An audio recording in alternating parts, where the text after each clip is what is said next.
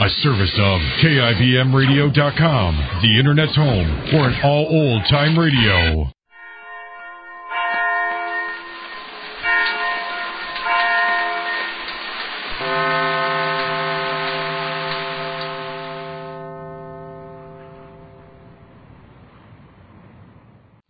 And now, the life of Mary Sothern. You who are friends of Mary Sothern know that one of her outstanding characteristics is a good, strong streak of determination, exercised whenever she feels she's doing the right thing. So, no doubt, you aren't at all surprised when Mary decided to go to Chicago and ask the famous Dr. DeRoy to come to the aid of Phyllis, Max's triple sister. Mr. Barton, a wealthy friend, failed in his attempt to persuade the doctor to come to Flanders, and frankly, it does seem that Mary hasn't a chance of accomplishing the same thing. This evening, she left Flanders on the 6 o'clock train. This train brings her into Chicago at 8 o'clock, which, as Mary doesn't know, is the identical hour Dr. DeRoy is leaving.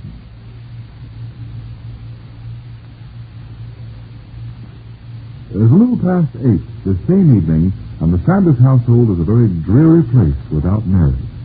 The weather outside hasn't helped any either.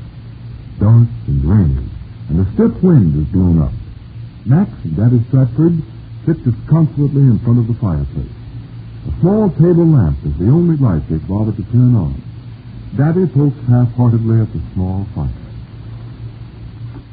Looks like our fire's about ready to give up the ghost. Well, we'll be hitting the hay soon, Daddy. Guess we might as well.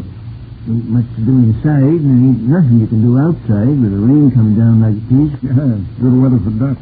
That's an original quack. Anyway. We must be getting into Chicago about now. Yeah, just about. They told me the train would be a half hour late on account of the rain. It's 8:30 now. Seems like she's been going a week instead of just the first few hours. Cut it out, Daddy. I'm so darn lonesome I can blubber. I know how you feel. Funny how concerned the empty house can get without a woman. Yeah, it's kind of like the heart or something is missing. Dead around the joint. Say, you suppose she'll have any luck getting that doc to come here and see our Phyllis? You can't tell what that foreign pill roller will do. You gotta hand it to Mary for having the nerve to take a crack at him anyway. You said it, pal. You said it.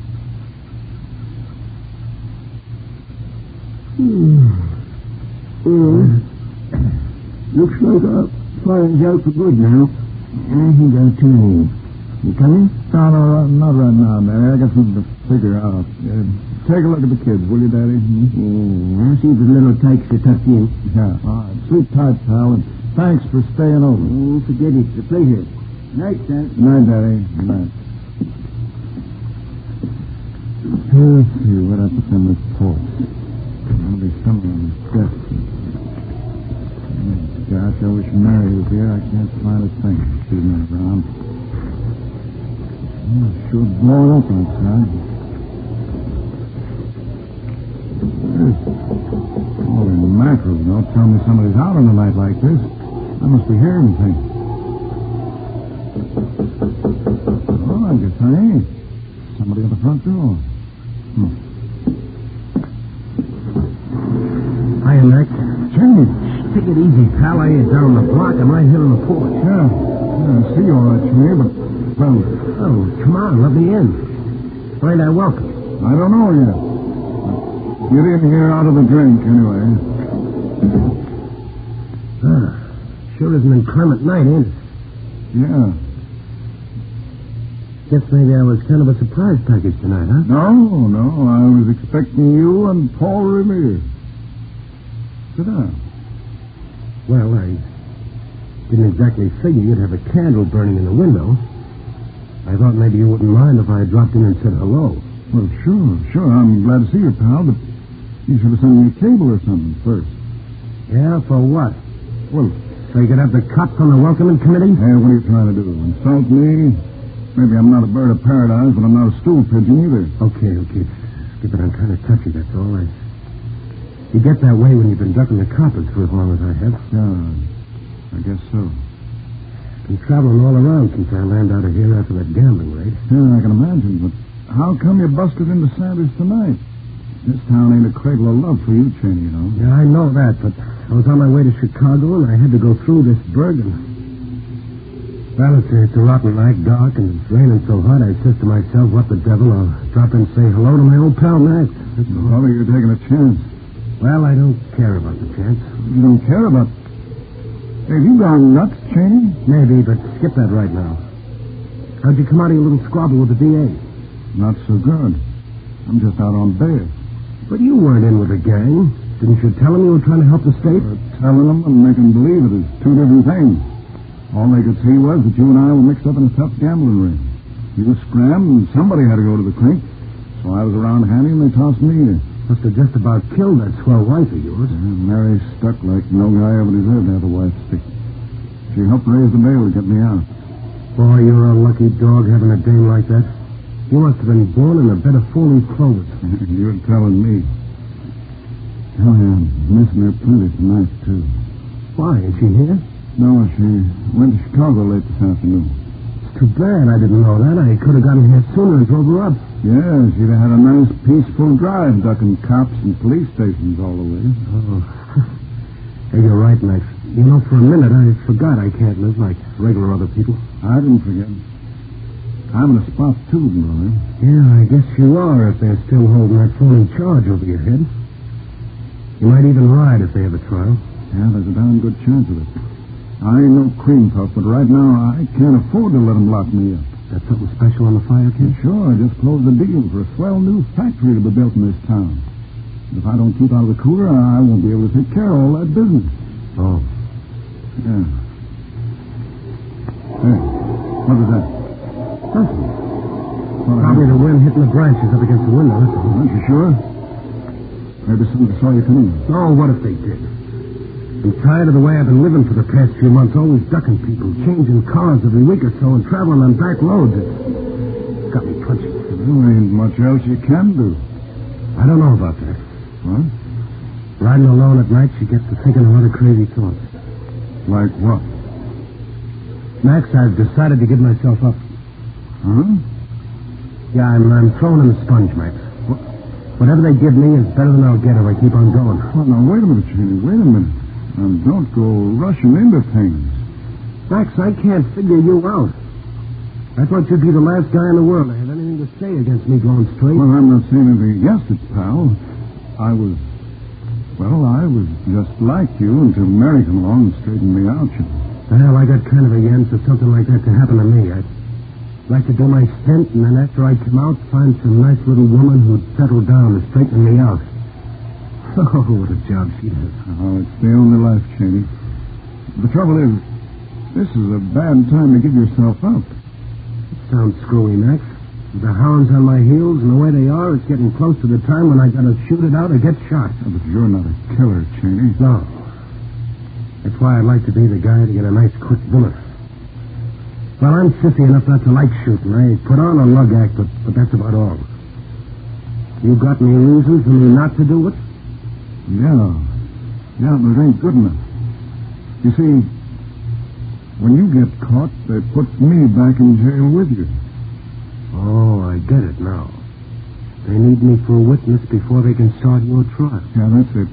Believe me, there's a couple of people in this town who'd love to see me put away for life. Do you know what to do with people like that? No, you can't get tough, Cheney. Now, you have to use your head.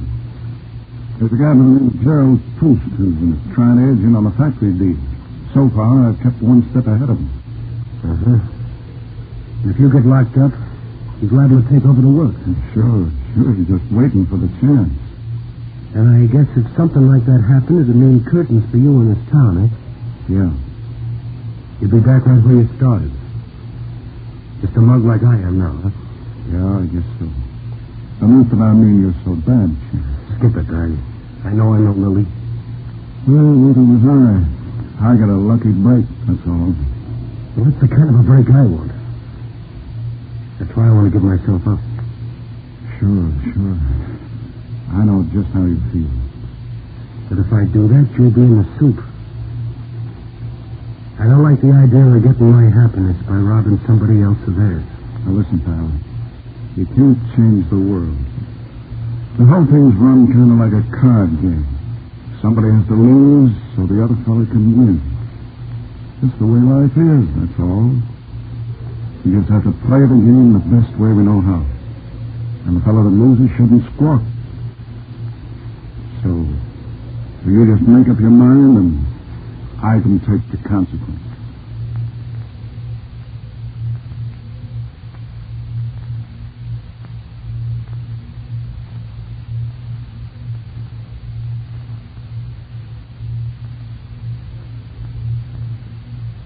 It's a pathetic situation, isn't it?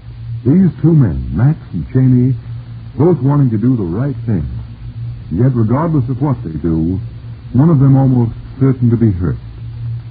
Can you think of any way out of this heartbreaking dilemma? The Anchor Hawking Glass Corporation brings you Crime Photographer.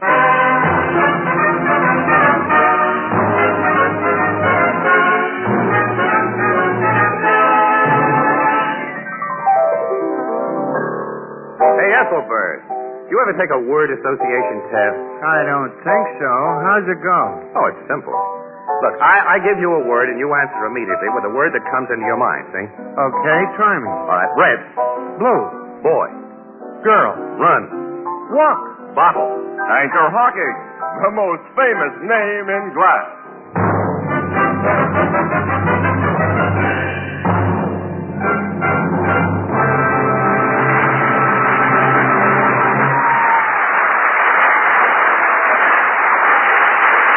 Good evening, ladies and gentlemen.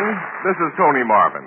Every week at this time, the Anchor Hawking Glass Corporation of Lancaster, Ohio, and its more than 10,000 employees bring you another adventure of Casey, crime photographer, ace cameraman who covers the crime news of a great city. Written by Alonzo Dean Cole. Our adventure for tonight, Pickup.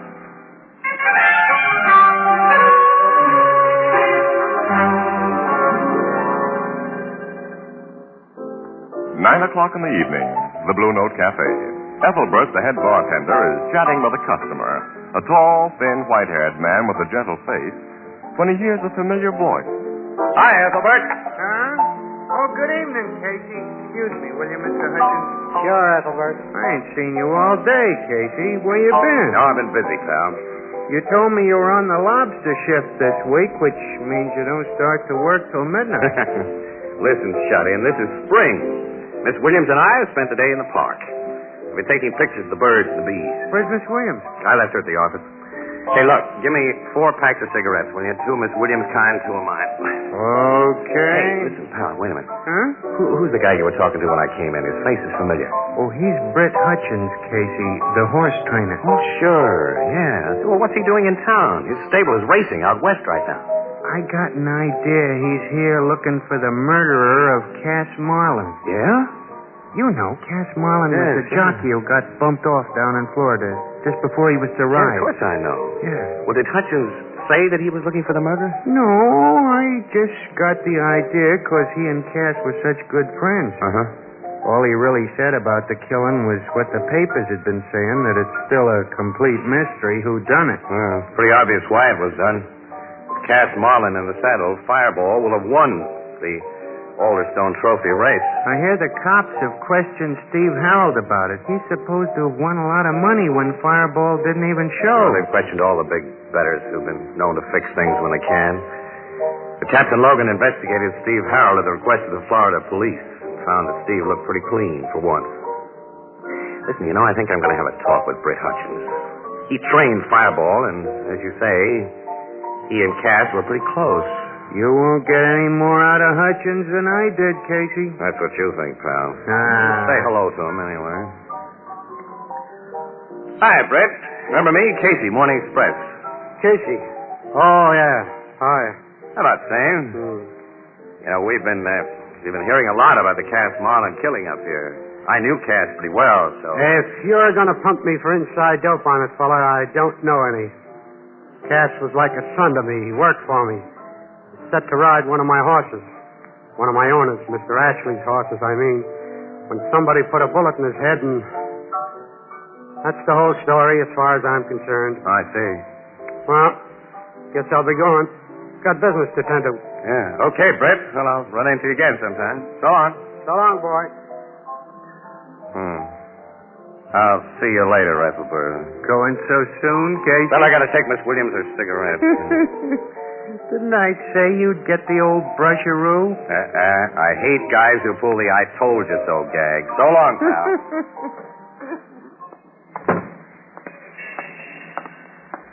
Excuse me.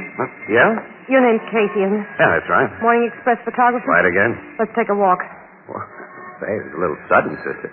I don't think I know you. Or do I? You don't. Well, then Call it a pickup. Well, I don't go in for pickup. Well, call it anything you want till we get someplace where we can talk alone. I've got news to sell. You interested? Always. Okay, where we go? Well, there's a little place around the corner, Farley's Tavern. That suits you? It'll do. But I don't like the place from a social standpoint, sister, so the news you want to sell had better be on the level.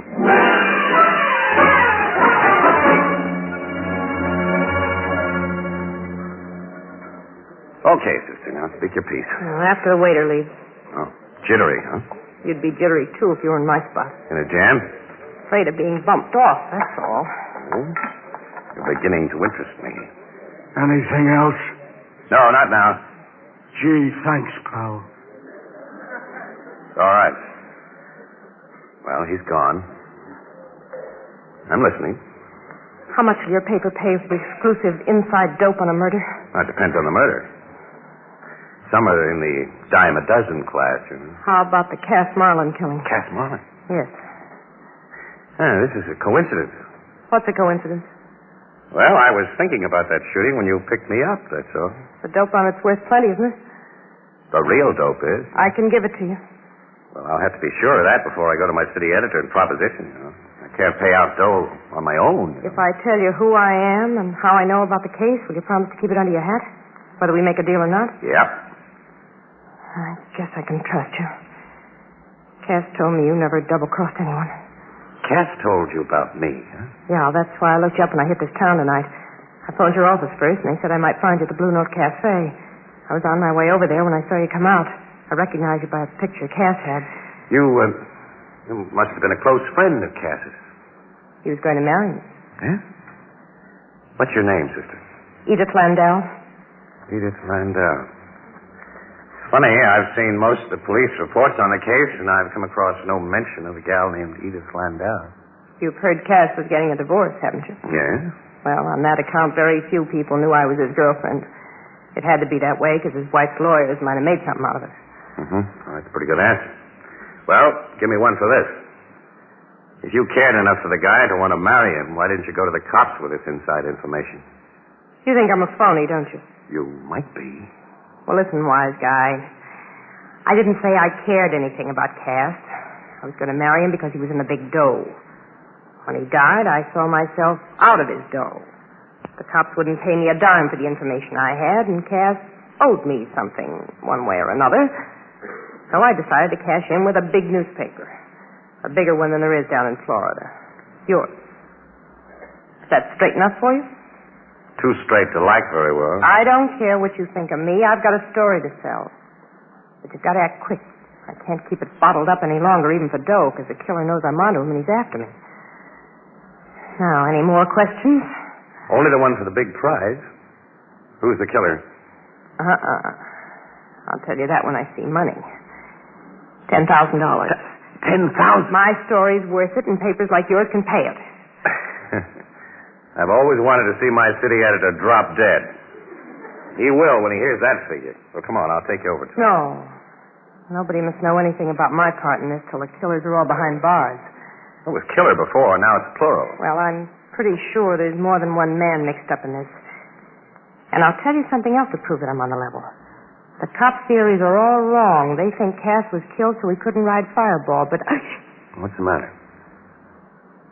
That big guy just walked up to the bar. He knows me. Yeah, I know him. And you know who he works for? Yeah. Steve Harold. Look, I gotta get out of here quick. Mr. Casey, don't let him follow me.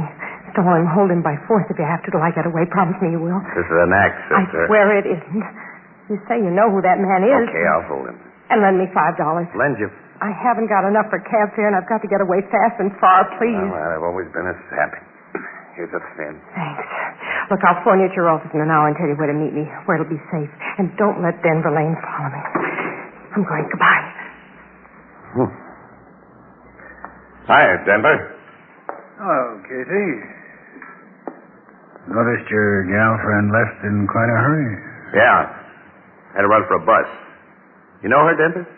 Never saw her before. Not a bad-looking bimbo. Who is she? Well, just a pick-up I made. Didn't know you went in for pickup.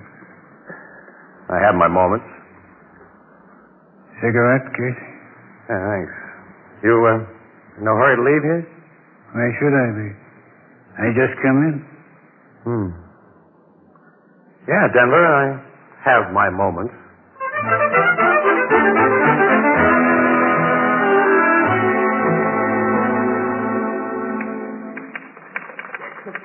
With that story, you let her take you for $5, Casey? Well, Annie, the act she put on was pretty solid. And she had me hooked when she pulled a big scared act about Denver Lane. You know, the guy's a gunman and he works for Steve Harold, who's up to his neck in the racing racket.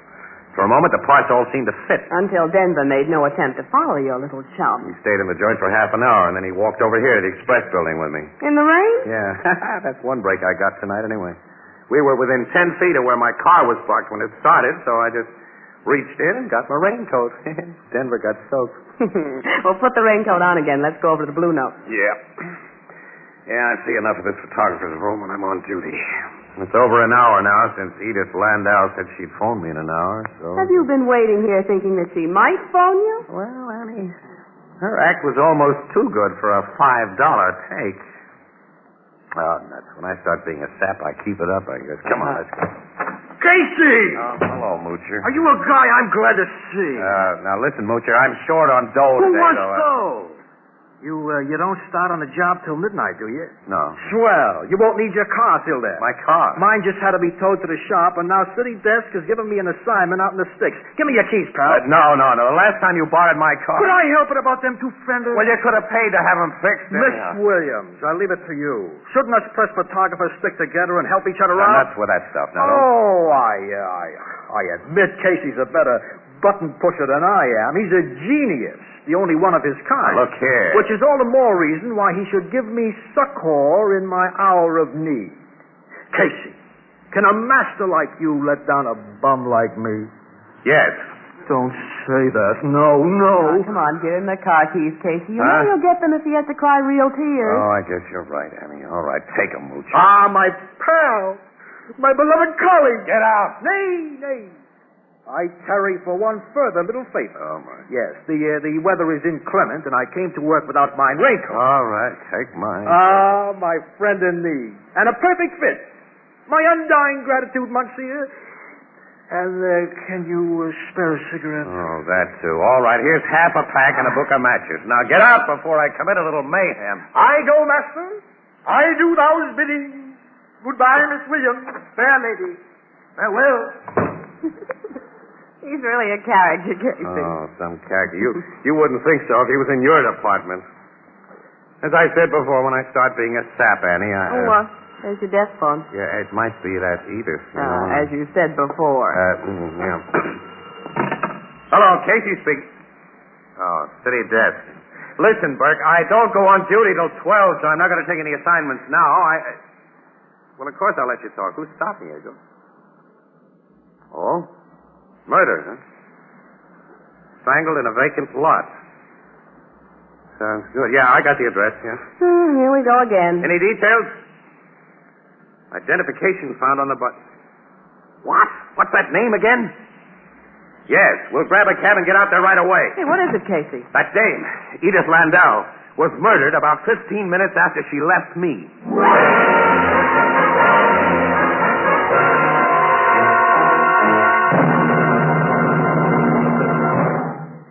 Our story will continue in just a moment. It's here. It's here. The Anchor Glass one-way, no-deposit bottle for beer and ale. You pay no deposit. You don't have to return it to the store. It holds a full 12 ounces. A full 12 ounces, just like an ordinary beer bottle. Yet it's so compact it takes up a minimum of space in your refrigerator. It's perfectly balanced and light as a feather. Easy to handle, easy to pour from. Chills beer quickly, holds the chill longer. And it's easy to open, safe to open. A flick of your wrist, and into your glass pours a golden stream of wholesome American beer, brewed and bottled and served the American way. In glass. Yes, in glass. Glass which brings you beer and ale brewery bright. Glass which can't affect taste or flavor. Glass, the sanitary container for beer and ale. Your favorite beer and ale is on its way to you right now in the new Anchor Glass one-way, no-deposit bottle. Another great contribution to convenience and to gracious living and entertaining. The Anchor Glass one-way, no-deposit bottle is a product of Anchor Hocking. The most famous name in glass.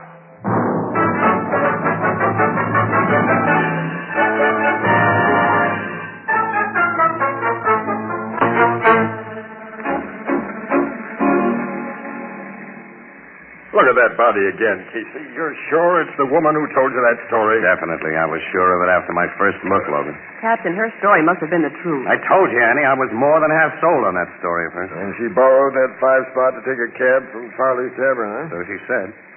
Yeah. This place is about 3 miles from Farley's. Now, assuming her story was true, she might have paid off the cab after the first mile or so to save money and started walking. The killer had been following her, and when she came to this block of vacant lots, he hopped out of his car and strangled her. But Denver Lane was the guy she was afraid of, Logan. And Denver didn't follow her. He was with me at the time she was being strangled. Yeah, but his boss, Steve Harold, wasn't with you? Well, you cleared Harold of suspicion in the Cass-Marlin murder, Captain. No, we didn't clear him, Miss Williams. It was simply impossible to prove he had any part in it. Hey, Captain Logan. Yeah, Sergeant? We just got a message for you on the car radio. That I... Casey. Huh? What's the matter? Stop looking at me as if I was a ghost, Flanagan. Casey, you're dead. I'm what? Well, if you're not, the message that just come in is all cockeyed. What do you mean? Headquarters says that Casey's dead body has just been found in the wreck of Casey's car. Moocher, Annie. Oh, sure, he borrowed your car. I've had an accident. Accident, nothing. There's 2 bullet holes in the dead guy's head.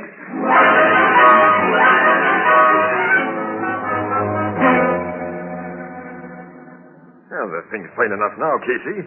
Denver Lane had spotted that girl before you and she went into Farley. Yeah, maybe before she picked me up outside the Blue Note, Logan. He had another of Steve Harold's guys with him. And the other gunman followed Edith Landell and killed her while Denver stuck close to you. Sure, Miss Williams. Denver figured the Landau dame had given Casey the dope she had on the Marlin murder. He couldn't risk any rough stuff during our walk to the Express building, so he waited outside in a car. And when he saw a guy my size wearing my raincoat come out and get into my car... The information he thought you had to be suppressed. With you and the dame out of the way, there'd be no evidence. Well, now, what are you going to do, Captain? I'll show you, Miss Williams. Sergeant. Yes, sir. Get headquarters on your radio and instruct everyone concerned to let no outsider have a close look at the body found in Casey's wrecked car. And tell them to give out information that it's definitely Casey's body. Yes, sir. Wait, Sergeant. Yes. Also, I want Denver Lane and Steve Harold brought to headquarters as soon as they can be found and kept in separate rooms. And instruct arresting officers to tell them nothing about anything. That's all. Right, sir. I get it, Logan, the old surprise treatment. And a big surprise. If Sergeant Flanagan thought you were a ghost, the guys who think they killed you, they just might go to pieces and tell us what we want to know.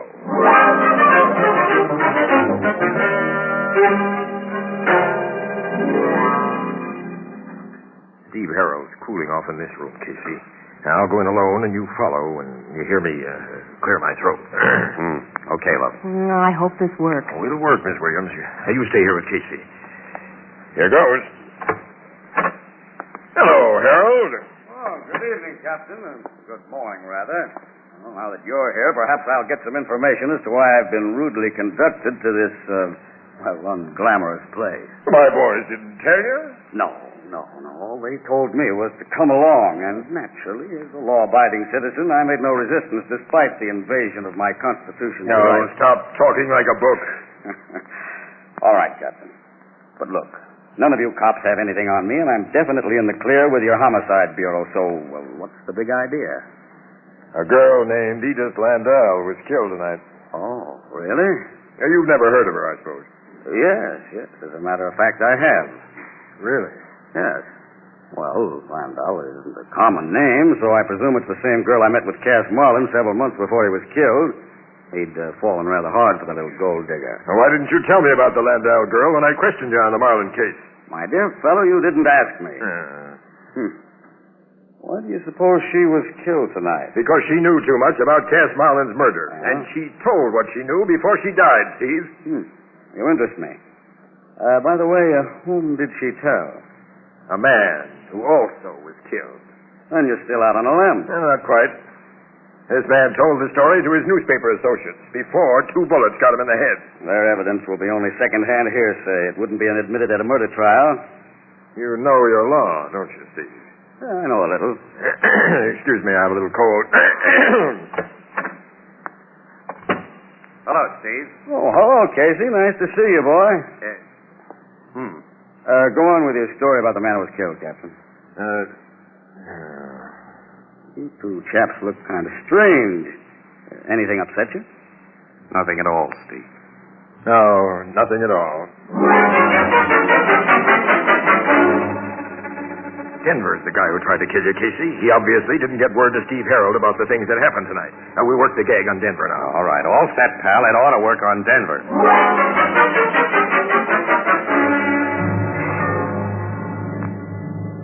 You say this newspaper guy who was shot spilled the dope he got from the landlord dame? That's right, Denver. Well, it's no break for you, Captain. The courts don't accept that kind of third-hand evidence. You're right again.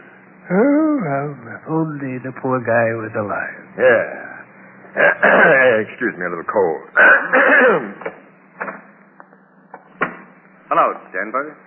Well, nice to see you again, Casey. Yeah? Casey and I had quite a get-together at Farley's place tonight, Captain. Yeah? Yeah. Maybe I shouldn't spill this on him, but he was in there with the crummiest looking pickup you've ever seen.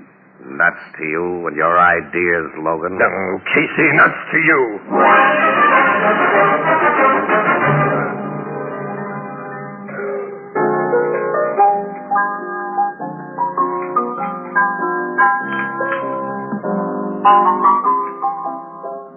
Your big act fell flat with both Denver and Steve Harold, huh, Casey? Yeah, so flat it busted all over the place, Ethelbert. Well, neither of those men could have thought Casey was dead.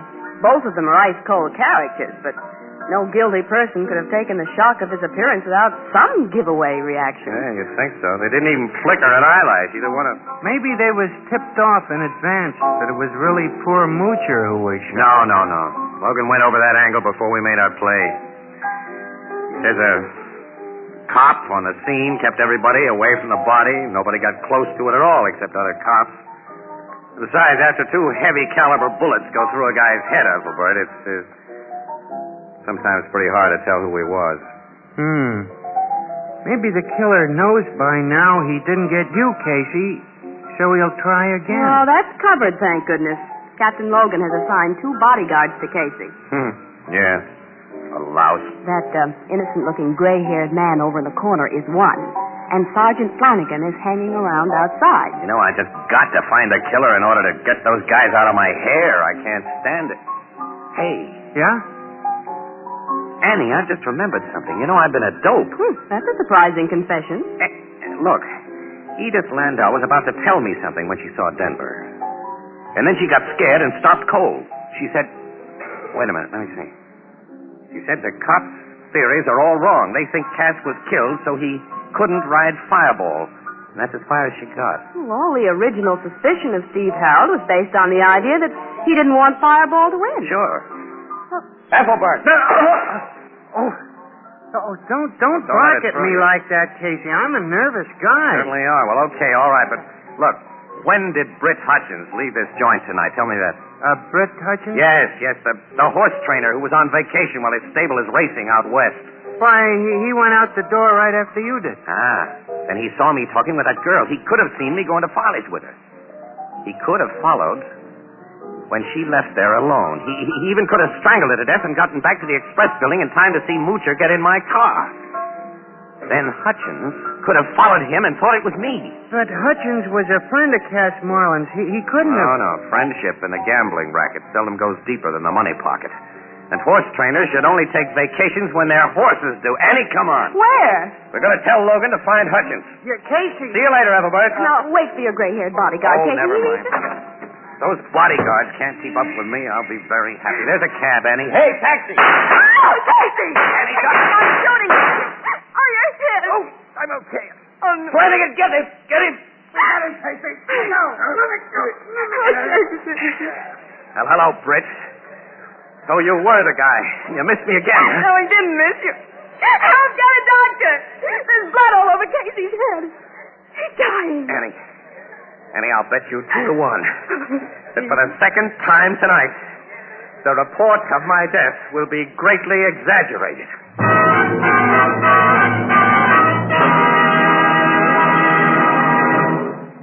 What would you have on your breakfast toast? Orange marmalade where tart and sweet commingle, or blackberry jam evoking memories of that cool early morning walk through the woods?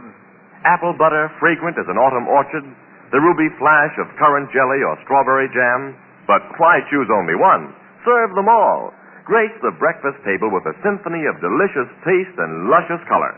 Stir up appetites. Start the morning right. Supply quick energy for an active day. Yes, brighten up the breakfast toast with preserves, jellies, and jams brought to you by those packers of the finest foods, the preserve industry of America. Now, naturally, these experienced packers bring you preserves packed in glass. Clean, sanitary glass safeguards wholesomeness and flavor. Crystal clear glass provides a rainbow of color on your table. Anchor glass containers and modern anchor hocking sealing methods bring you flavor at its peak. Anchor glass containers and anchor caps are both products of Anchor Hocking. The most famous name in glass.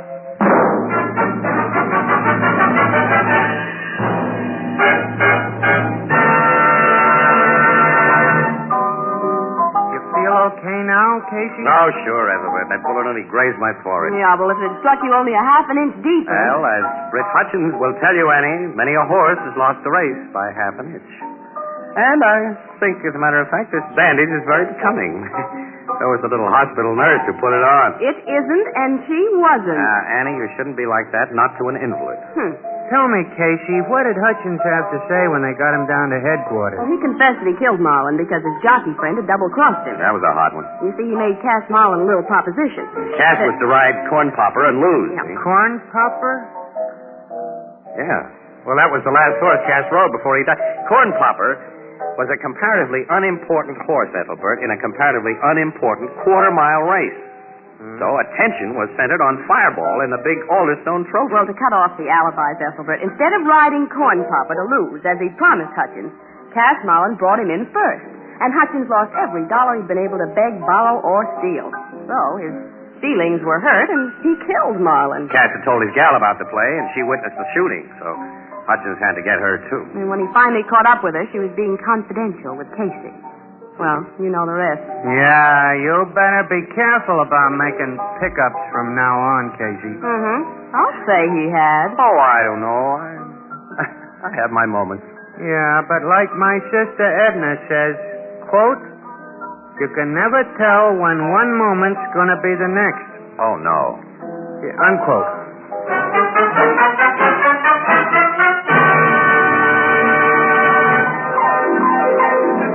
Crime Photographer, starring Stotts Cotsworth as Casey, is brought to you each Thursday by the Anchor Hocking Glass Corporation, makers of Fire King Oven Glass, Anchor Glass Containers, Anchor Caps and Closures. All products of Anchor Hocking, the most famous name in glass.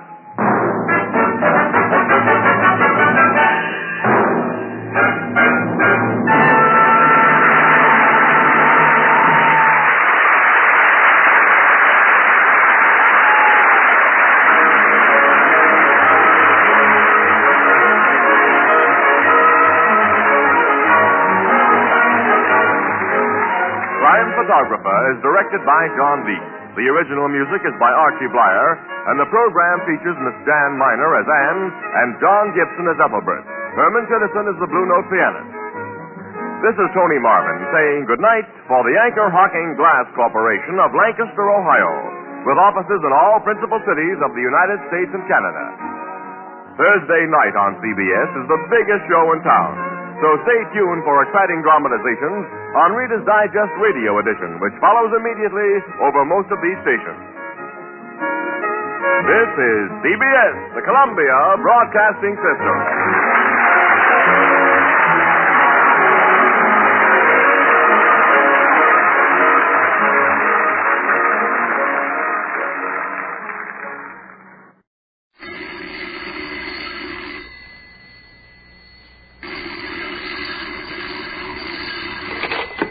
Hello, I hope I haven't kept you waiting. Yes, this is the Crime Club. I'm the librarian. Coney Island Nocturne. Yes, we have the story for you. Come right over.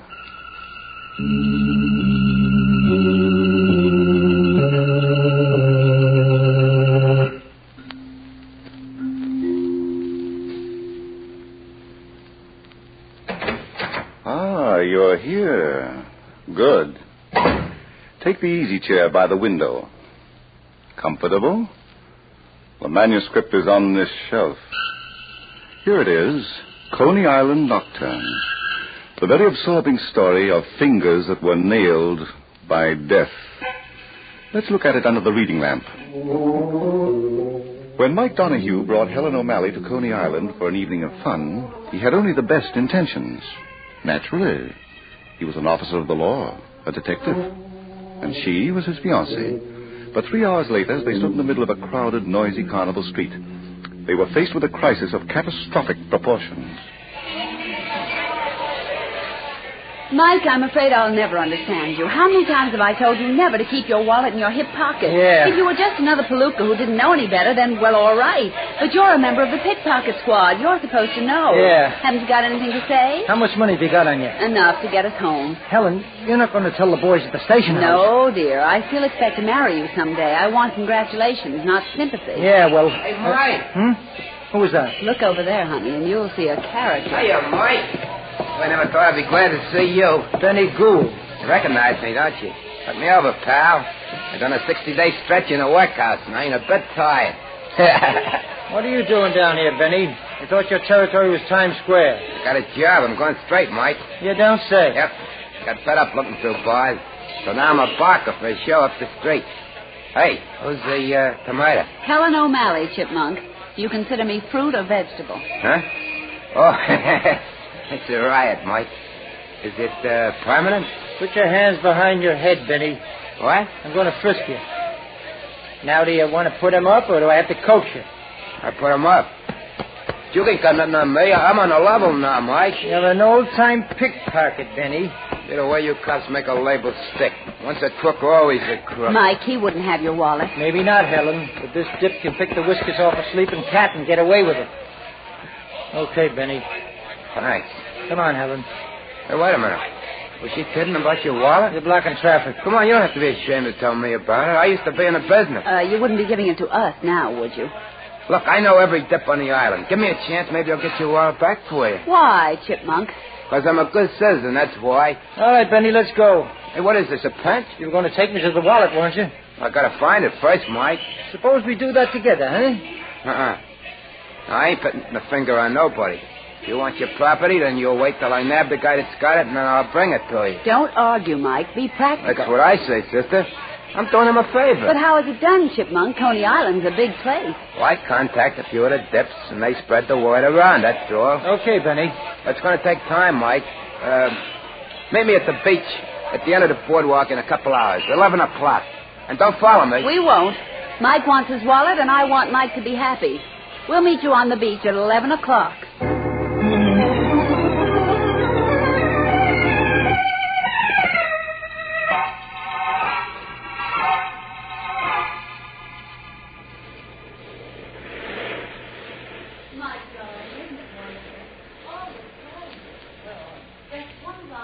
Boardwalk, and I think we ought to adopt Benny, don't you? It was his suggestion. Oh, we're not exactly alone, Helen. Are you going to worry about that girl all night? Well, she might be watching us. She's fast asleep. Besides, she's a good 30 feet away. Come on, my bashful Romeo, give me it. It's only me, Mike. I didn't want to keep you waiting. Benny, don't you ever blow your horn when you come to a crossing? Well, Mike. Oh, I get it. Well, I figured it didn't mean nothing. See, there ain't no moon out. Have you got the wallet? Not yet, pal. You said 11 o'clock, and it's almost half past. Okay, but Coney Island's got a lot of depths, and it's spread out all over. You Gotta be patient, Mike. How much longer? Listen, I got a couple of dozen guys working right now. Stick around for a little while. You ain't got nothing to lose. With that tomato. I'll see you later. Where you going? My boss gets worried when he don't know what I'm doing. So long. Now, Mike, where were we? What do you mean, Helen? Well, we were so rudely interrupted with a report about nothing. Let's go home, huh? But, Mike... Well, it's a long trip, honey, and I've got to be at the station house at 8 o'clock in the morning. But your wallet... Then he can send it to me. He knows where. What was that? Thunder, baby, and we'll have to run. I hope it pours. Help me All right, come on. I hope it pours for 40 days and 40 nights. Let's go. Wait a minute. We can't leave that girl sleeping there on the beach. No? No, I'm going to wake her up. Oh, of course. Oh, don't be unreasonable, Helen. There's going to be a storm. How would you like to get drenched? Why wait for a storm? You can dampen my spirits. Uh-oh. What's the matter? It's raining. Already? I just felt a drop on my nose. Let's get out of here, Mike. Wait a minute, dear. Oh, excuse me, lady. I think you'd better... Miss. Why don't you just yell in her ears? I don't think it would do any good, Well, Helen. try it and find out. I just felt another drop. You just can't wake up the dead by making a lot of noise. Huh? Mike, she isn't. She is, Helen. From head to foot.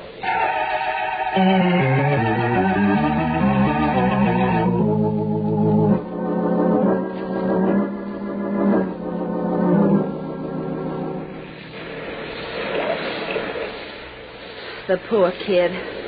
And to think we were sitting only 30 feet away on the same beach. Well, she was dead before we got here, Helen. I'll never forgive myself, Mike, the way I talked about her. But if it hadn't been for that storm that never broke... Mike, I feel terrible. Well, here's something to keep you busy. Her handbag? Yeah, look through it. She might have some identification. All right. I should get to a call box, you know. The local police might hear about this. I'm not staying here alone. I don't know what there is about the dead that scares Are people. you sure she was murdered, Mike? Her skull was crushed with the sandbag. I can't believe a little thing like that could kill anybody. Well, this little thing weighs about 10 pounds, honey, and it's packed solid. Well, Mike. What's the matter? Look. Your wallet. Well, I'll be... It was in her handbag. Give it to me. Of all things, that girl a pickpocket. 20, 25, 30... It sort of shatters your faith in people, doesn't it? 40, so young and so pretty. 44... It's all here, Helen. What's all here? My money. Oh, that's good. Well, aren't you glad? I'm too busy wondering about human nature. Postpone it until we get a line on the girl. Come on, keep looking in her handbag. Mike, darling, you may be a detective, but... Then I'll look. That's your job. Oh, dear, a pickpocket. Mike, what kind of people murder pickpockets? All kinds. Well, I mean, pickpockets are the lowest kind of crooks, the bottom of the underworld. They don't work in mobs, do they? Sometimes.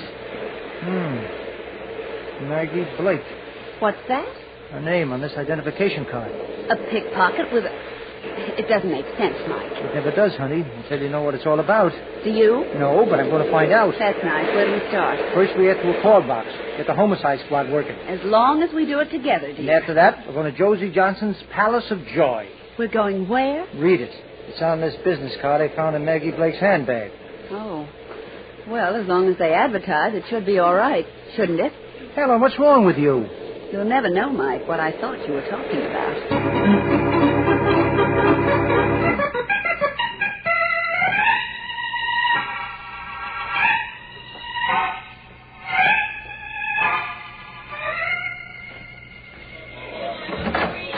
Oh, it's you. I'm glad to see you again. Where have you been keeping yourself? I went out for a walk, Josie. You're a liar. Hey, now look. I said you're a liar. What are you going to do about it? We're doing pretty good business, Josie. So what? Suckers like the show we give them. I give them. You're only window dressing like a husband should be. But you're not even good window dressing. Put that bottle back. I haven't had a drink all night, Josie. Put it back and lock that drawer. Oh, just one? There's a key on top of the desk. Use it. Between you and me, I don't care if you drink yourself into pink elephants. But you talk when you're drunk. And that's bad for me. Oh, I don't know why I gotta take it from you. Stop any time you want. There's a bed at the bottom of the ocean. Now give me that key. I started this business. It was my idea to set up the show. That was so long ago, you've died 100 times since. Where have you been for the last 3 hours? I told you. Just walking around, huh? Inhaling the fresh Coney Island air. I got tired sitting around the office watching you run You things. said you were going out front for a couple of minutes to look around. So I went for a walk. What's the difference? Came back and you weren't here, so I went out again. How's Maggie Blake? What? Don't look so dumb.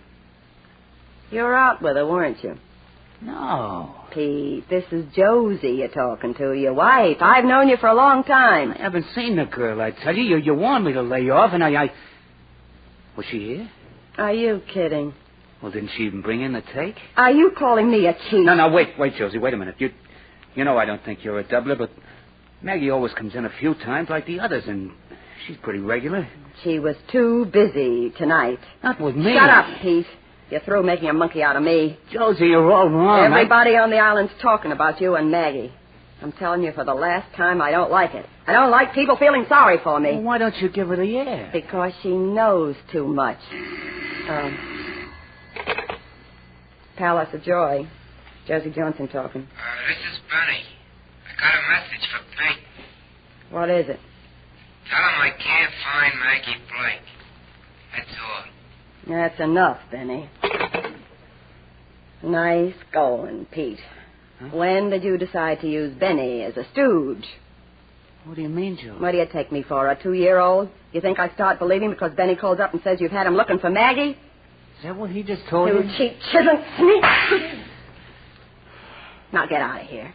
Go out front and help take tickets. I'm sorry you did that, Josie. Go on. I get sick looking at you. You've been having things your own way too long, baby. Look out you don't drop dead one of these days. You're very funny, Pete. Yeah. I'm a real comedian, but don't laugh too hard. You're liable to fall out of this world.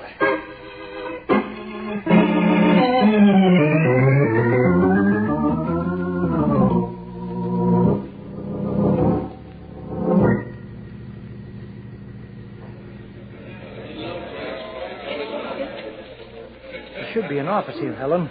Another door besides the main entrance from the street. Should-be's don't count. So this is the Palace of Joy.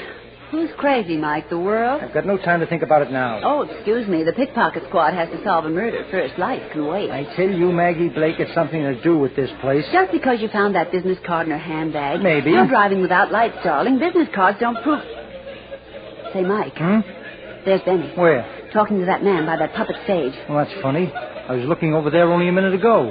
I didn't see anyone. It could be magic, you know. This must be the place he works in. And maybe that's Josie Johnson he's talking to. Come on, we'll ask him a few questions about Maggie Blake. Anything you say, dear, you're the law. But who would come here to see a puppet show? This isn't exactly a playground for kids. Oh, you beginning to get ideas, too? It just hit me all of a sudden. Maybe the shows they put on here are not for kids. You know. I've been around, sweetheart. What? Concentrate on Benny and his partner. They've seen us and they stop talking. Hiya, Mike. Hey, how'd you and the doll find out about me in the palace? You've been, asking questions? We found a card in the storm, Benny. Storm? What you talking about, Mike? There ain't been no storm. Who's this guy, Benny? Give me a chance to introduce you to him. Pete, this is Mike Donahue, a deck from Times Square. Pleased to meet you. Pickpocket squad. Dame's his girlfriend. Yeah. Well, I hope you enjoy yourselves. I'll be seeing you. Just a minute. I've seen you before someplace. Were you over in the lineup at police headquarters? Who, me? What's your full name? Pete. Peter Blake. Mike. Peter Blake, eh? Any relation to Maggie? Yeah. Yeah, she's my niece. Well, she's not in trouble, is she, Mr. Donahue? Not anymore. Benny, where do I find Josie Johnson? The boy? Mm-hmm. I don't get it, Mike. You're acting just like a cop on the prowl. You recognize all the signs, don't you? Get Josie Johnson. The boss ain't here. Benny, you want me to be nice to you? I'm telling you the truth, Mike. I came back looking for the boss myself. Pete told me. That's right, Mr. Donahue. Now, would you mind? I'd like to know about my niece. She's been murdered, Mr. Blake. What? Yeah. You're kidding, Mike. Not that cute little kid that used to... Maggie. Take it easy, Pete. That's not going to get you no price. Oh, but why?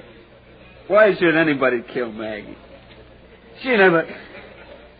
Mr. Donahue, where is she? At the morgue by now. Would you like to tell me what she never did? I'm going to claim her body. I'll see you later if she's still here. Mike, you're not letting him go, are you? Why not, Helen? But he didn't even ask how his niece was killed. I noticed it. I noticed the tears, too. They were the kind you find on a crocodile. So, why didn't you hold him? Darling, a policeman doesn't hold everybody. Does he, Benny? Don't pick on me, Mike. I don't know nothing about it. Sure. Okay, so don't give me the eye like I was ready for the wagon.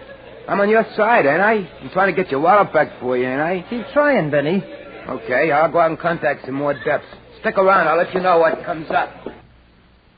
Mike, why didn't you tell him you've got the wallet? Then Benny would have stuck around, too. And I think we ought to be alone. Here, with all these people? They won't pay any attention to us. They're too busy having fun. Well, we're going to get busy, too. What do you mean? How did Benny and Pete get to this puppet stage without my seeing them? Magic? Maybe. But I've got a hunch. We find out how, and we'll find out why and who killed Maggie Blake.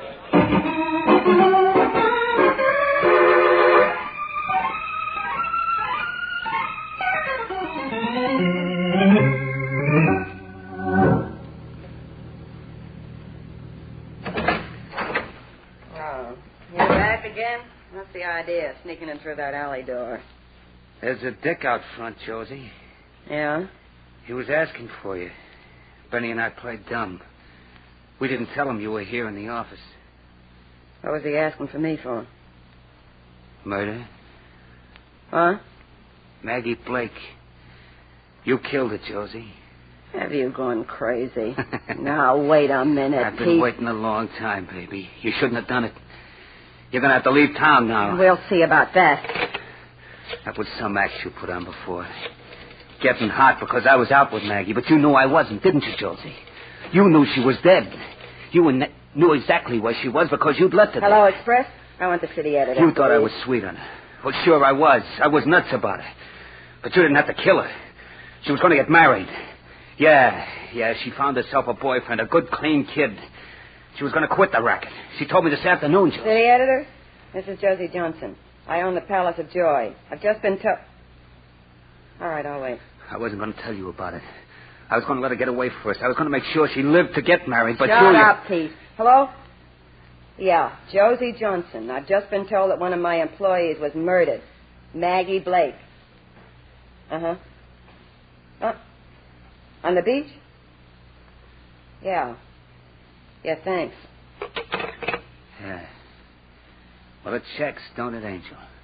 She was slugged with a sandbag, Pete. How soon you going, Josie? Gone where? Away. You're not waiting for the cops, are you? I didn't kill her. That dick out front thinks you did. He asked for you. Yeah, and you told him I wasn't here. You wanted him to think I'd taken a powder. Why don't you? I'll give you enough dough to get out of the country. You give me? This is my show now. Meet the new boss. You don't say. Yeah, I do. That's for the new boss, Pete. Why, you red-headed... What's that? Come on, open up. Detective Mike Donahue. Who told him about that door behind the puppet stage? I'm not waiting to find out. So long, Josie, and good burning to you. Not as long as you're alive, Pete. Don't run so fast, baby. You'll go through the wall. Open that door and let's get out of here. I'm glad you built that other door solid. For a louse, you used to have good ideas. Look around before you go into that alley. It's clear. You got the keys. Come on, have you got 'em? I got 'em. Okay, give them to me. I'll lock this door on the outside.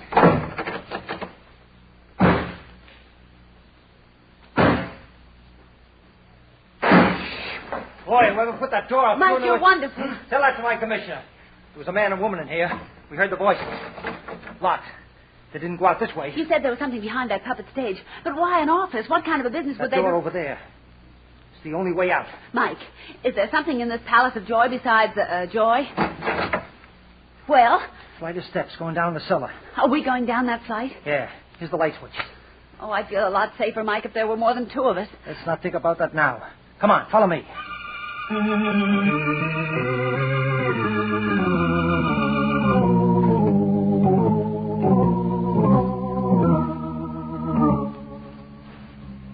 Mike. Stop worrying, Helen. There's nobody down here. How can you be so sure? All these boxes piled in rows up to the ceiling. Suppose those two people are behind one of these rows. They're not waiting to see the whites of our eyes, honey. If they were down here, they... wait a minute. I'd rather go, Mike. Sandbag. Just like the one Maggie Blake was killed with. What difference does it make? There's a puppet stage upstairs. Why can't they keep an extra sand... Oh, I see what you mean. Thanks. You're almost as slow as I am. Sandbags are used to hold down the curtain. The one on the beach had to come from here. But there are other puppet shows at Coney Island. But only one Palace of Joy that Maggie Blake was connected with. We met her uncle upstairs, remember? Yes, dear. Shall we go now? Not yet. There must be some way that man and woman got out. Let's turn this corner. I'm sure we won't find prosperity. Those men. All those men standing against the wall. What's the matter with you, Helen? Can't you see they're only dummies? I don't care that they are. I'm not taking another step. All right, stay here. With pleasure. Those filthy, horrible-looking things. Yeah, I can tell you exactly what they are. Helen, where are you? Sitting down, Mike, behind the pile of boxes. Well, listen, these are training dummies. The kind the old-time pickpockets used to teach newcomers. Come over here, and I'll show you the lights that flash on when the student is clumsy. Palace of Joy, huh? Josie Johnson's running a school for pickpockets. That means that Benny is one of the... Figure it out for yourself, Cupcake. My, do you look surprised? Who are you? Josie Johnson. Now, turn around, Mike, and I'll take your pretty 38 out of your pretty holster. Just keep your hands up high. Where's Helen, the girl that was down She's here? resting. She collided with the butt of my gun, and it knocked her out. Why did you do it? I got jealous. You're such a handsome guy for a cop. You know all about me, eh? Not all, Cupcake. Give me time. I've only just met you. I'm going to go look for Helen. Not without my permission. Now, listen, she might be badly hurt. She'll recover in time for the wedding. How would you like to be a hero? You make a practice of hitting women on the head? Mike, I'm trying to get you a medal. I know who killed Maggie Blake. Yeah? I guess it was somebody else, wasn't it? It was. And if you'll go quietly, I'll take you right to him. Where? He's in my apartment, and he's dying to meet you.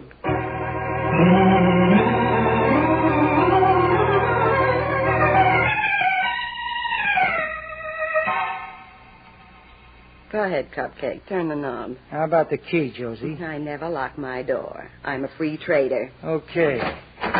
Forward, Mike. I'll be right behind you. Loaded to the hilt. You're so persuasive. You'll admit I've got a way about me.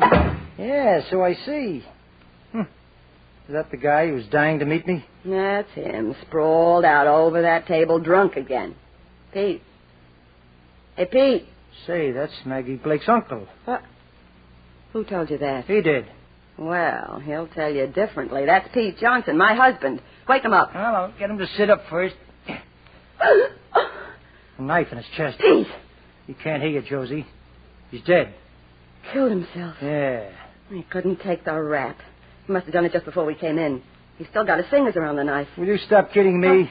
What do you mean? Your initials are on the handle. J.J. So what? The knife was on that table and he took it. Josie, you ought to know what happens right after a person dies. He's dead, so? His body relaxes. If Pete killed himself, he wouldn't be holding on to the knife. Huh? You catch on fast, don't you? Pete's fingers were wrapped around that knife after he was killed. You're not going to say I did it, Mike. Who else? You brought me here to arrest Pete for murder. But you knew he was already dead. Set up to look like suicide. You're raiding, mister. That was going to be your alibi. Pete couldn't take the rap. Your own words, Josie. Yeah. Well? How many bullets do I get? I ought to give them all to you, both guns. That means I get a hero's funeral. Turn around and walk to that wall. I get it in the back, huh? Gangster style. That wall, Mike. All right. But remember, no practice shots. Pretty cool for tamale. Death's in the line of duty. It makes great newspaper copy. Turn your face to the wall. Now just stand there and don't move and don't look. So long, Cupcake. Hey, what's the idea? Josie, you'll never get out of New York. You know that. Well, and she told me she never locks her door.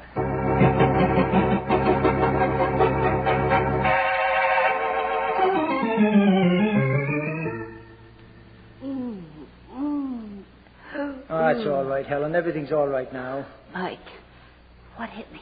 The butt of a gun. Next time you'll stick close to me. Who did? Josie Johnson. She locked me in her apartment. Oh. Lucky for me, there was a window facing a street. You should have heard me yell. Josie Johnson. Mike, did you say she? Mm-hmm. A glamorous redhead. Mike. Somebody's down here. The redhead? I don't know. These boxes are in the way. Can you get up without screaming? If you help me. All right, then. Easy now. Oh. Ooh. I made it. Come on your toes. No more talk. If it's Josie, she's got 2 guns. One of them is mine. Going someplace, Benny? Look out, Mike. She's got a gun on You'll never get a chance to use it, will you, Benny? I got my hand. Let go of the gun. Yeah. I didn't know that was you in the door, Mike. I wouldn't pull no gun on you. But you did. That's a lot of money you packed into that suitcase. Do you expect to spend it in one lifetime? You gotta listen to me, Mike. I don't got it, pal, but I'll be glad to. Look, I found out that Josie and Pete was operating a pickpocket school. When the kids was ready, they used to send them out to dip. Tell me about the money. The kids used to bring in the whole take to Josie. She'd give them a cut and put the rest of it in that hole behind that hunk of concrete. How does a barker find out about such things, Benny? I heard Josie and Pete talking. And you knew exactly where to go for the money. You gotta listen to me, Mike. I ain't no killer. Come on, let's take a walk. No, wait. I don't want that dough. I was just glad to take it because, well, you know, it was there, and I figured... You should have made sure Pete was dead before you left him. What? It's not so easy to find the heart with a knife. Sometimes you miss by a fraction of an inch, and you wind up in the electric chair. What are you giving me, Mike? Pete Johnson, otherwise known as Peter Blake, famous uncle. He ain't dead. He is now, but a lot of people heard his dying statement. Would you like to know what it was? You're kidding me. Don't look around, Benny. There's no way out of this cellar except through me. You're kidding me, you dirty copper. You're kidding me. Let's go, Weasel. The show's over. And you put on a pretty good one. It's too bad for you it didn't click.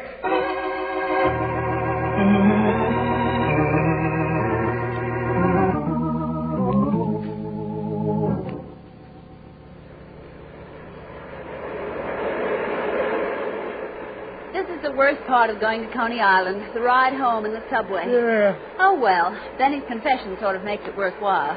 Imagine that chipmunk having the whole thing planned from the beginning, taking your pocket and then asking us to meet him on the beach where he'd left Maggie Blake's dead body. What a character. And all for a few measly dollars. $30,000. I even thought he'd get away with it.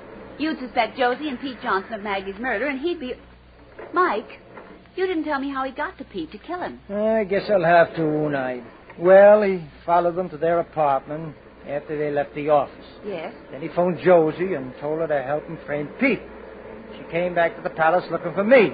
Well, the rest is history. Yes, but Mike, what made you suspect Benny? Two things, sweetheart. Josie had a chance to kill me and didn't. And Benny going for the money in the wall. Can I go to sleep now, dear? One more thing. What happened to Josie? She was picked up. Now, darling? All right, honey. Mike? Is this your wallet? Where'd you get it? Out of your hip pocket. For a member of the pickpocket squad, you are about the easiest pickings I've ever known. Good night, dear.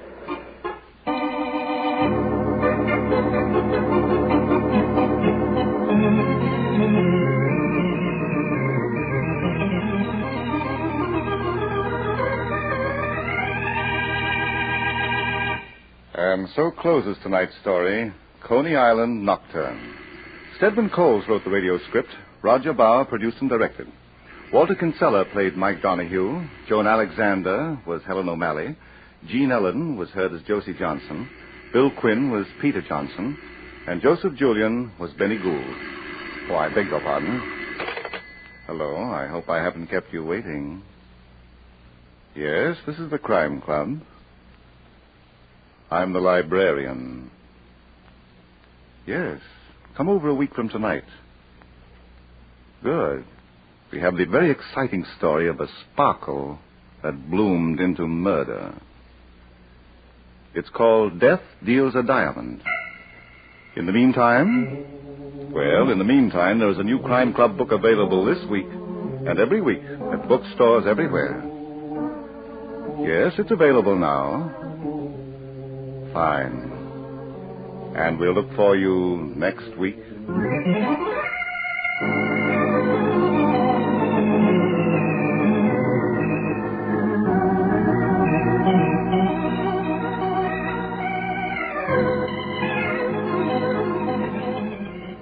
This program came from New York. This is the Mutual Broadcasting System.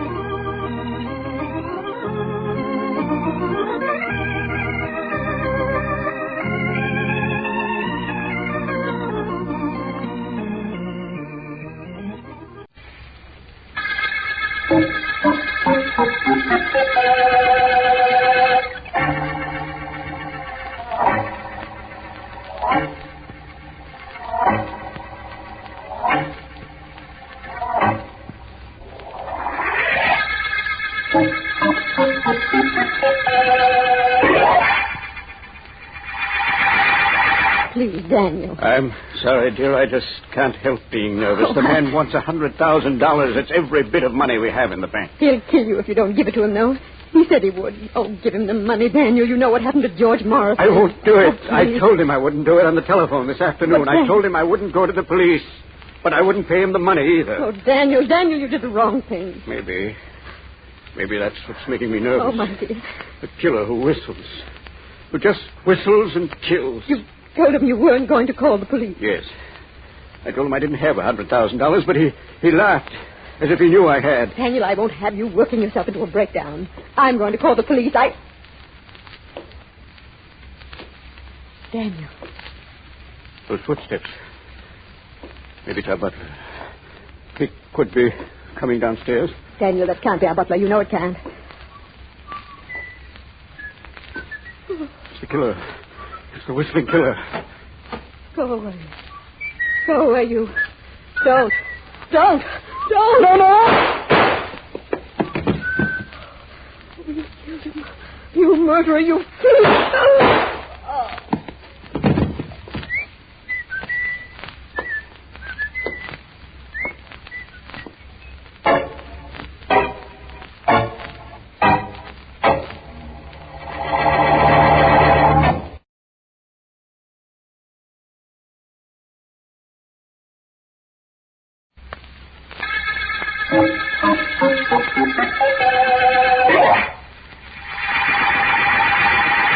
I tell you, Vance, you've got to do something. This isn't any scientific murder series. There aren't any clues. All we know is that 3 people were murdered by the whistling killer. I know, Markham. Believe me, I understand the complications.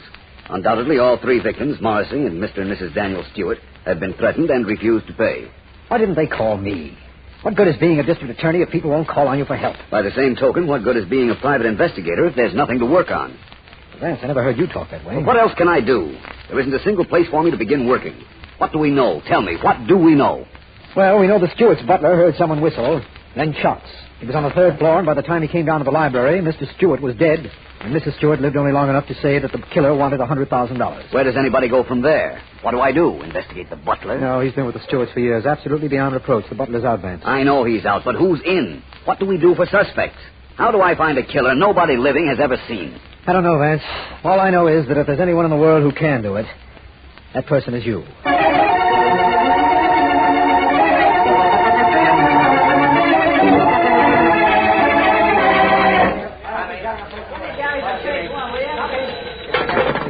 Steady, Dad. Mullins. Joe, Mike. I've got a statement from the DA on those whistling killer murders. Give. District Attorney Markham urges any citizen who was approached by the whistling killer to call him immediately in the interest of law and order, etc., etc., etc. The DA asks we put it in a box on page 1. I'll take it up to the city editor. Nothing more to the statement? That's it. The usual business about the law being more powerful than any criminal. Police have several leads they're tracking down, you know. Can do. Maybe the item will give the DA something to work on. I guarantee he doesn't have a thing on that whistling killer right now.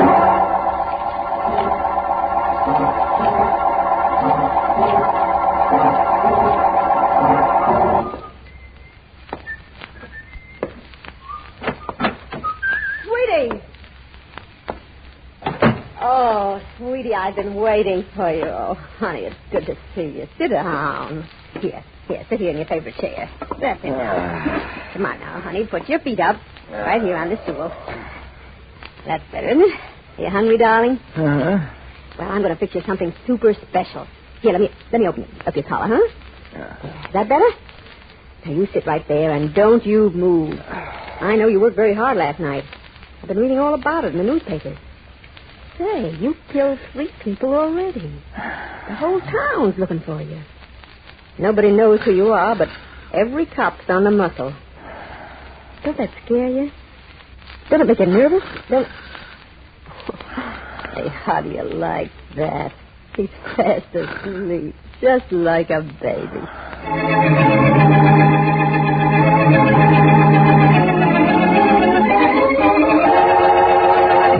No, Markham, not a thing. I know. This is the most helpless situation I've ever been in. Nobody's called in after that item I had put in the newspapers either, Vance.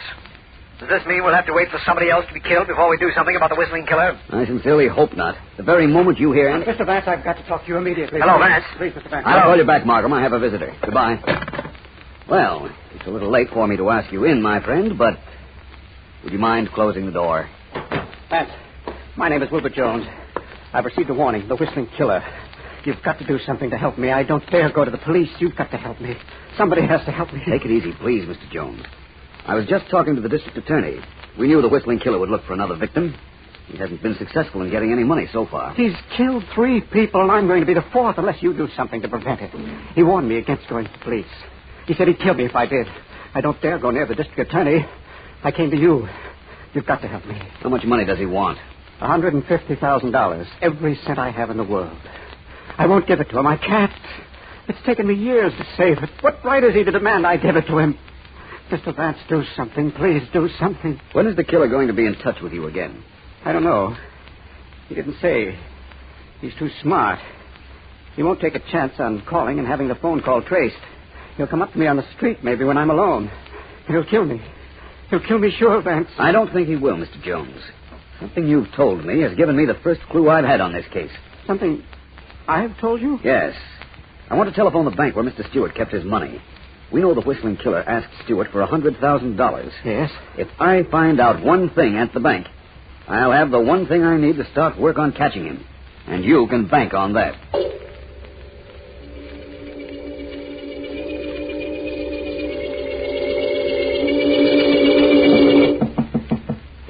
Yes, come in. Hello, Dad. Oh, hello, son. Hi. Well, come on, sit down. Thanks. But I have no time, Dad. I'll guess what I came in for. Well, I don't have to guess. How much do you want this time? $100, Dad. Oh. A big night tonight. But, Jimmy, you're spending a lot of money lately. Why not? Who taught me to spend money but my ever-loving father? Well, that's not the point. All your fault, Dad. You brought me up wrong. Well, 100, Dad? Now, look here, son. I'm not made of money. Now, Pop, listen. How would you like it if James Whitby Jr. went out with $1.30 in his pocket? What would people say? About you? This is nothing to joke about, Jimmy. Who's joking? James Whitby Jr., young banking executive, with $1.30 in his kick. Is that funny?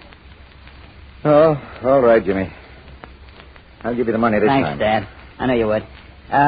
Maybe you won't have to keep shelling out like this, Pop. Not much longer, anyhow. Oh? If plans I have come through, I won't have to ask you for a dime, ever.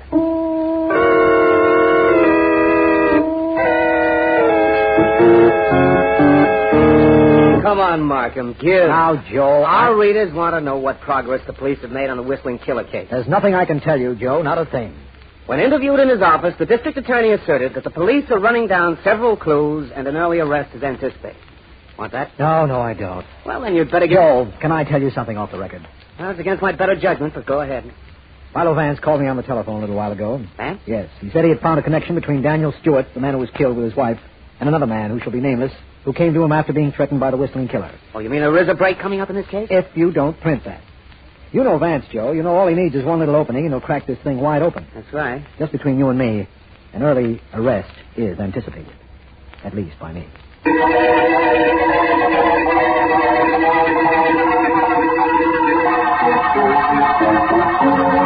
Mr. Whitby, you were the head of the Leighton Bank for many years, weren't you? Yes, Vance. Yes, I was. I still have an interest in it. Why do you ask? You knew Daniel Stewart? Well, I met him. He was a client of the bank. I have a very important question to ask you. Oh? Well, go ahead, by all means. Your bank has 2 branches. That's right. What official of your company would have knowledge of the depositors in both branches? I don't think I know what you mean. Well, I guess I haven't been very clear. Let's say that I had $100,000 in your Main Street branch. Yes? And a friend of mine had, let's say, $200,000 in your Maple Street branch. Uh-huh. How many people would know both figures? Oh, well, now, let me see. Oh, I imagine none of the tellers would know about both branches. I know that. The vice president in charge of accounts would have supervision over both branches. And who is he? My son. Anyone else, Mr. Whitby? Now, let me think. There's... Get down! Whoa! You got hit, Mr. Whitby? No, I didn't. Well, come on. Let's get after whoever fired those shots. All right, I'm with you. You couldn't have got very far. We'll get out this door and... No. Lock. Whoever did it was pretty cute. Locked the door from the outside. Mr. Whitby, have you received any communication from the Whistling Killer? Well, have you? Yes, I have. That's what I thought. I'm on the right track, anyhow. Only one thing puzzles me right now. Well, what is that, Vance? In all probability, that was the whistling killer who fired those shots. But I wonder why he didn't whistle.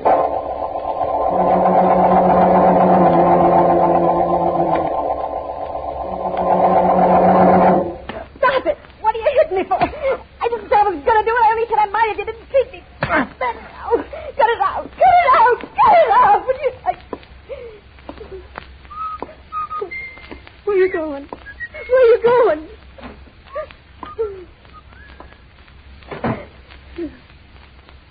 Clip me, will you? What for? What did I do? Nothing, that's what. Well, now I'm really going to give you something to clip me about. Who do you think you are, anyway? You'd clip me for nothing. Well, you're never going to do that again, I can tell you. District Attorney Martin speaking. I've got something to spell to you. Who is this? This is a dame who's calling up to do you a great big favor. Yes? Malcolm, you're trying to find out who the whistling killer is, aren't you? We most certainly are. Do you know? Who is it? It's a guy who's going to be awful sorry that he... He what? Hello? He what? Hello, what's the trouble? Hello, are you still there? Hello? What were you trying to say just a moment ago? I didn't get you. Hello? Hello? Hello, what's happened? Hello? Hello, are you there?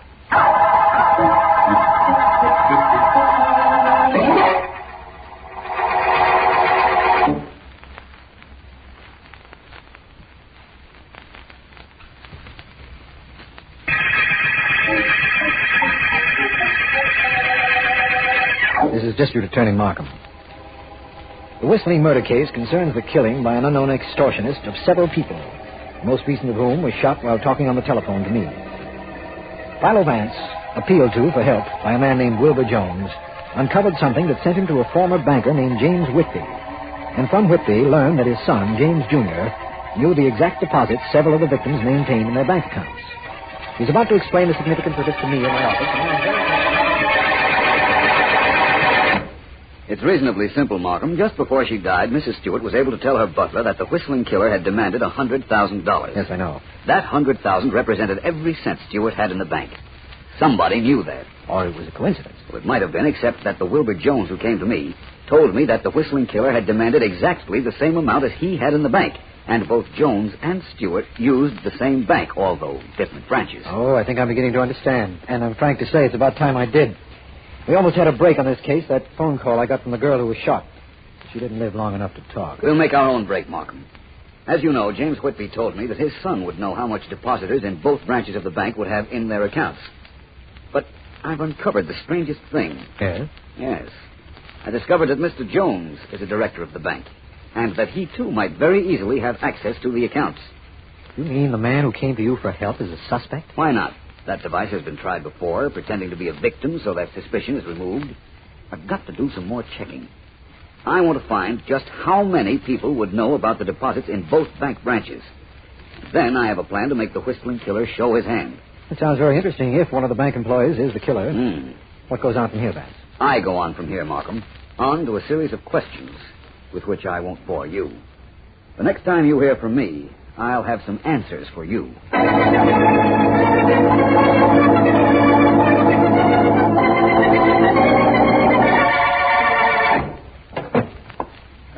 Yes, sir? Mr. Jones in. Who shall I say is calling, please? James Whitby, Jr. One moment, please. Hello, hello. What is it? What is it?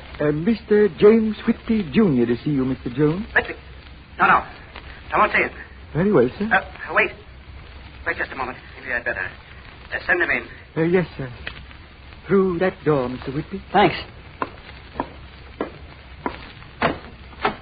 Hello, Jones. Come in.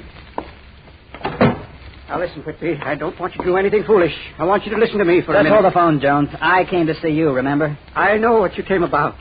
But you've got to give me time. Let's start from the beginning. Well? I walked in here for one reason, Jones, because I want you to lay off my father. What? That's it. Lay off my dad. What are you talking about? He told me a shot was fired at him when he was talking to Philo Vance yesterday. I know that. The whistling killer fired that shot. Is that what you think? Yes, and you're the whistling killer. What? I figured it all out. When I told Vance about the amount of money I was asked for, he figured it was somebody at the bank. You know how much everybody has deposited. You've got to be the killer. I'll leave alone or call for help. That's a good act you're doing. But you have as much opportunity to look at our accounts as I have. You know the amount each depositor has. But I'll give you a break, Jones. You lay off my father, and I won't tell anybody what I know. What you know? Just what is it you know? That you're the whistling killer, of course.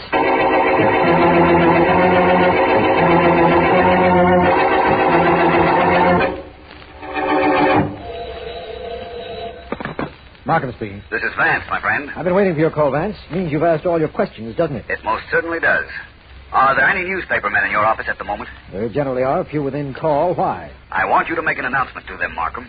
Here's what I want you to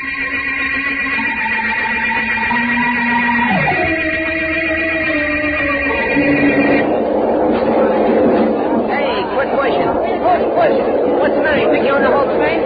Shut up. Get lost. Guy can't come home from work and suddenly read his paper without getting into an argument. Just give me a little room to read my paper. I won't be no argument. Okay, so you got room. So shut up. Go ahead, read. Big front page story. Yeah? What about? Oh, read it yourself. You kept shoving to get yourself room to read. Now let's push and make the other side. What's on the front page? First I get shoved around. Now I gotta read to the guy. It's about the whistling killer. Hey! Yeah, you could say that again. Only this time he didn't kill nobody. This time the papers say he made a date to call on Philo Vance. You ever hear of Philo Vance? Yeah, sure. Who hasn't? That killer's got some nerve fooling around with Vance. So he's got some nerve. So what? When's he going to see Vance? The paper says the guy called Vance and said he... Oh, sorry. This is my stuff. Well, you got room now. Read it from your own paper.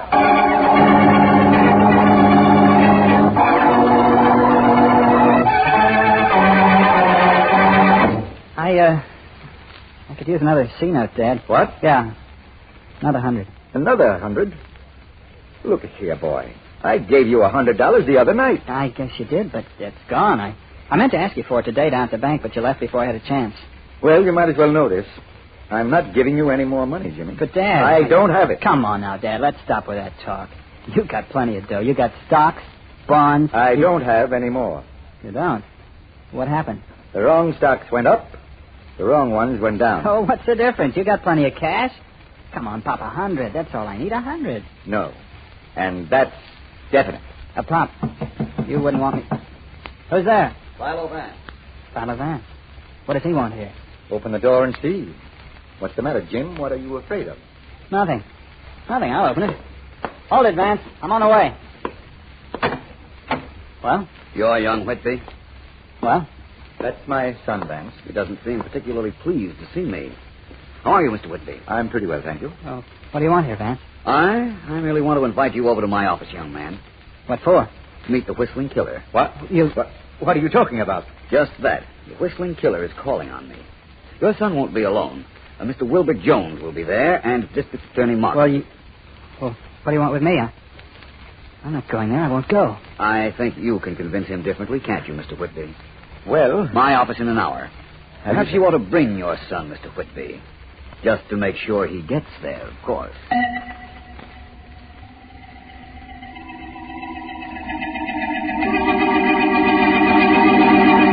tell you, Mr. Markham, I have work to do tonight at the bank. There's no reason for me to be here at Vance's office jeopardizing my life. He's right. You can say that again. I'm sorry, Mr. Jones, and my apologies to you, Mr. Whitby, and your son. Vance said he'd be here at 8 o'clock.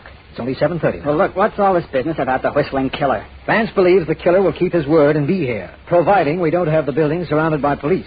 And we're doing without any policemen for that reason. Well, I don't think I understand, Mr. Markham. I can explain it partially, I believe. Mr. Whitby, the whistling killer has been in touch with you demanding money. Yes, he has. I told that to Vance. And you, Mr. Jones? Well, Vance knows that. I told him the killer was after me. What is he trying to do? Set me up here in this office to make it easy for him? I honestly don't know what Vance is trying to do. Mr. Whitby, Jr.? Well? No threat from the whistling killer to you? Well, what could he get out of me? Which leads me to ask, what am I doing here? I'm sure Vance will explain that.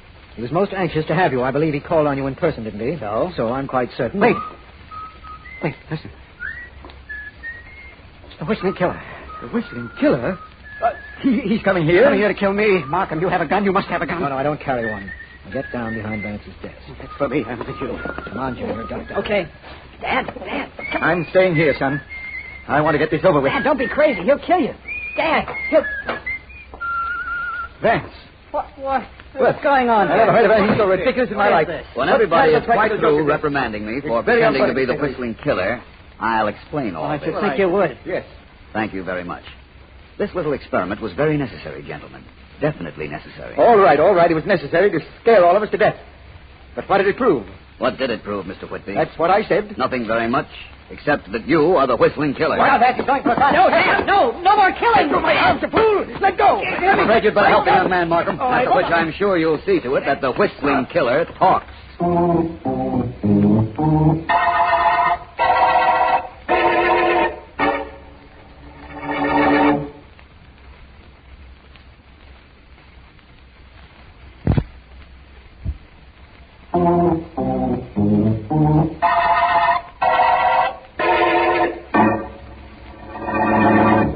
All right. What's the point of my denying it? I'm the whistling killer.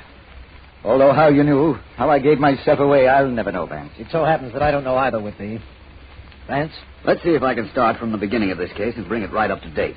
I'll admit that some of this is pure supposition, but I believe you lost all your money in the stock market. Correct, Mr. Whitby? It's your story, Vance. It's correct. Thank you, Markham. Anyhow, Whitby hit upon the idea of the whistling killer, an idea that would cloak his identity. He investigated the bank accounts of his friends, found just how much cash they were worth, and went to work. There was a girl killed, wasn't there, Vance? How do you explain that? That, Whitby, was your girlfriend, of course. You two probably had a falling out. Incidentally, when Markham was talking to her on the phone, just as you shot her, he heard your whistle, which was how I could imitate it in my office. You still haven't told me how you found me. I will. There are some details to fill in. One of them was the shot that was fired when you and I were together, Whitby. You see, your son knew you were the killer. I'm sure he did. He fired that shot, missing purposely, just to throw me off. Young Whitby knew about his father? I think so. He went to see my client, Wilbur Jones, and accused him of being the whistling killer, to keep Jones from suspecting Mr. Whitby here. After all, there are only 3 men who had access to the accounts in both branches of the bank, the 2 Whitbys and Jones. As you say, Vance, this is all hypothetical, although it does sound completely logical. But let's get back to your office when you named Whitby here. How would you do that? When I, impersonating a whistling killer, came to the door, Markham, you and young Whitby and Jones were behind my desk. Only Whitby here was in the open, with a much-feared killer closing in. Why would he stay out in the clear? No reason, Vance. One reason. Because he knew it wasn't the whistling killer at all. It couldn't be. He was the whistling killer, so he knew he had nothing to fear. He realized it was a trick. Oh. So that's how I gave myself away, huh? Yes. You imagined the killer would do just that, didn't you, Vance? I hoped he would. But we were in the middle of this case before I got the idea for it. It doesn't matter that you got the idea in the middle, Vance. It only matters that we've reached the end of the whistling murder case.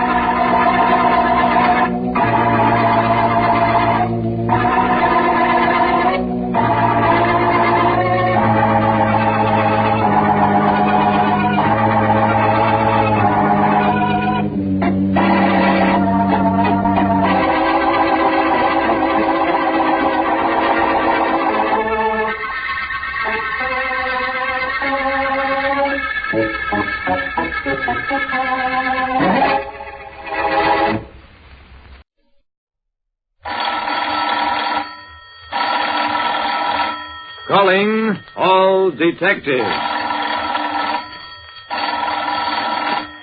Suppose you visited a restaurant, found no menu, no waiters, no customers. Yet you knew it made fabulous profits. What kind of a racket would you look for? That is the problem on this page from my casebook. The casebook of Jerry Browning, private detective.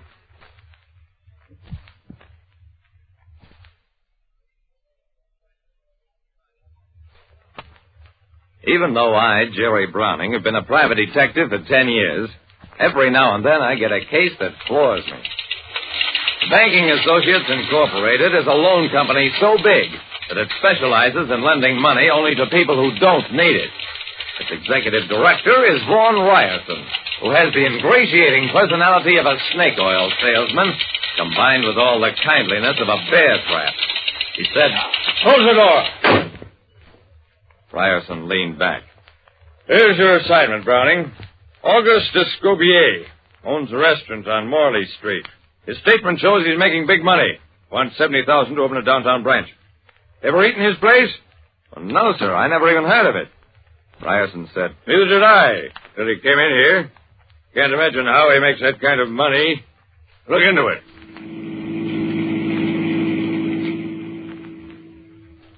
Escobier's restaurant was in an outlying section, the first floor of a modest brownstone house. It had no sign. The way I found it was by peering in and noting the tables.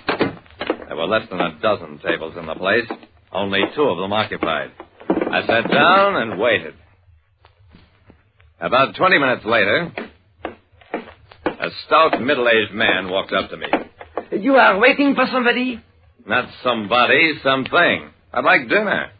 The man looked perplexed, pulled out a chair, sat down at my table. He said, "I am Escobier."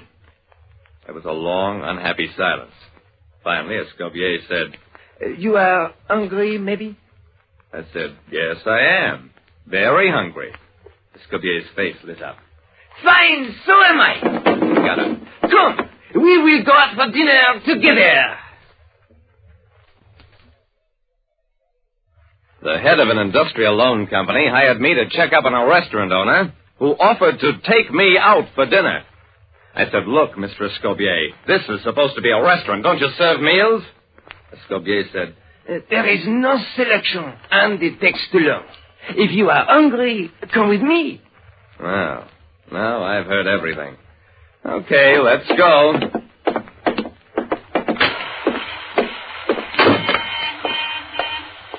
A tall, important-looking man got out of a sporty-looking convertible that had pulled up in front of the building just as we reached the sidewalk. He called, "Hey, Escobier, wait a second." Escobier said, "Excuse me a moment." "Now, see here, Escobier, don't think you can hold me up. I'll give you $100,000 for your place. Take it or leave it. $110,000 is my top price." Escobier took my arm. "My friend and I are about to dine. It is bad for the digestion to talk business before dinner. And in any case, I do not wish to sell." We'd walked about half a block before I found my tongue. I said, "That man, he offered you $110,000 for your dinky restaurant?" Escobier smiled. "Yes, foolish, isn't it?" "It isn't foolish, it's insane. Anyway, where are you taking me?" Escobier said, "To Harry's hamburger. Hamburgers, my favorite dish, so easily prepared." I wrenched my arm free. "Mr. Escobier, I just remembered. I've got important business to attend to." The next morning, I made my report to Ryerson. I said, "Escobier's place must be a front for some other kind of business." Well, I can't imagine what. I told Ryerson about the purchase offer I'd overheard. Ryerson frowned. "Well, it doesn't seem logical. If he's running an illegal business, how can he expect to get a loan to build a branch restaurant?" Ryerson shook his head. "I consider this an unsatisfactory report, Browning. Your services are no longer required." I got up. "Okay. I never did like working for you anyway." Well, that's one way of alienating people and losing clients.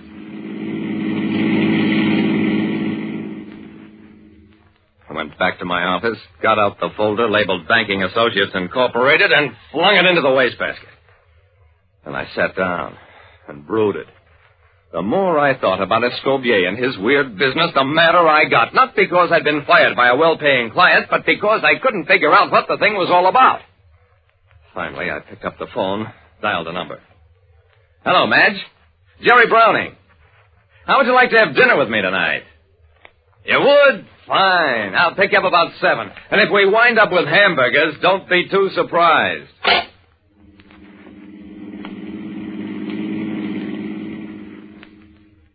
When we entered Escobier's place, it looked much like the night before, except that tonight only one table was occupied. 2 women were sitting alone at it, though it was set for 4, and there were 4 cocktails on the table. Neither the women's escorts nor Escobier were any place in sight. I said to Madge, honey, there's something funny going on. You stay here while I look around. If you hear any peculiar noises, run out and holler for cops. I walked back toward swinging doors that obviously led into the kitchen and entered a kitchen straight out of a chef's dream of paradise. There were 6 spotless small ranges set against a wall. There were tables with burnished steel tops all set with an array of carving tools and cooking gadgets. On the walls hung scores of pots, pans, skillets, racks, utensils of every size and shape, all gleaming steel and aluminum, all spotlessly clean. On the other wall, there was a huge icebox with glass doors. And inside it, steaks, chops, thrust-up chickens, turkeys, roasts, sections of ribs, all arranged with an artist's eye for pattern. 2 men were working with grim concentration, each at a range, each in a white apron and tall chef's cap. And sitting in a corner reading a magazine was Escobier. He glanced up, recognized me. Oh, you are not so hungry tonight. You have decided to cook your own dinner?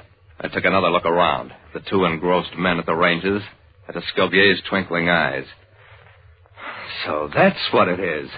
You let amateur cooks come in here and prepare their own meals. Escobier smiled. For a price. It is of necessity a high price. There is so much experimentation. I licked my lips. Oh, brother.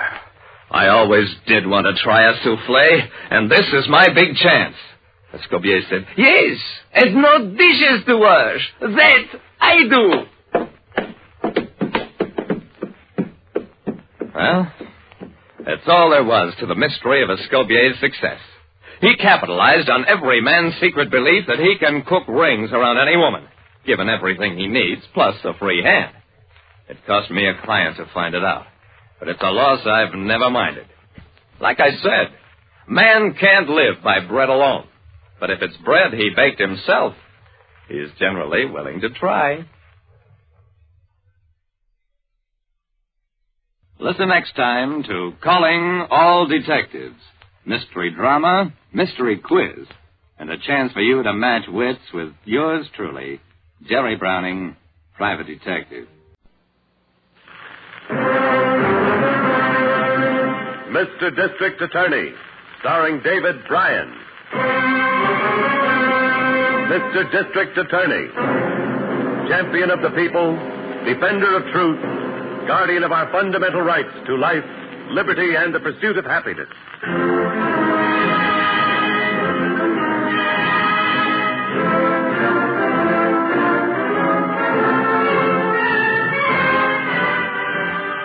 And it shall be my duty as district attorney not only to prosecute to the limit of the law all persons accused of crimes perpetrated within this county, but to defend with equal vigor the rights and privileges of all its citizens.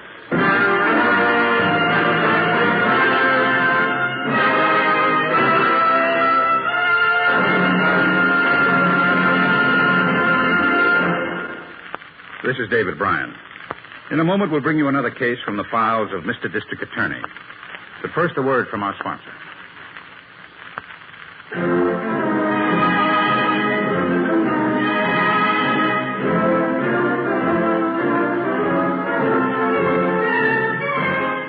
And now, here is our star, David Bryan, as Paul Garrett, Mr. District Attorney.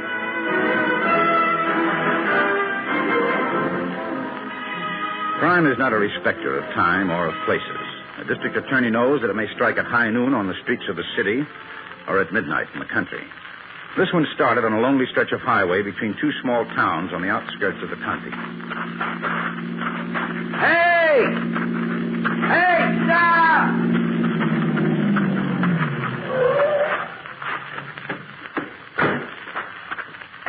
Having some trouble? Yeah. My car conked out on me. I've been trying to get it started again for a half hour. Maybe I can get it going for you. I know a little something about cars. Okay for try? You bet. Go ahead.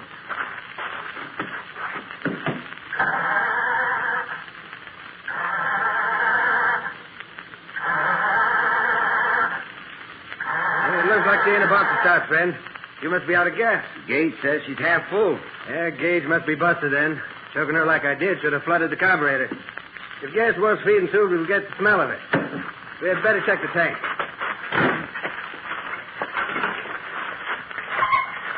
Get a stick or something to shove in here for measuring, will you? You bet. Now, this branch ought to do it. It's good enough. Get here. Empty? Guy's a bone. Well, that leaves me in great shape. I got a siphon hose in my trunk. I'm kind of low myself, but, we can drain enough out of my tank to get you to Cedarville. It's only 4 miles. I live there. Is there an all-night station there? Oh, afraid not. Just a village. But I can put you up for the night if you don't mind barking in the jail. What do you mean, the jail? I'm the constable. Oh. Oh, well, don't worry. The jail's clean. Now, come on if we're going to get you started. Yeah, you bet. Hose is in here someplace if I can find it. Got a match on you? You bet. Ought to be here someplace. Guess I let a light of junk pile up. Can't hold this match much longer. Let's light another one. That was the last one in the book. Well, come on. Have you got that hose or haven't you? No point in getting sore at me, mister. And how come you didn't know the gas gauge in your car was busted? It must have just happened, I guess. Seems to me there's a sedan just like yours on my state bulletin, a hot car sheet. Say, you got proof of ownership on you? I got proof all right in my pocket, pointed right square at your belly. Use your head, young fella. A stolen car's a bad charge, but it ain't nearly as bad as using a gun to resist arrest. You better hand that gun over and come with me. Why, you rube, you small town hick. You stinking rube. Come on. There's a car coming on your feet. Come on, I said, on your feet into that brush.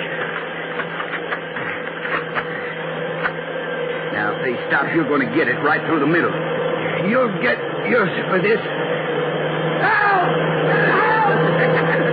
A cross-country bus cop, go ahead and yell. Yell your heart out. Try to out-yell that motor. Now we can make a deal, cop. I ain't making any deals with you. Oh, yes, you are, and here it is. A bullet in exchange for your car. You're one cop nobody's going to worry about anymore.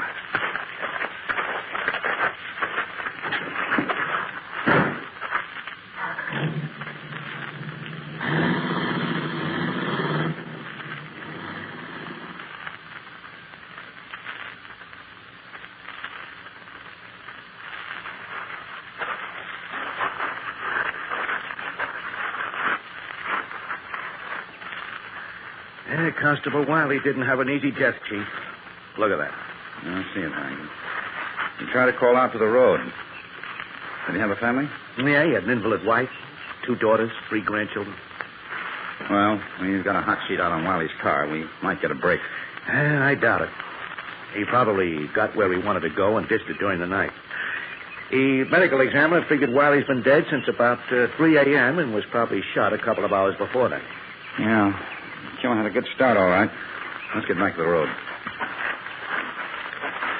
Chief, we've got one thing going for us.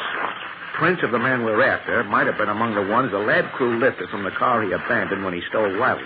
I know. They're checking him all through the record bureau in the city. I asked Miss Miller to bring out the report if they come across anything promising. If only we knew which way the killer took off. Best guess is that he was headed for the city. Now, why? The car he abandoned was pointed that way. He wouldn't try to hide out in any of the smaller towns between here and there. It'd be too easy to trace. It looks like they let a car through our roadblock down there. Yeah. Well, that's a Central Division squad car. What's Miss Miller? Must have been something in the fingerprint report. Yeah.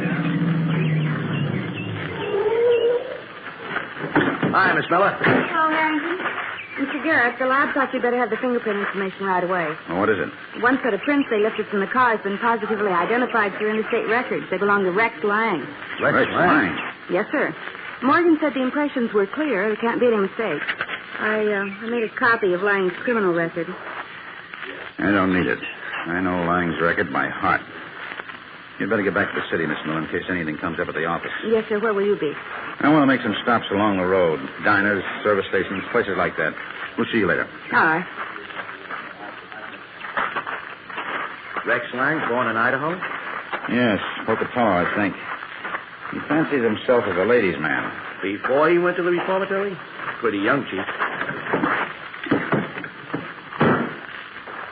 There was a high school girl who smuggled him a knife who used to kill the reformatory guard. And there have been indications that he used a woman as a lookout on burglaries where his prints have been found. I'd love to get him. Harrington, what I'm going to say now isn't in order. I want that to be clear in your mind. Yeah. What are you driving at, Chief? If you ever corner Rex Lang, you'll have a mad dog on your hands. But I want him taken alive if it's humanly possible. I understand, Chief. Now, remember, it's not an order. You may have to play it his way. I still think maybe I'll be able to recognize him from that old mugshot. He's a cop killer, Harrington. Just make sure you don't recognize him too late.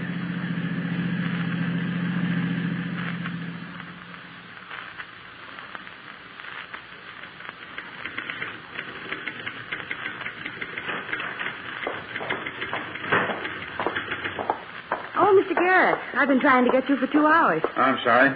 I told you we were checking places on the highway into town. I know. I just missed you at a service station and 2 diners. Constable Wiley's car's been found. Oh, yeah? Where? An empty lot at the end of Jasper Avenue, Harrington. Lab crew's working it over now. How'd you make out? Well, nothing, I'm afraid. You better come to my office, Harrington. Oh, maybe the lab report now.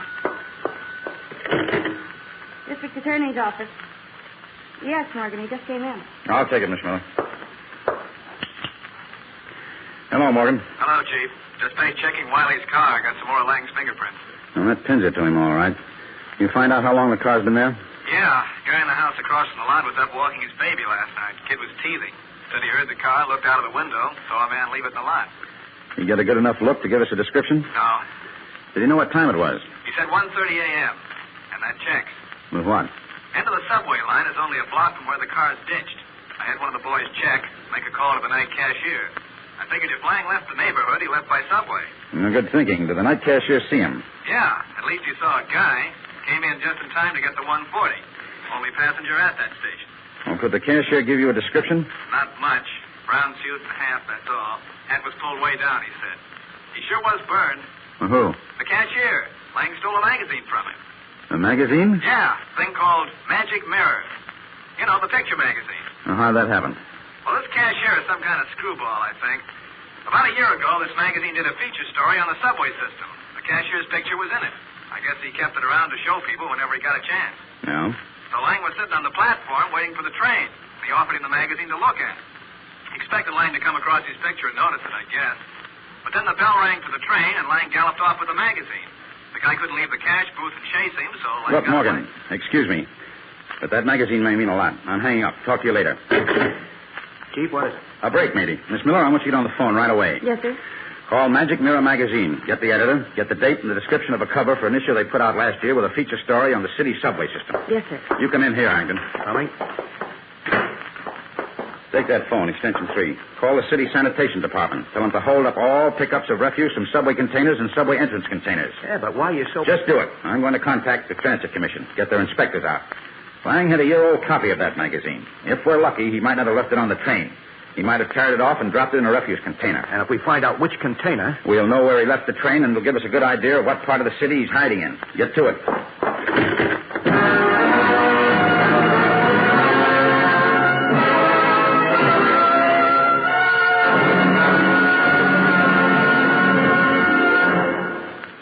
Now, this is David Bryan. Before we continue with Mr. District Attorney in the case of the cop killer, here is an important message I'd like you to hear.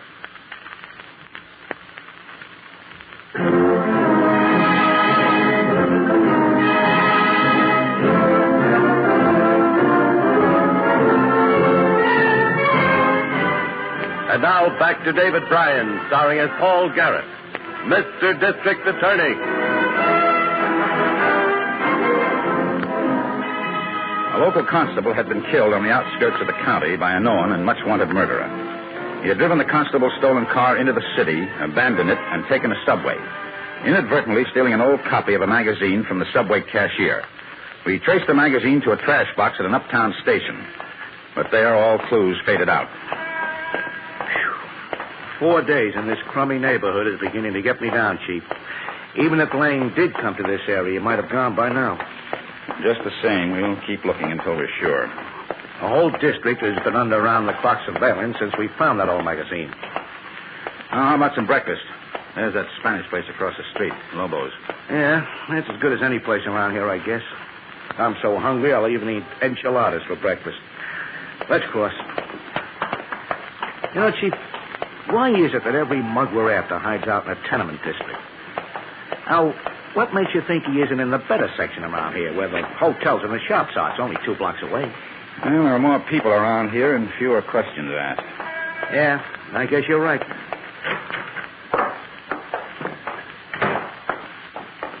Buenos dias, senor. Oh, hello. Oh, let's take a booth, huh? I'm tired of eating off counters.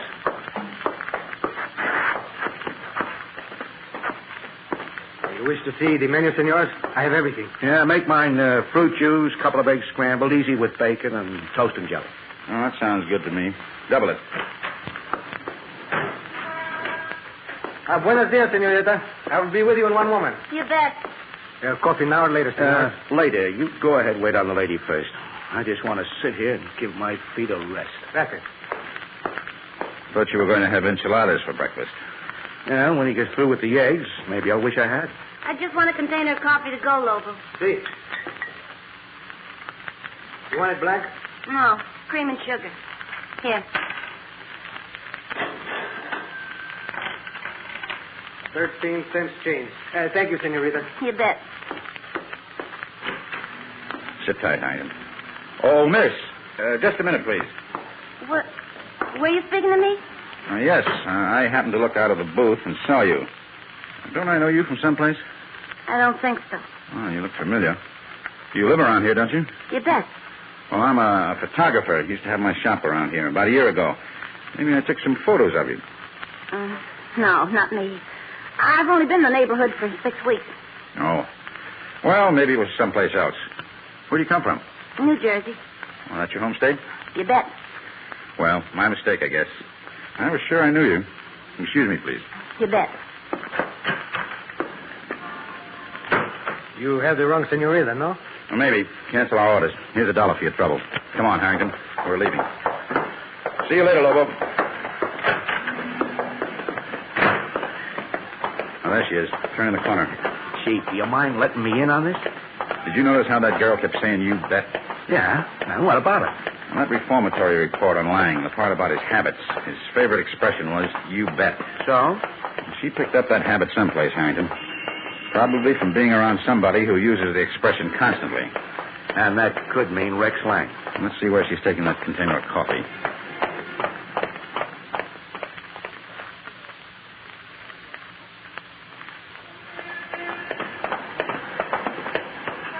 Well, there she goes, Chief. Jewelry store. Yeah, it doesn't look like we're going to find Lang in there. She went to the back of the store. I'm going for a phone booth. Have Miss Miller check on a few things. You stay right here on this block, though. Walk to the corner with me. If she's Lang's girl, she wouldn't be working tight, Chief. I can think of a good reason she might be working in a jewelry store. You mean casing it? For Lang to knock over? Yeah, it's been done before. Yeah, that's pretty dangerous for her, Chief. I'm going to have Miss Miller check on Lang's methods in robberies he's pulled in the past. You see what you can find out along the street here. She's a very pretty girl, so it's a safe bet she's been noticed by other shopkeepers along here. Maybe one of them will know her name, where she lives. I'll tip our hand if I go around asking too many questions. Well, don't make them sound like official questions. Make them sound like you're just another man who's seen a pretty girl. Now get going. I'll call Miss Miller and wait till she calls me back. Meet you at the car in about an hour.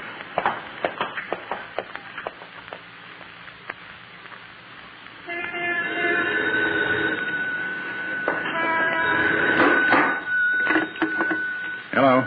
Mr. Garrett? Yes? I got the out-of-state records, Mr. Garrett. Lang's known burglaries in the past include 2 jewelry stores, 4 finance companies, and a private home where the owner was in the habit of keeping expensive jewelry and cash in the safe. Well, how about the girl angle? Yes, sir. A girl answering the description you gave me worked in almost all the places I've mentioned. In each case, she quit her job a month or 2 before the burglary took place. Well, that's the modus operandi I've been looking for. Well, thanks for the information, Miss Miller. I think we're getting close to Lang. Mr. Garrett, if you are, don't you want a few more men up there? No. I would only give Lang a few more targets. Goodbye. I'll check with you later.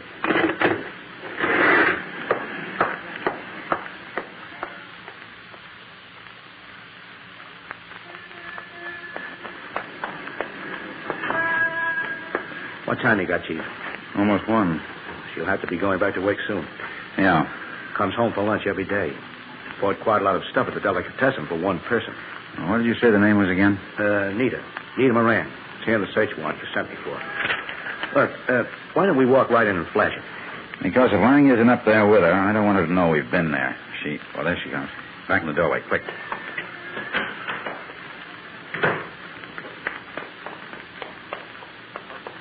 It's a good thing we ducked. She sure does look around when she comes out. Now, let's go up.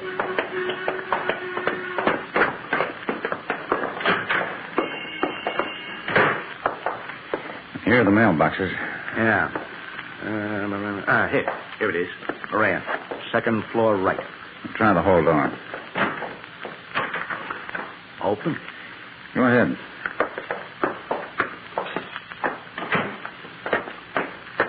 Better have your gun ready. I've got it right here in my pocket.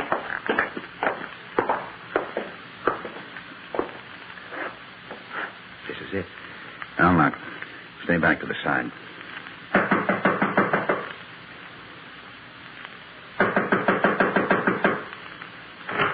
What? Who are you looking for? Oh, the lady in this next She apartment. ain't home. She works. Maybe her husband's home. She ain't got no husband. She's alone. You want me to tell her something for you?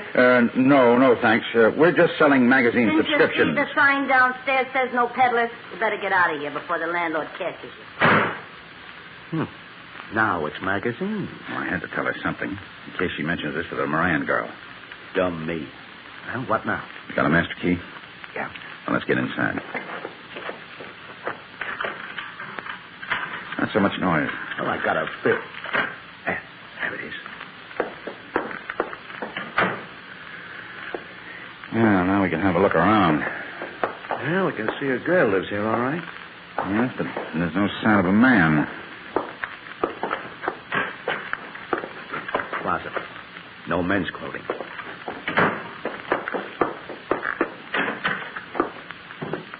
Bathroom.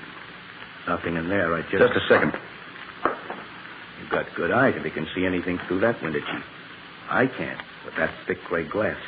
I wasn't looking through the window. I was looking at this. Huh? What? The windowsill. Paint is chipped off in 2 spots. Old building. Paint dried and cracked years ago. Bathtub's right under the window. Look at it.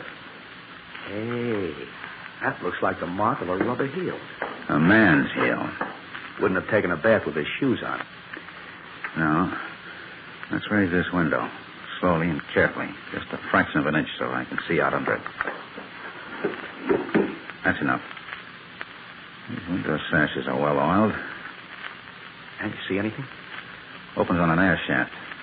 Between this tenement and the next one. That window across the shaft would be 2nd floor left in the next building. All right. Close it. Well, what are you thinking? Well-oiled sashes. Marks in the old paint on the sill. That shaft is about 6 feet wide. Anybody could stretch a ladder or a piece of plank from that building to this. There's no ladder or plank here. Now, that'll be in the other building. Rex Lang's private drawbridge. Holy smoke. What a gimmick. Gimmick is right. He never has to leave the place. Nobody ever sees him come in or go out. Come on. Now, what's our play? Well, we go next door. Check that 2nd floor left apartment. If Lang's across there, Chief, he'll be barricaded in with an arsenal. Well, we're not going to take him over there. Where are we going to take him? We'll take him tonight when he crawls across that air shaft for his dinner. Get going. I want everything set up before Nita Moran comes home from work.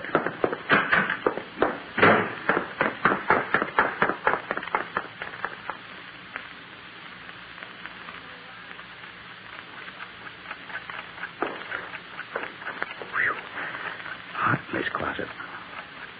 5:15. She ought to be home. Morgan posted? Yep, in the basement. Window leads from it to the bottom of the air shaft. It's a good thing you thought of that building next door. Imagine that 2nd floor left nailed up tight. You'd never suspect it was being used from the hall. Well, that's the way Lang wants it to look. The owner has a petty record. Must be helping Lang. For an extra high rental. We'll pick him up later. Wait a minute. She's coming.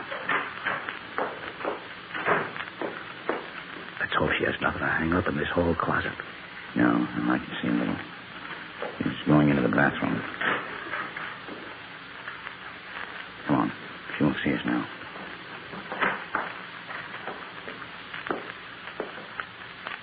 Wait. Now. There goes the bathroom window. Wonder how she signals them. There it is. Throws pebbles or something against his window. Hey, listen. That must be his window going up. Yeah. Get ready. Pushing something across. All right. I got it. Resting right. Mm-hmm. Come on. Now. Stay right out there, Lang. Right on your hands and knees. Keep quiet, miss. Don't try to crawl back. There's another man with a gun right under you. Did you let me get your pocket, arrogant? Push the ladder. Dumb him down in the shaft. Give me, old boy. Grab him, Morgan. I got him. My leg. Let me out. Stay put. Hold the girl, Harrington. I'm going down.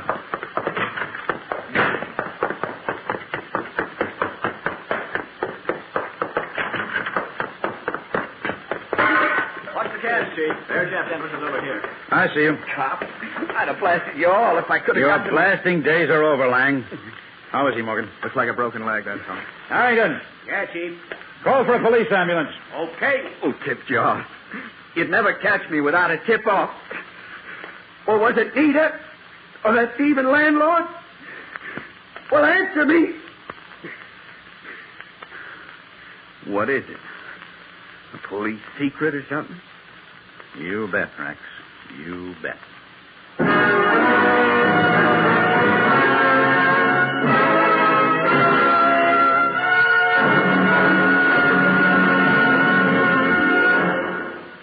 This is David Bryan again. I hope you've enjoyed this case from the file of Mr. District Attorney. I'll be back in just a moment after this message from our sponsor.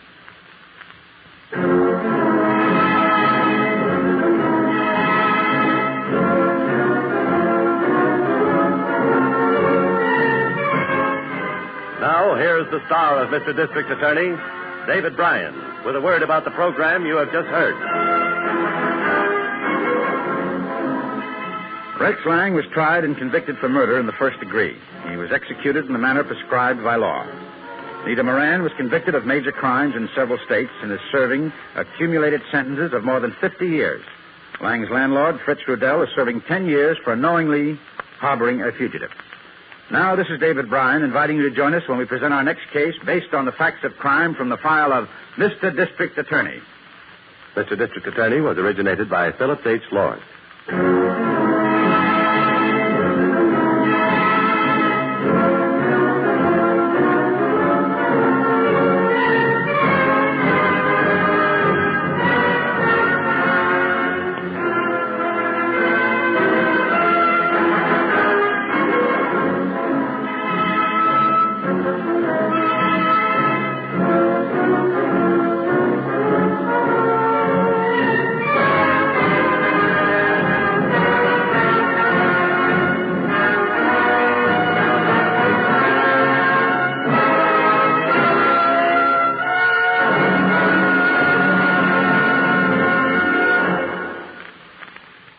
And now, Gangbusters!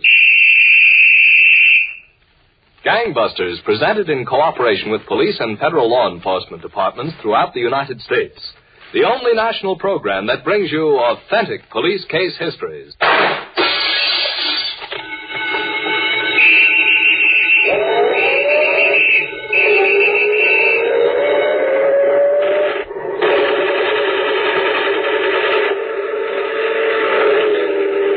Now to Gangbusters and facts that show the operation of our law enforcement officials in their war against the underworld.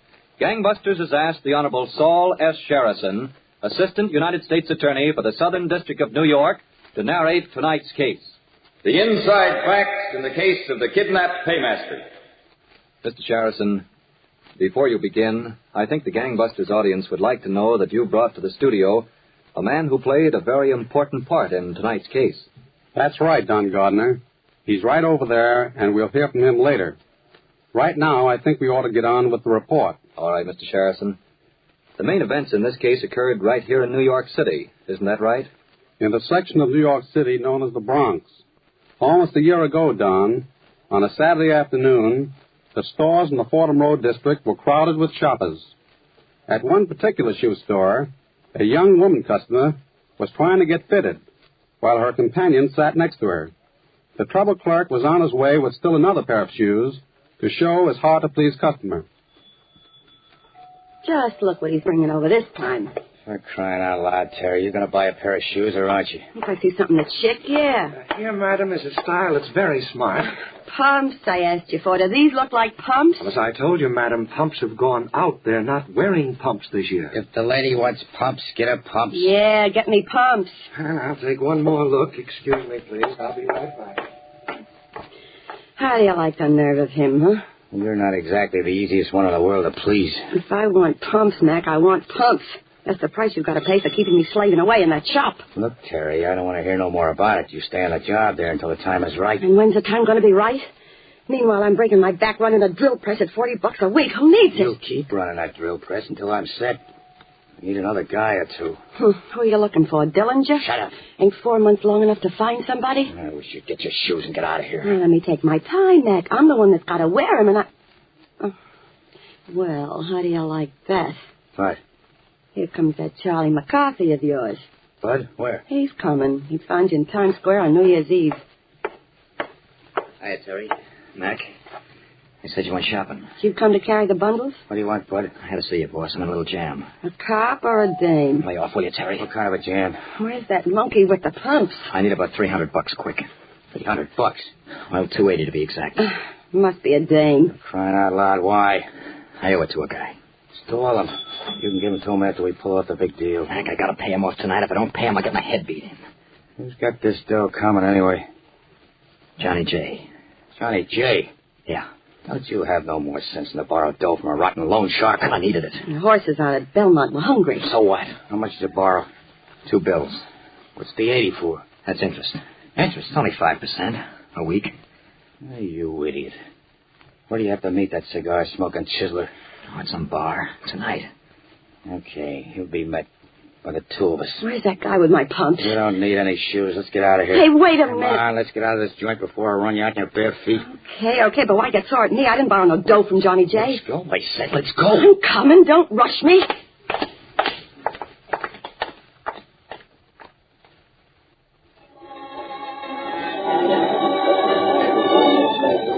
Hello, Johnny. How's it at the bar? Told you this booth. Sit down. Got a match? Yeah, someplace. Yeah. Thanks. Well, give me my dough, I'll buy you a drink. Look, Johnny, I haven't got it. That's what I want. You want to get paid, you rotten welcher. Wait a minute, Johnny. Wait, nothing. Told you what had happened. Ever see a guy get his face burnt with a lit cigar? He'll get you dough. I bet him tonight. There's a guy here. Has he got the dough? Yeah. He's got it. Oh, why didn't you say so? Let's go get him. We don't have to. Here he comes. Oh, Johnny. How long's it been? This the guy? That's him. So now, Mac. Now you come taking care of the kids' troubles, McIntyre. I look after my boys. Okay, Bud, scram. Hey, wait a minute. If I don't get my dough, I want his hide. Get out of here, Bud. Go on. Yeah, so long. I'll be safe. Hey, wait a minute. Come here. Sit still, Johnny. He only listens to me. You got a lot of nerve, Mac. One more thing, Johnny. You can stay, but that cigar's got to go. Oh, yeah? Give me a match. I said, put the cigar away or I'll shove it down your throat. Well, as long as you ain't got no match. How much did the kid take from you? Comes to $280. I didn't ask what it comes to. What did he take? Took $200, but I'm entitled to my interest. Here's your $200. And now, look, Mac, I'm in business. I got to... You've got to nothing. You don't want the $200, give it back. 20, 40. It's all there, Johnny. Put it in your pocket. Yeah, I guess it is. What do you have to drink? Nothing. I'll see you again sometime. Hey, Mac. What? Don't get the wrong idea about me. I'm still as tough as I used to be. Be as tough as you like? I'm a 3-time loser, Mac. Once more, they put me away for good. I don't want that. But remember, I can only be pushed so far. Johnny, have you got any idea why I laid out 2 bills to get this bird out of soak? Didn't think it was out of the goodness of your heart. He's got a trick, Johnny. He can take the door lock right off a car without leaving a scratch. So, what do you want me to give him, a medal? We take it to a guy, and an hour later, we got a key that fits the ignition and the door. Sweet. Awful sweet. But it takes too many cars to build up a nice score. I want it quicker. And I'm going to get it quicker. Uh-huh. Johnny, I got a deal in the works that I'll have to have a bushel basket to carry away the dough. Yeah, that threw the book at me this time, Mac. Told you I was a 3-time loser. I'm not interested in anything except staying out in the street. This'll be as soft as frozen custard. Worth it? Can you count up to 100,000? I tried hard enough. Want to hear about it? Can't put me back in for listening. This is a big foundry over in Jersey. I planted my girl in there. The payroll runs 50 to 100 grand every week. They pay off in cash. Payroll's got guts, Mac. Bigger they are, the more guts they got. Look, I've had my girl in that shop for 4 months. I know that place inside and out. Thursday nights, the payroll lays in the safe with nobody around but an old creepy watchman.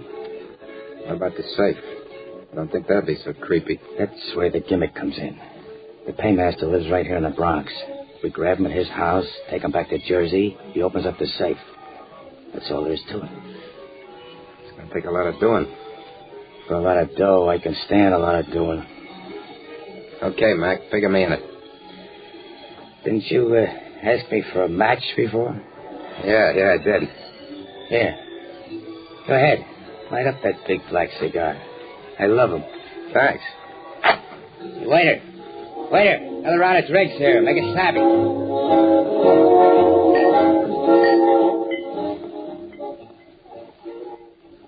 So, Don, the criminal David McIntyre had completed his organization, which he intended to use in robbing the payroll. He had everything worked out nicely, except a few details, like a set of stolen tires and an unexpected doorbell. It was such clues as these that set the Federal Bureau of Investigation on the right trail. Then, in the meantime, the Federal Bureau of Investigation was looking into the interstate car thefts in which McIntyre and young Bud Aldridge were previously involved. These cars were being stolen in Bronx and Westchester counties, New York, then taken to Connecticut and New Jersey, where the accessories were stripped and sold. Special Agents Haynes and Martin were at the New York field office discussing the case. Well, Haynes, looks like those car thieves are going to be harder to catch than ever now. They just quit. At least while they were operating, we had a chance to get them with the goods. I don't know. I don't think they pulled out of it permanently, Martin. Maybe they got something else to do for a few days. Maybe they took a vacation. And they've sure been doing well enough to take a vacation. You'd think after all this time we'd at least be able to get a line on them. We'll get our line on them. All we have to do is keep checking those junk shops and second-hand parts places. We'll find where they're selling the stuff. That's all the line we need. Well, I'd better get going. Jersey City? Yeah. I'm going to do a little hunting. Maybe I can turn up something over there.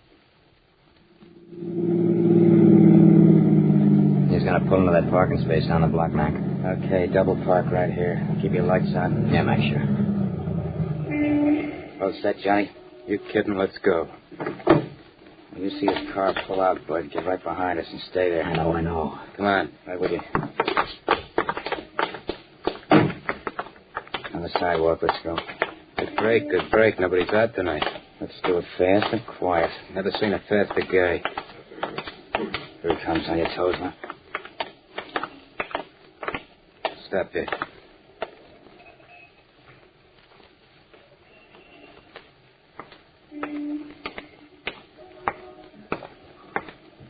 Pardon me, mister. Yes? Got a match? Yes, I think so. Those cigars of his keep going out. He runs himself and everybody else out of matches. Oh, some cigars are like that. Keep your hands at your sides and don't move. Hey. Now, walk back to your car. Listen, here you... Walk, he said. Okay, but be careful with that gun. Reach in your pocket and give me the keys to your car. All right. Well, what do you want from me? I don't carry much money. Give me the car keys. Yeah. Here they are. Here, pal, open up. Get in, Siegel. Where are you taking me? What do you think? Get in. Oh, please. Go on, get in. In the back. Okay, in the back. Climb it back with him, pal. Right.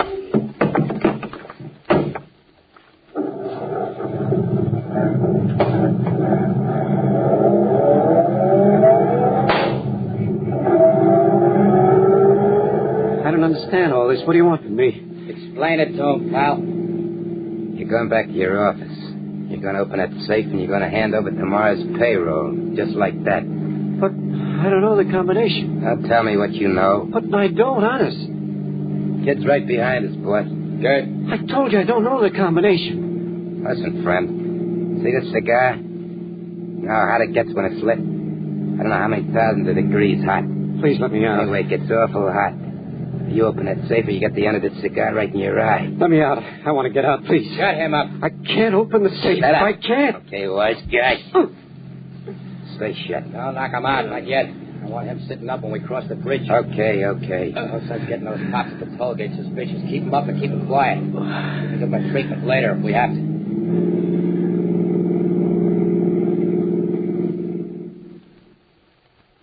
So, Don, the two criminals and their victim, Mr. Julius Siegel, drove toward the George Washington toll bridge, across the Hudson River in Siegel's car, with the third criminal, Bud Aldridge, following in their own car.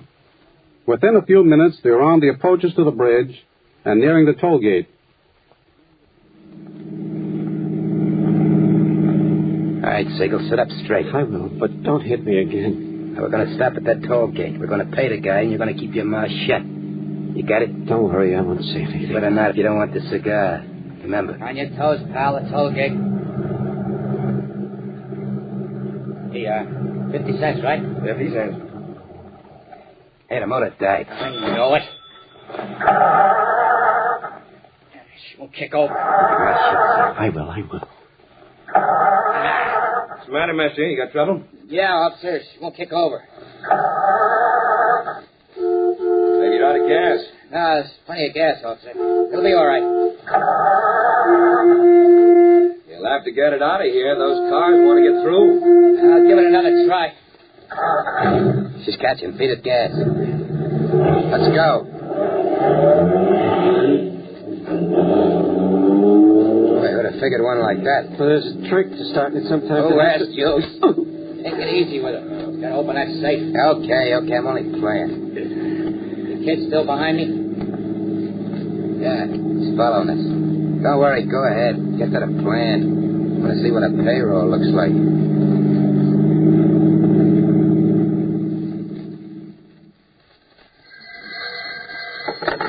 Special Agent Haynes. This is Martin. I'm glad I caught you at the office. Yes, I had to finish up something. What's up, Martin? I found a fence over here in Jersey City, Haynes. I think he's the one who's been buying the accessories of those stolen Bronx and Westchester cars. Huh? What does he have to say? Nothing. That's the point. We found 2 radios and 3 sets of tires. He says he bought them in good faith. Says he doesn't know the fellows who sold them. Well, what's the name of this fence? Denver. Joe Denver. He's got a long record for receiving, never a conviction. All right. How about bring him into New York? I'd like to talk to him. Right. We'll be there in an hour. Oh, and say, Haynes, will you call up my wife? Tell her I won't be home tonight. But I'm telling you, I don't know the combination. Did you hear him, boss? He says he don't know the combination. I heard him. We know different. We know you open that safe every morning and close it every night. That's not true. Honest, it isn't. It ain't true, huh? Hey, boss, give me a match. Why don't you carry your own matches? I'm driving. Catch. Thanks. Make it snappy. The plant's in the next block. What are you going to do? Hey, I'm going to light my cigar, that's all. Just light my cigar.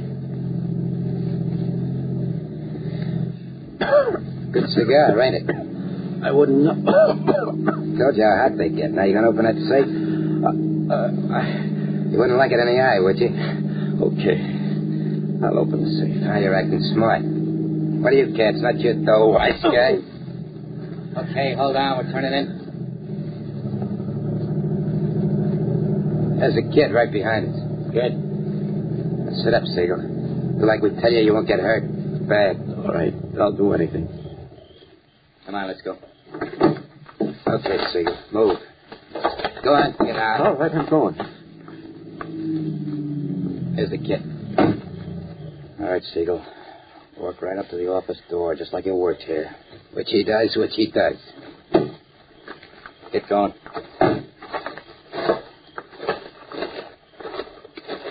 Yeah, but you were gone as on the bridge. Shut up and do your job. All right, I'm excited. Here's your keys, Siegel. We'll open up the front door. But what? Move. Come on, move. We're going to open up that front door of the office and walk right to the safe, you understand? But if I open the door, the burglar alarm will ring. Is this another store like the combination? No, I'm telling the truth. The burglar alarm will ring. You're lying, Siegel. There's no alarm on that door. I know. Listen, you think we ought to take the chance? There's no alarm on that door. He just wants to wise up the watchman. Let me tell you something, Siegel. I know this place inside and out. I know how we'll handle that watchman once we're inside. Now, open up the door. But look. The cigar. Okay. Quick now. Holy, the giant's buck. He was right. Get him to the car, fast. Come on, get to the car. Get to the car. All right, I'm going.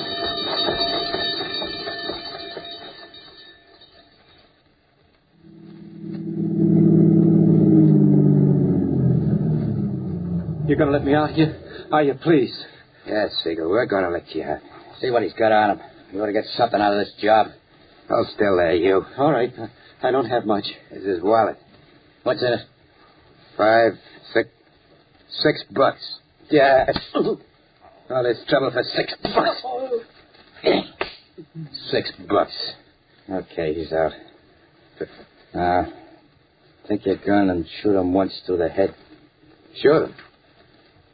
I was looking for the chair. How can they tag us for it if he's dead? I'll tell you how. There's some people with big mouths, that's how. Who are you talking about? Not you.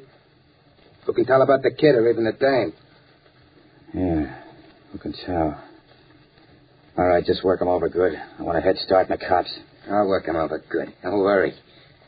Ever see a guy get pistol whipped? Gun's good for more than one thing. Dirty rotten. He won't wake up for a week.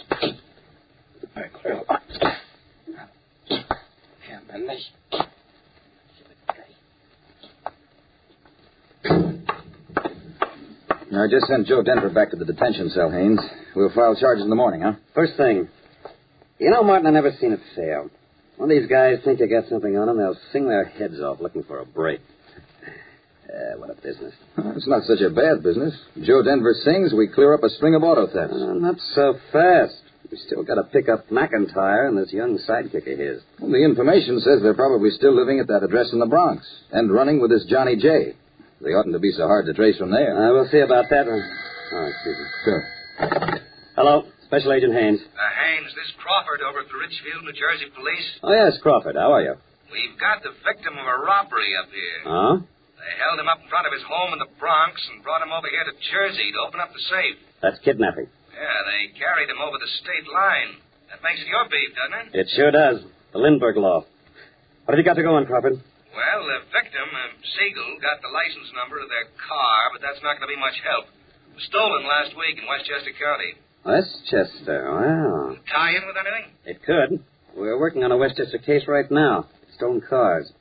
Where is this victim? He's still here at our station. Doctor says he can go home after he rests up a bit. Well, keep him there a while. We'll be right over. Okay, I'll be looking for you. So long. What is it, Haynes? Come on, Martin. We're going over to Jersey. I'll tell you all about it on the way. I'm ready. Oh, you don't happen to have a picture of McIntyre on you, do you? Yes, I do. Good. Let's go.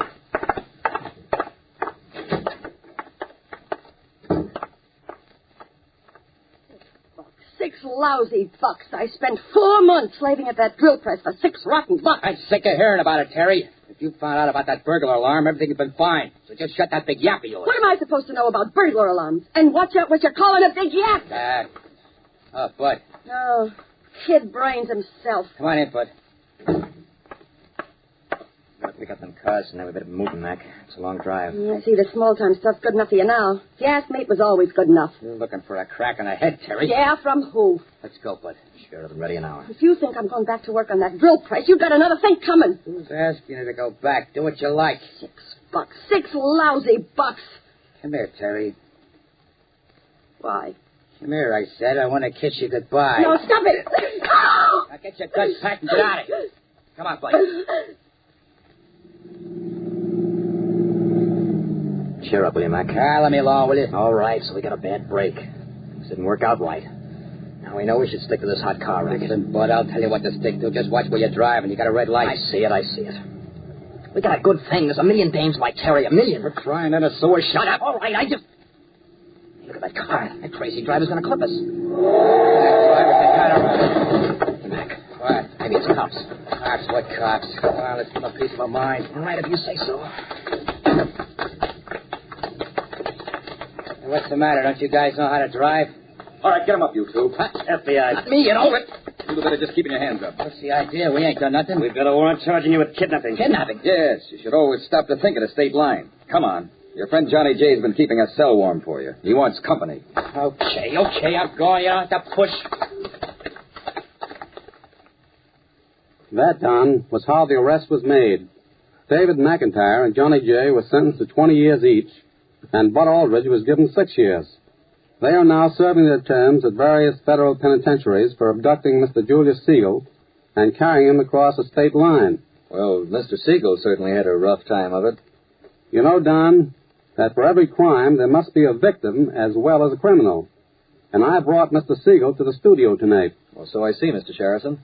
He had an experience that any one of us may be called on to face any day. Well, we're glad to have you on Gangbusters, Mr. Siegel. I'm glad to be here, Don, but I must say that in all my years of listening to Gangbusters, I never dreamed that one day I'd be a part of your program. And a very important part, too. I suppose that all of us think of crimes like kidnapping in terms of someone else. It must have been some sensation when you realized that this time you were the victim. Well, Don, from the first I knew those boys meant business. But it wasn't until they were ready to leave me later on that I started saying my final prayers. Well, just what happened? Well, when they got ready to go, one yelled to the other, "Kill him and dump him." But then he came back to me and said, "We decided not to kill you. We're going to knock you out." And that's when they really gave you a going over? That's right, Don. But to tell you the truth, the beating wasn't nearly as bad as the mental torture. At first, I thought it was just another stick-up. But when my face hit the floor of the car, well, it seemed as though a million things flashed through my mind. But just what kind of things do you mean? Well, maybe these thugs had gotten to my wife and children. Also, even if they hadn't, I thought I'd never live to see them again. And then there was that one voice that kept yelling, "If he opens his mouth, kill him." I can still hear it to this day. Well, that certainly must have been a grueling experience. Believe me, Don, it was. All I can say is, it's great to be alive. Well, thank you, Mr. Julius Siegel. And you, Mr. Saul S. Sherrison, for coming here tonight and being our guests on Gangbusters.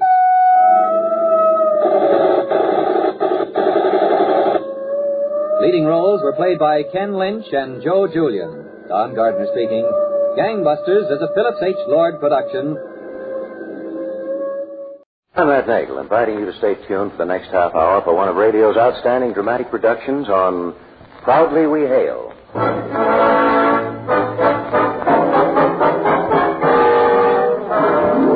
Proudly We Hail.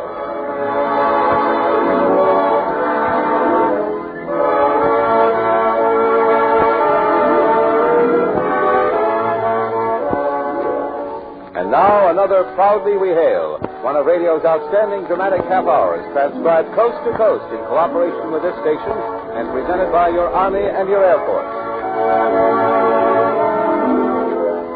From Radio City, New York, here is your host and star on Proudly We Hail, the distinguished star of the theater, screen, radio, and television, Conrad Nagel.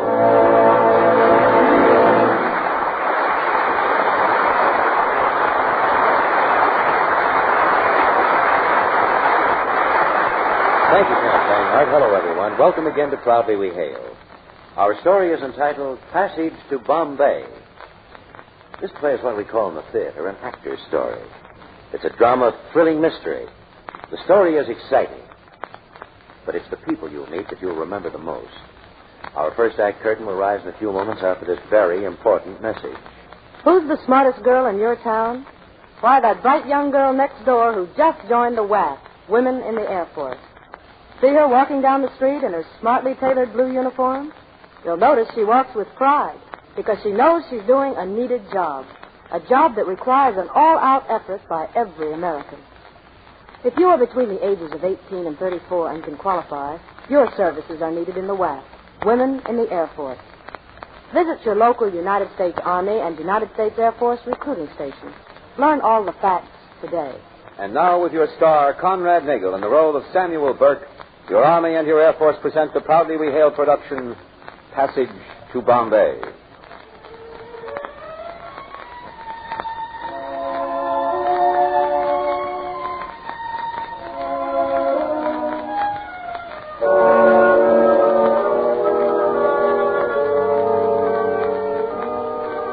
island of Ceylon hangs like a teardrop off the southeastern tip of India. It's a lush, mountainous island whose capital and main port is Colombo. To Colombo came the schooner Mandrake, her holds filled with cotton and tin from Rangoon. The Mandrake's owner and master, Samuel Burke, was a man of education and good breeding and a shrewd trader as well. But more than that, he was a big man who handled his crew with a firm but humane hand in a day when humanity was a condition seldom found aboard ship. Well, I'm off, Mr. Owen. Hi, Captain. You should be able to start loading before bells. The men won't be able to do much in this heat. Don't press them. We're in no great hurry. Even so, we can have it done by noon tomorrow, sir. That'll be time enough. We plan to ship out on the evening tide. 4 days and hardly a breath of wind. Yeah, so I've noticed. Well, we'll hope tomorrow brings improvement. Have you taken a look at the glass, sir? High, uncommon high, but not uncommon to these parts.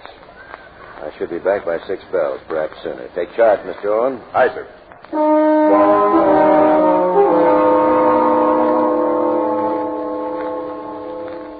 It's been a pleasure to do business with you, Captain Burke.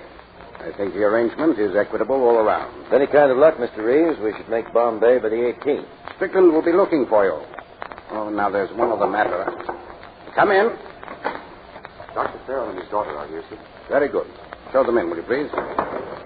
This is the matter of which I was going to speak, Captain. Good afternoon, Miss Farrell. Doctor. Afternoon, Mr. Reeves. Allow me to present Captain Burke of the Mandrake, Miss Farrell and Dr. Farrell. How do you do, Mr. Farrell? A pleasure, sir. How do you do, Captain? Sit down, won't you? Thank you. I was just about to speak to Captain Burke of your difficulty, Doctor.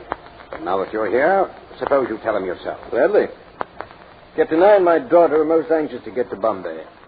Mr. Reeves tells me that you have a fast ship, much faster than the packet, which I'm afraid will not be leaving before next week. We should like to buy passage on your ship. No.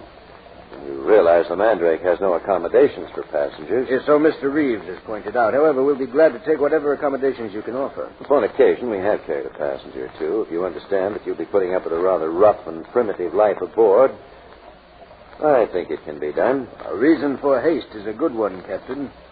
I've just received word that my wife has been taken seriously ill. Oh, my regrets, sir. I hope we have more favorable winds once we clear port. The weather is a bit sticky. When will you be able to leave, Captain? Leaving tide tomorrow. I suggest you be aboard by 2 bells. That's 5 o'clock. And how much will you charge for passage? Be no charge, sir. The Mandrake is bound for Bombay. It'll be no hardship. I wouldn't think of it, sir. I'm sorry, sir. Those are the only conditions under which I'll take you. You're in trouble. You need help. I'm happy to assist.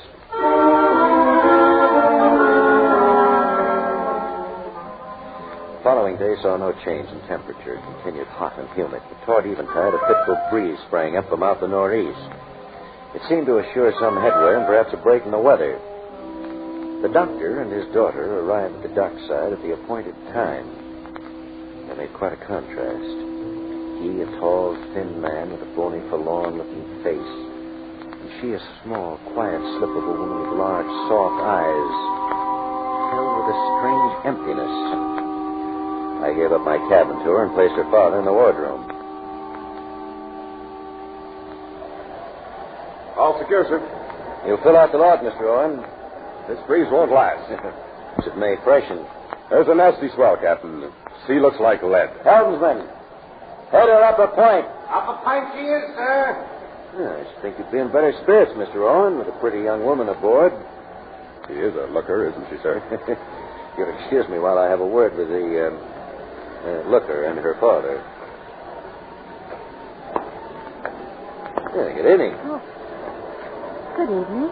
I hope we weren't in the way. Not at all, Doctor. Well, we don't seem to be going very fast. No, I'm afraid not.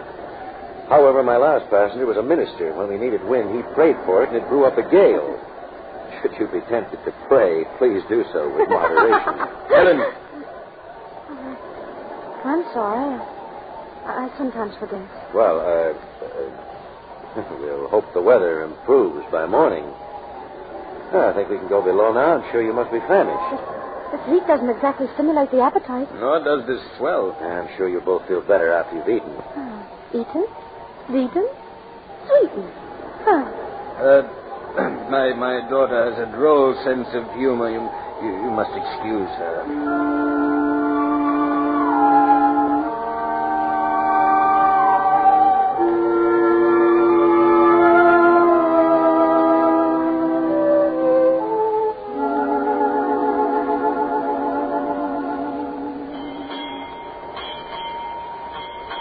Captain?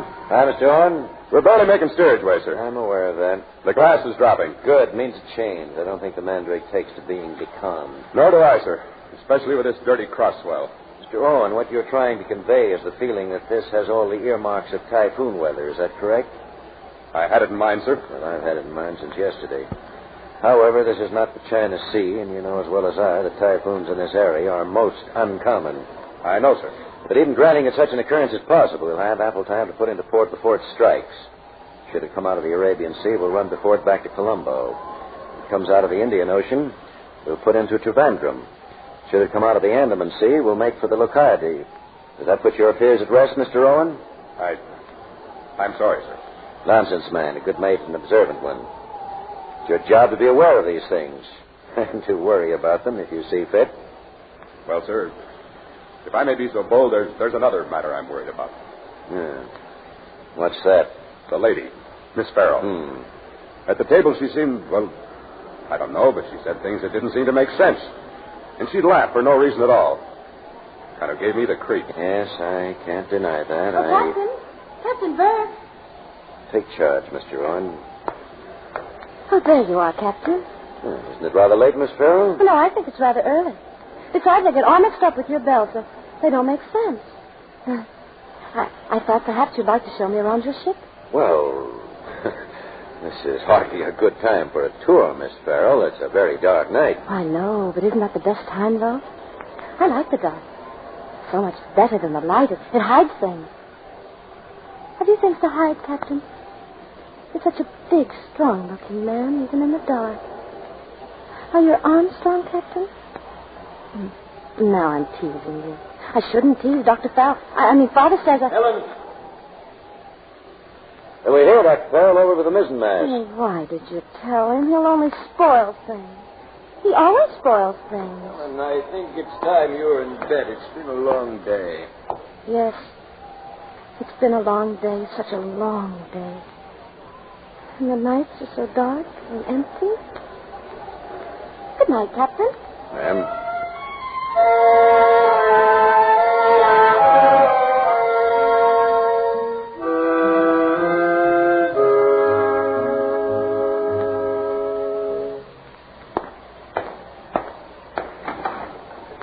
Dr. Farrell, are you awake?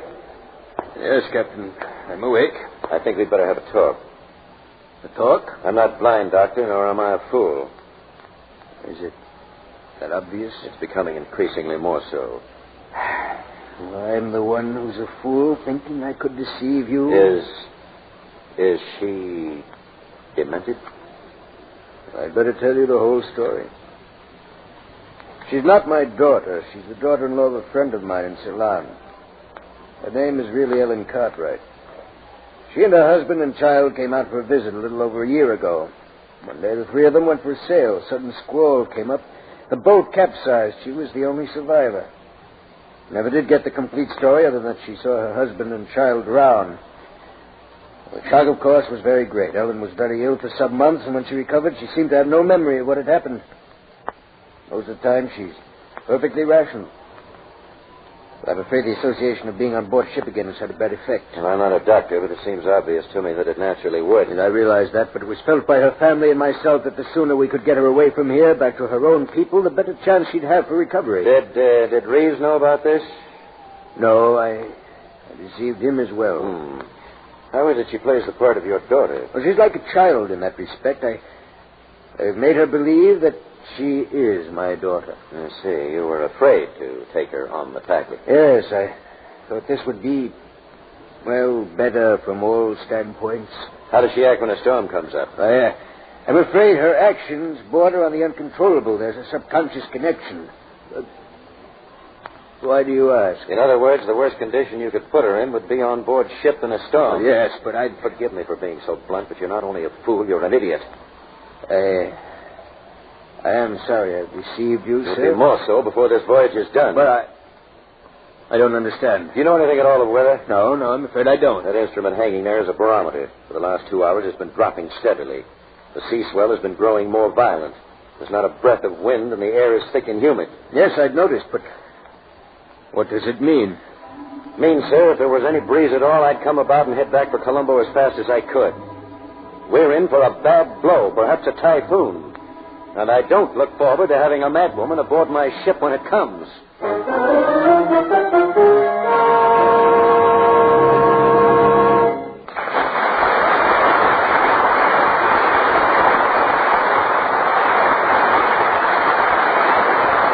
Conrad Nagel, starring in the role of Samuel Burke in the proudly we hail production Passage to Bombay, will return in just a moment for the second act. Here's a special message for you young women. Next time you see a WAF, woman in the Air Force, take a good look. You're looking at the smartest woman of the year in Air Force blue. It isn't just the uniform. She's demonstrating her smartness in another way, even more important. She's found a career that means something. She's serving in the world's greatest Air Force, and she's proud of it. She's working on equal terms with the men of the Air Force. She has good pay, comfortable quarters, opportunities for travel, and the deep sense of personal accomplishment that goes with doing a needed job well. She's working in interesting fields, as a technician in medical and dental fields, in air traffic, photography, or one of many others. She's learning new skills and liking it a lot. In short, she's the smartest woman of the year. If you are a young woman between 18 and 34 and can qualify, you can join her in that smart uniform. All you have to do is stop in at your nearest United States Army and United States Air Force recruiting station. You are listening to Proudly We Hail. And now with your star, Conrad Nagel, in the role of Samuel Burke, we present the second act of Passage to Bombay.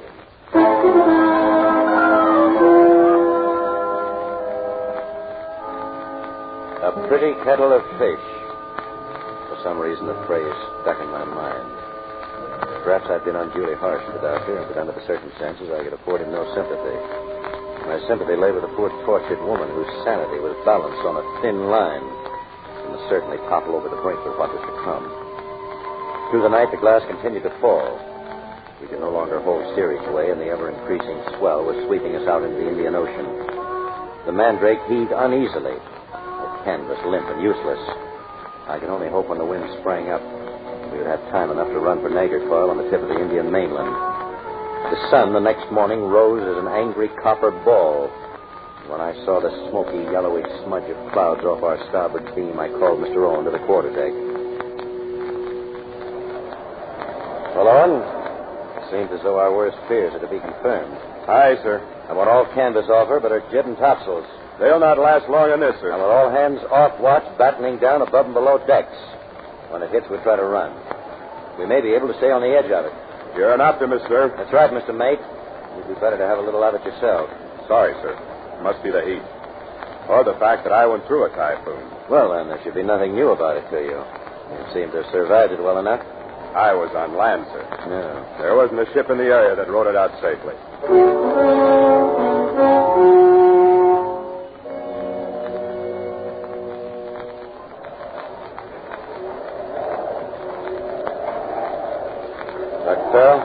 Yes, Captain? How is she? She's still asleep, I believe. I haven't disturbed her. Well, that's a help. The wind's come up. We seem to be making good time. Let's hope it's good enough. We're running for the tip of the Indian mainland. If the full force of the storm hits us before we get there, we'll have no other alternative but to ride it out. We can't go on sailing? Not with bare poles. The wind will shred our canvas as though it were tissue paper. It's a typhoon? Yes. I'll have my hands full. We all will.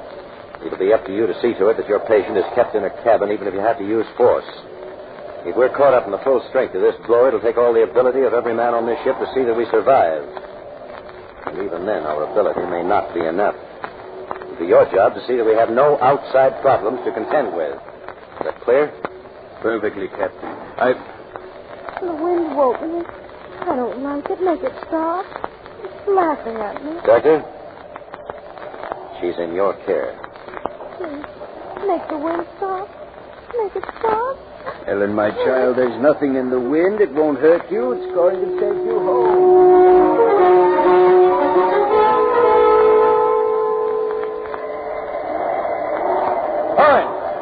How long have those men been on the helm? Since they came on watch, sir. Have them relieved. No one's to be on the helm more than 2 hours in a stretch. We've got to conserve our strength. Aye, sir.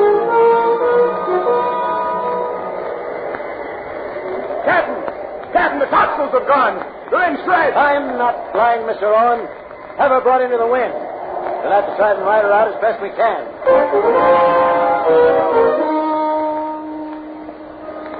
All the rest of that day and on into the night, we battled the ever-increasing fury of the storm.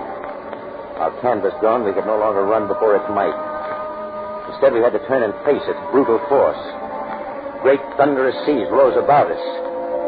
And it was more the Almighty's work than our seamanship that we were not engulfed and completely swallowed up.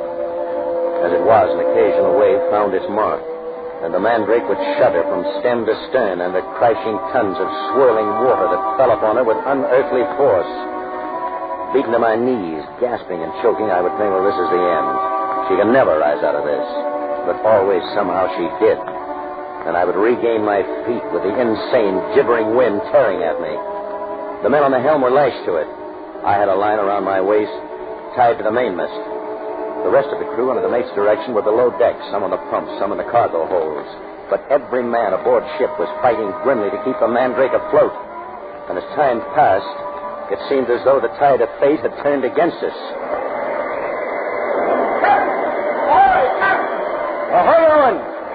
Make your way carefully, man! Captain! Forward hold, sir. She's opening up. The pumps aren't working fast enough, sir. There's 2 feet of water in the hold. Hold on. Keep her headed up.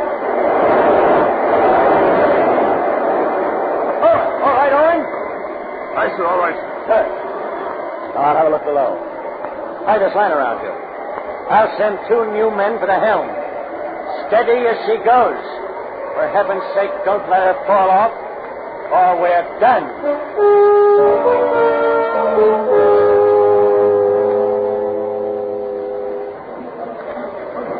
All right, men. How fast is it rising? We've got about 2.5 feet in here now, Captain. Have the pumps brought in from the main hold. O'Brien, bring 4 men. We'll get at it. Look lively. Stevens, Lopez, relieve the men on the helm. Even with the pumps from the main hold, it was a losing battle. But still, we had to fight it as best we could and pray that the storm would abate before the Mandrake became a sea coffin. It was close to dawn when I left the forward hold and made my way aft, planning to go on deck and take over from Mr. Owen. Then, I suddenly thought of the doctor and his charge and felt it would be a good idea to look in on them.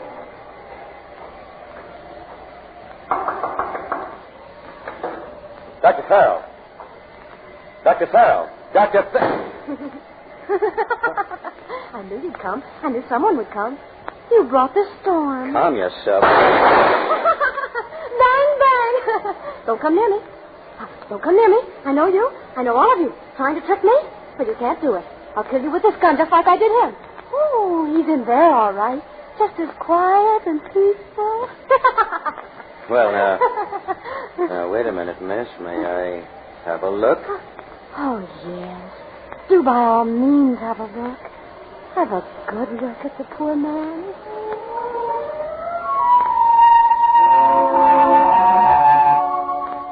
Well, if the storm was a threat to my life, then this poor wild-eyed creature with a revolver gripped in her hand was just as big a one and just as capricious. Took every bit of nerve I had to turn my back on her, knowing she might shoot me without thought or reason. There. The doctor lay just inside the cabin door. She was right. He was lying quite still, but it took only a moment to realize he wasn't dead, only superficially wounded. The bullet had grazed his skull. I picked him up with ease and placed him in the bunk. Why did you do that? I didn't tell you could do that. Well, now, you mustn't be unkind to the dead. The dead? Oh, no. No, you must never be unkind to them. Stand over there. What are you going to do? I'll make you dead, too, if you don't stop this awful wind. Everything's falling. The ground is breaking. I hate to see things break. Stop it! Stop it! What's No, you must be tired from standing and holding on like that. Why don't you sit down in that chair? It's fastened to the floor. You stay away from me. What are you going to do with that rope? Tie the doctor in the bunk so he won't roll out. Remember, we must be kind to him. I'm going to kill you right now. They killed everything I had a long time ago. Why should you live? Put down that gun. Put it down at once. He's trying to murder me, too.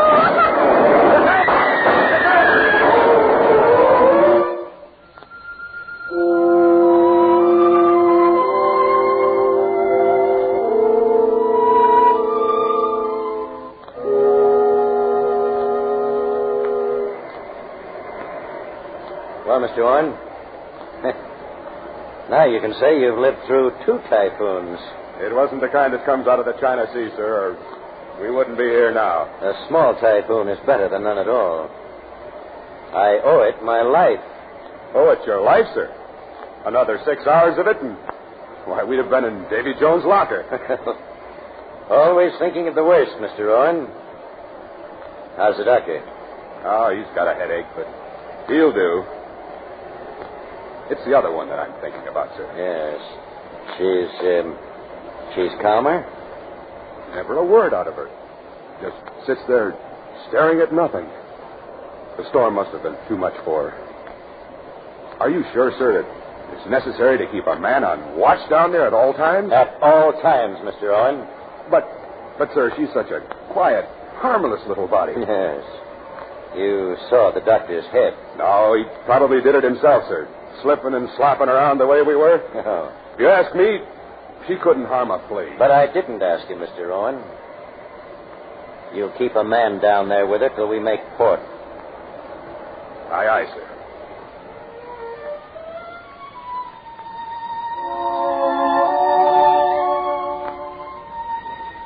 So it was a strange paradox to think upon as now the Mandrake limped painfully under short and sailed for the safety of the mainland. The typhoon had nearly ended all our lives. And yet, as I said to Owen, I owed it mine.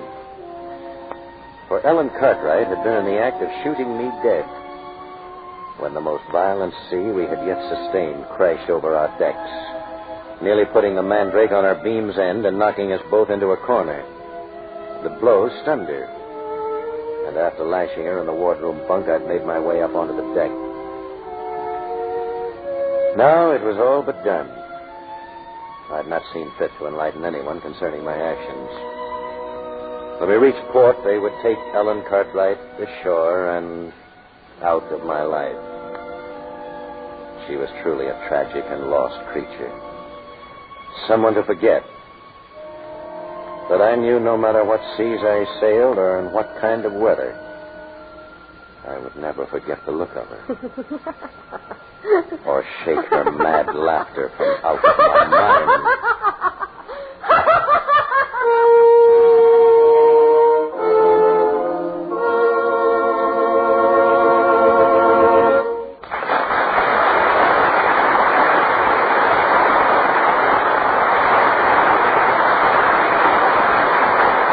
Star Conrad Nagel will return in just a moment with a word about next week's show.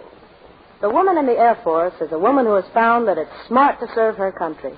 She wears the trim wax uniform, and she has a good future in a good outfit. See her walking down the street in her smartly tailored blue uniform? You'll notice she walks with pride because she knows she's doing a needed job, a job that requires an all-out effort by every American. If you are between the ages of 18 and 34 and can qualify, your services are needed in the WAF, Women in the Air Force. Visit your local United States Army and United States Air Force recruiting station. Learn all the facts today.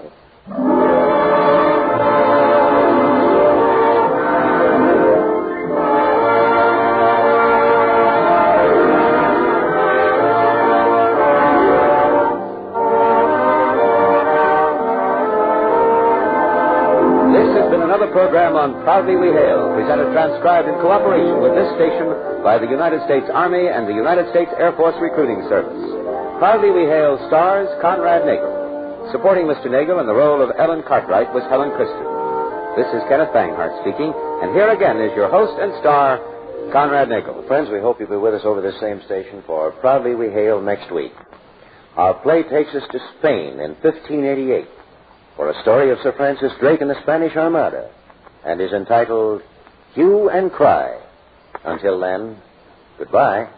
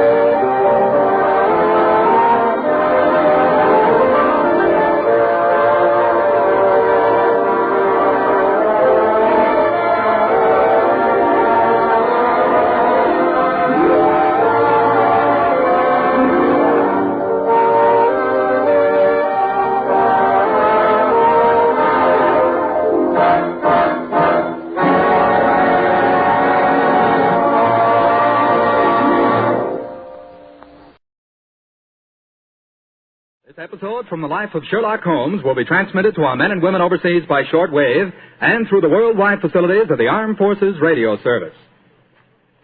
From the stage of the Paramount Theater in Hollywood, Petri Wine brings you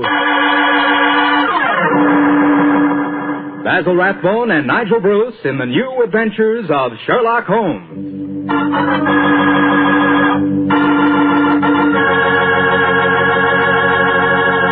The Petri family, the family that took time to bring you good wine, invites you to listen to Dr. Watson tell us about another exciting adventure he shared with his old friend, that master detective, Sherlock Holmes.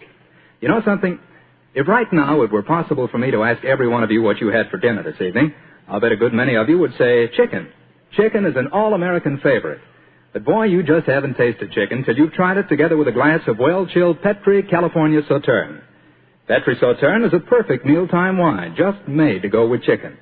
That Petri Sothern is a white wine, delicate in color, and what a flavor. A flavor that comes right from the heart of luscious, sun-ripened grapes. You can just taste those wonderful grapes. And I'll tell you something, that Petri Sothern is pretty much on the terrific side when served with fish or any kind of seafood, too, and that's a fact. But say, whenever you serve that Petri Sothern, remember you can serve it proudly, because the name Petri is the proudest name in the history of American wines.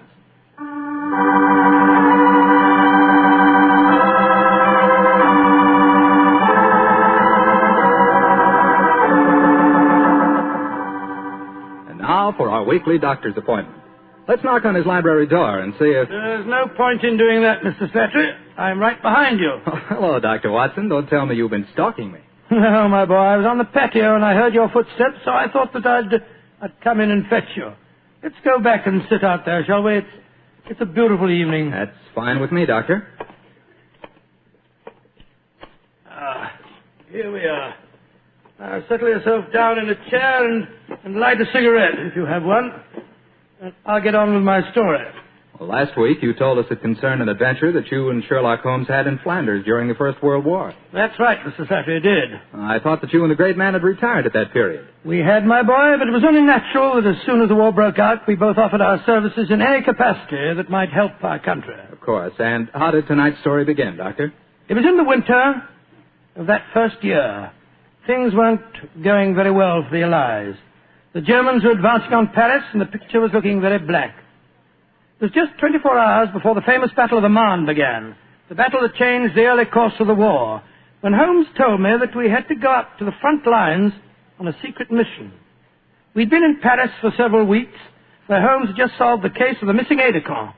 I was anxious to get back to England and my work in the war hospitals, but of course this new summons was in the nature of a command. And so, late on a rainy September afternoon, Holmes and I, with the boom of gunfire in our ears, found ourselves in the front seat of a staff car, slushing and jolting its way towards the battlefield. Oh, I'm driving too fast for you, gentlemen. No, Sergeant, not at all. No, you're doing a splendid job. Oh, my man, look out, considering the state of the road. Thank you, sir. Hello? The gunfire's getting nearer, Holmes. Yes, old fellow. I imagine we haven't much further to go, have we, Sergeant? No, sir, we're nearly there.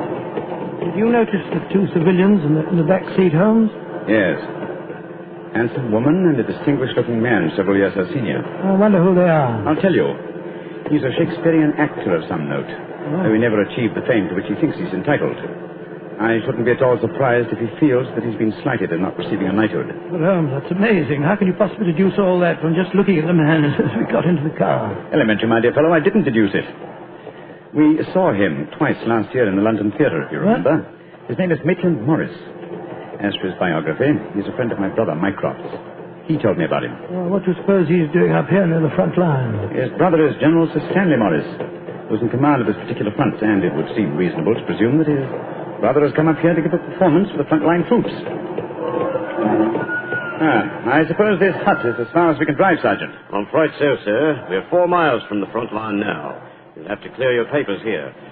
See that ruined farmhouse there, sir? Yes, Sergeant. Is that the General's headquarters? Yes, sir. Come on, Watson. Good Lord, it's pelting with rain. Yeah, let's make a dash for it.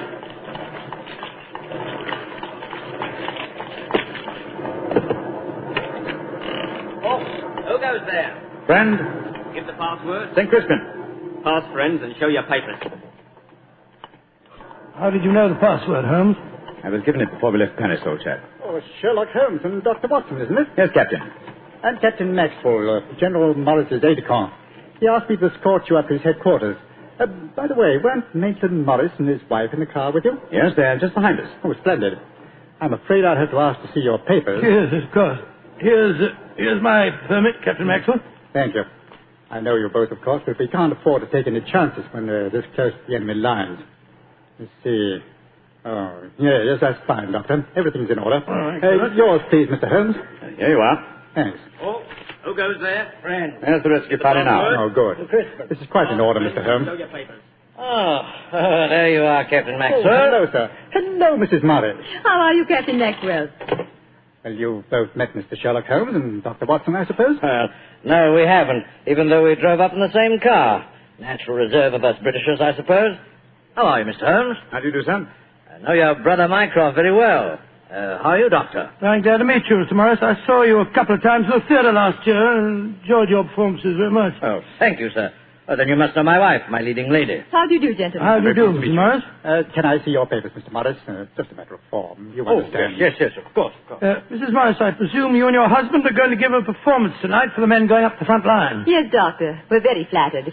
They've asked us to do some Shakespearean scenes. Oh, yes. Although I should have thought something a little lighter would have been more appropriate. The General, he's Maitland's brother, you know, seemed to think differently. Well, my dear, show Captain Maxwell your papers. Then we can all go along and see my brother Stanley. Very well, Maitland. Mr. Morris, I shall look forward to hearing your reading of Shakespeare's St. Crispin speech from Henry V tonight. Well, bless my soul, Holmes. How did you know I was planning to do it? Well, the setting is so perfect and the time so appropriate, I can't conceive an English actor who could resist the temptation. I noticed that your brother appreciated the fact in naming today's password. Yes, it's amazingly appropriate. You know, it's almost 500 years ago to the day that the Battle of Agincourt took place. Well, let's hope that the results of the forthcoming battle will be equally successful for England. Yes, indeed.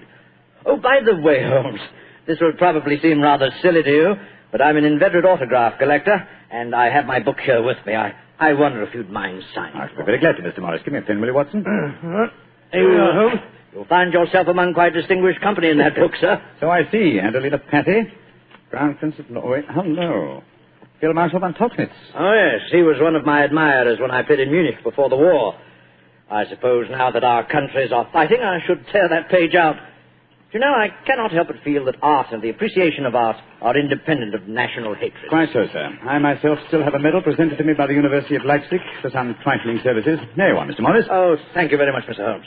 A notable addition to my collection. I shall be very glad to sign your book for you, Mr. Morris, if you'd like me to. That's very kind of you, Doctor. Oh, Captain Maxwell, if our permits are all in order, don't you think we should be moving along? Just what I was going to suggest myself. I'll take you all straight over to General Morris's headquarters.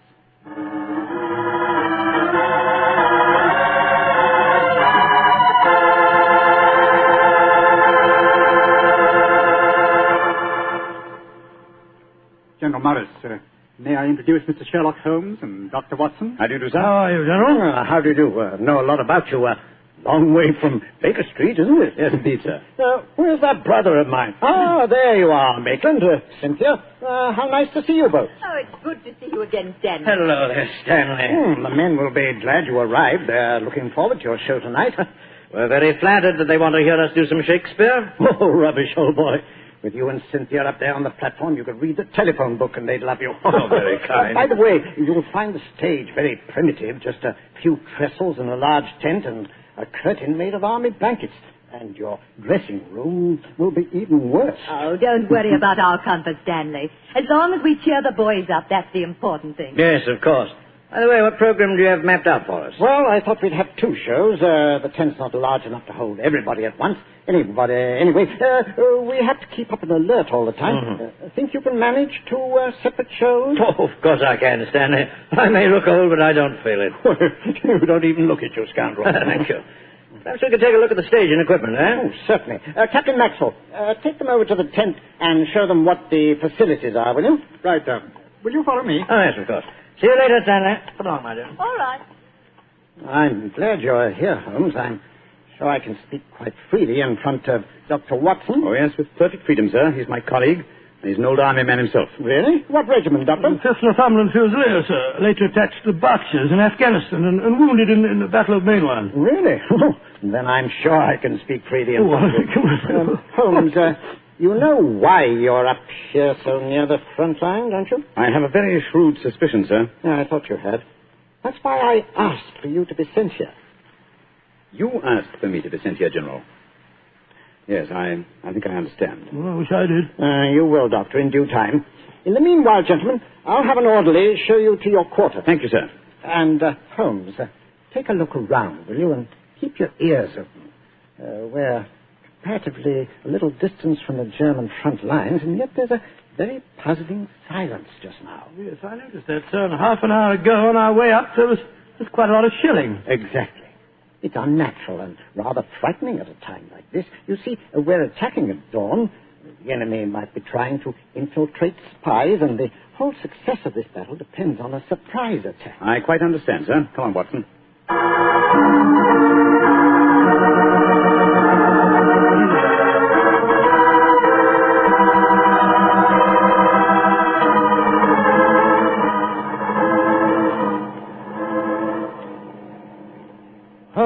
Holmes, the first performance starts in a few minutes, you know.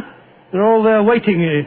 Why are we tramping about up here in the mud and the rain? I thought a pipe or two in the open air would clear our brains. Yes, a pipe in the open air is one thing, but a pipe in a downpour of rain is another. Was it raining? Oh, didn't even notice it. I was listening to the silence. What do you mean? Thousands upon thousands of Germans. Armed Germans. Full of a blind fanatical hatred and desire to kill. Are crouched in trenches only a mile or two from here. Surrounding us are an equal number of English boys, also armed. And with the will, if not the desire, to fight. Because they know their cause is the cause of freedom and justice. All these thousands poised, ready to pounce on each other and fight to the death. And yet, beyond that patter of rain, there isn't a sound to break the stillness of a September evening. Strange world we live in, old chap. You're being unusually rhetorical, Holmes. Yes, I am, aren't I? Let's be a little more practical, shall we? I wonder what is wrong with the actors tonight.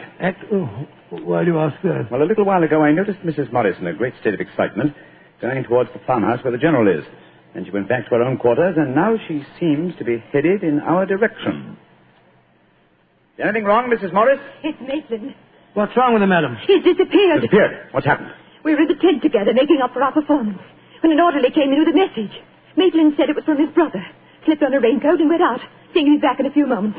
I waited and waited, and after a while I got worried, and I went over to see the General myself. He said that he'd sent no message, and that he hadn't seen any sign of Maitland. Good Lord, what could have happened to him? I don't know, Doctor, but I'm frightened. What shall I do, Mr. Holmes? You're a brave woman, Mrs. Morris. Brave? I don't know, Mr. Holmes. Why? Because the show must go on. I shall take your husband's place. But Holmes, something's happened to Maitland Morris. He's in danger. True, Watson, true.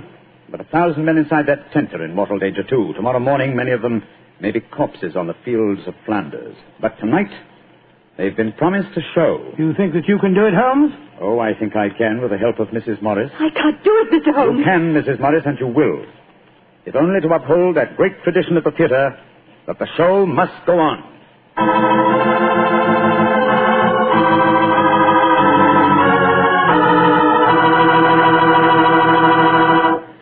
We'll hear the rest of Dr. Watson's story in just a few seconds.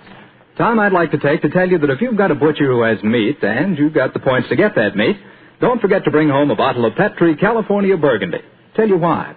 That Petri Burgundy is a rich red mealtime wine that's wonderful with any meat or meat dish. That's a fact.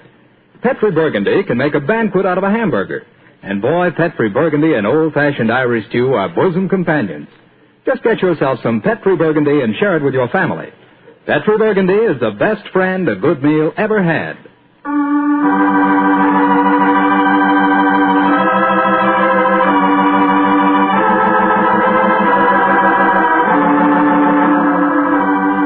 And now, back to tonight's new Sherlock Holmes adventure.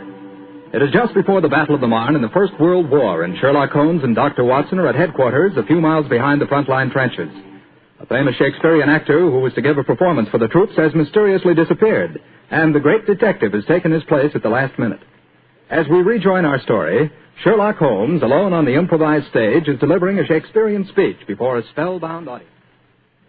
Happy breed of men, this little world, this precious stone set in a silver sea, which serves it in the office of a wall or as a moat defensive to a house against the envy of less happier lands. This blessed plot, this earth, this realm, this England.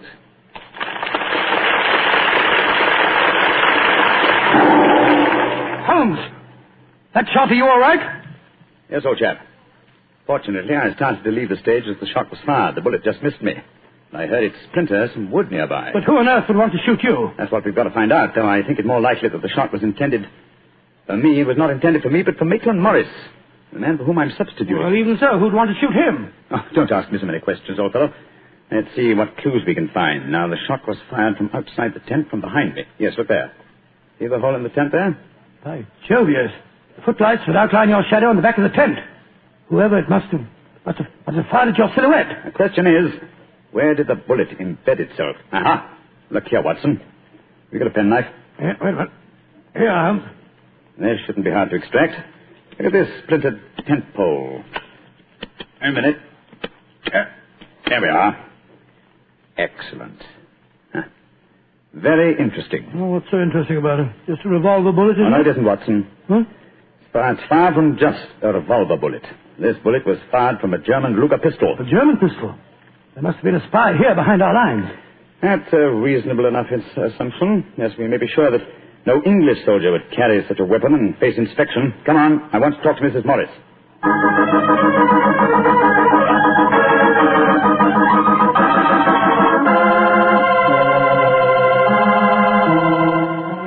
Mrs. Morris, I want you to be very frank with me. But of course, Mr. Holmes. You know why your husband's missing, don't you? No, I don't. Have you found out anything? Come, madam. Why keep up this pretense any longer? I know that your husband is a spy, or at least a great sympathizer with the German cause. The General's brother a spy? Good Lord. How dare you say that? Because it's true. Foreign Office has been suspicious of his sympathies for some time. His own brother knew it. That's why he asked to have me sent up here to keep an eye on him during his visit. It is true. Why should I keep up the pretense any longer? You see, Maitland was a disciple of Stuart Houston Chamberlain. Oh, who was this Stuart Houston Chamberlain? An Englishman who married one of Richard Wagner's daughters and became a German citizen and an arch enemy of England. I tried to dissuade Maitland. I implored him to consider his British heritage, his brother's name and mine. But Maitland was a strange man. His life was one of frustration and envy. Envy of his brother, I suppose? Yes. When Stanley was knighted, it hurt Maitland terribly. He said it was typical if the English would knight a soldier and yet leave a great artist like himself unrecognized. That in Berlin, they really understood and rewarded the artist. Well, if the authorities knew that, it's amazing they allowed him to come so close to the front lines at a time like this. Oh, it was at the General's request. He wanted to plead with my husband to warn him that his secret was known. And now Maitland's gone over to the German lines. Oh, it's terrible. It's worse than that. It's disastrous. He can give them information as to the strength of our troops here. He knows the password. He might even know the hour the attack is primed to start. How did your husband expect to enter the German lines in safety, Mrs. Morris? He speaks fluent German, Mr. Holmes. I fancied the autograph book he was carrying, containing the signature of Field Marshal von Totnitz, was in reality his pass through the German lines. You told the General that his brother was gone, of course. I haven't been able to. He moved up to the front line position immediately after the first performance, though I had warned him what I thought Maitland was planning to do. I think he intended to give his performance first, then cross the lines immediately afterwards. But something must have made him change his mind. Perhaps he suspected I'd warned the General. Anyhow, as you know, when I got back to our quarters, he'd gone. Did he leave any note, madam? Yes, he did. Here it is. Thank you. I have gone, my dear. Try and understand and forgive if you can. You wouldn't come with me, and so I'm taking what is left of my heart and my hopes where they belong, among the friends that understand and appreciate me. It is something stronger than love and blood and country that makes me do this. It is something dearer to me than life itself. Dearer to me than life itself. Oh, how could he? How could he? The shame of this will kill poor Stanley. Mr. Holmes, will you break the news to him? I know it's cowardly of me, but I just can't tell him myself. Don't worry, Mrs. Morris. I'll tell him. Dr. Watson and I will ask Captain Maxwell to escort us to the General's frontline headquarters. In the meantime, Try and keep calm. We'll tell him.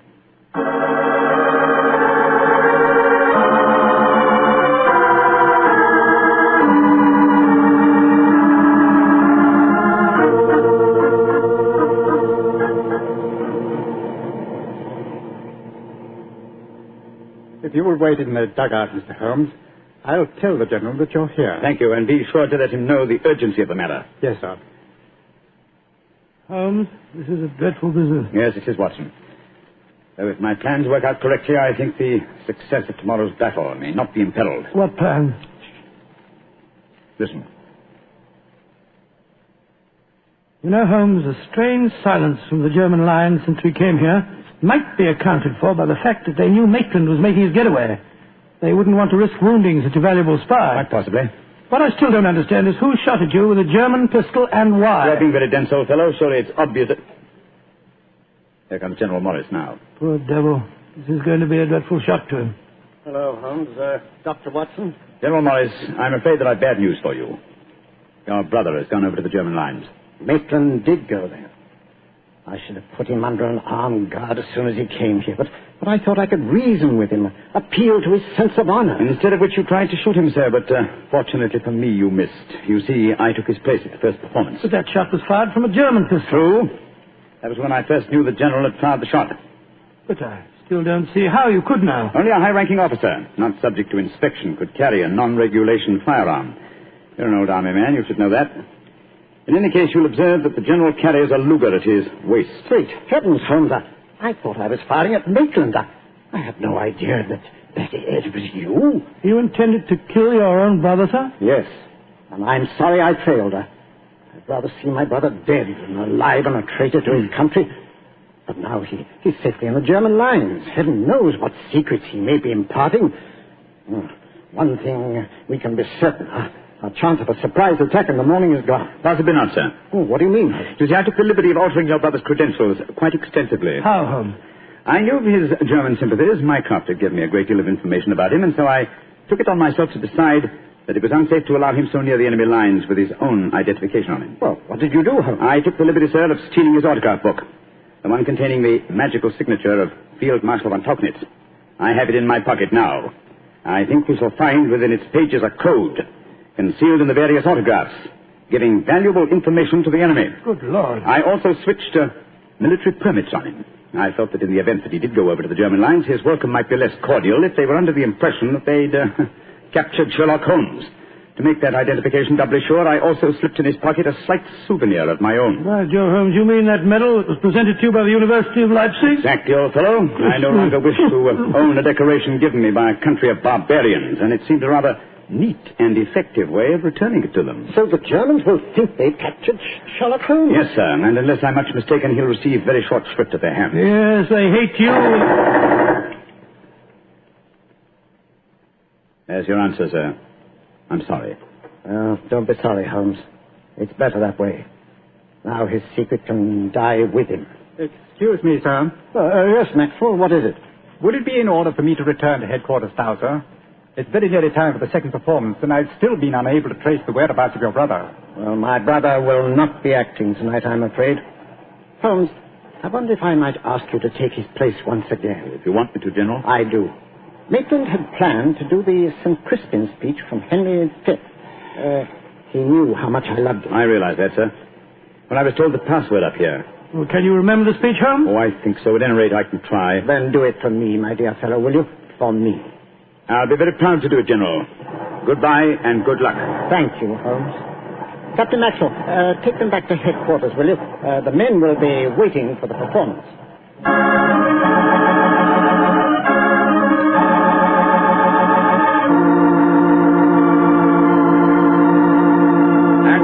Christian shall ne'er go by from this day to the ending of the world, but we in it shall be remembered. We few, we happy few, we band of brothers.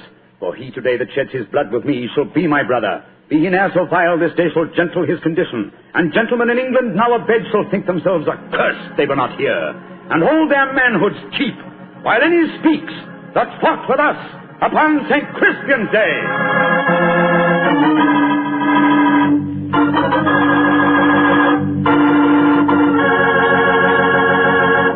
Well, Well, Doctor, that was a bit of an exciting adventure you told. I can still remember that awful feeling I had when I heard the shot in the tent and realized someone had tried to kill Holmes. He did have a narrow escape, didn't he? Well, Holmes always said there was no such thing as a narrow escape. He said you either escaped or you didn't. If you did, well, why worry? And if you didn't, you couldn't worry, so what? Quite a philosophy. I'd like to discuss it with you further. Over a bottle of wine? How else? What kind of wine? Naturally. Naturally. Well, you couldn't ask for a more delicious wine than Petri. That's because the Petri family knows how to make good wine. They ought to. They've been making fine wine ever since they started the Petri business way back in the 1800s. And because the business has always been family-owned and operated, well, they've been able to hand on from father to son, all they've ever learned about the art of turning luscious grapes into fragrant, delicious wine. That's why no matter what type Petri wine you buy for any occasion, you can be sure it's good wine because Petri took time to bring you good wine. And now, Dr. Watson, how's about giving us a clue to next week's Sherlock Holmes adventure? Next week, Mr. Carter, I'm going to tell you a most unusual adventure in which Holmes and I are trapped in an airtight metal chamber, our only companion being a murdered scientist. Well, sounds like a story we don't want to miss, Doctor. See you next week. Yes. Oh, just a second, Mr. Carter. Before we go, I just want to tell our listeners that tonight we're broadcasting from the stage of the Paramount Theater here in Hollywood on behalf of the 7th War Loan Drive. The ticket of admission to the theater was a war bond. I'm mentioning this to remind you, our friends, that you have an important part to play in making the 7th War Loan a success. Buy more and buy bigger bonds than ever before. They're needed to pay for new super forts, new jet-propelled fighters, newer and bigger weapons to lick Japan. Remember, in spite of the magnificent achievements of our forces in the Pacific, the Japanese war has just begun. So let's go all out for the mighty 7th War Loan.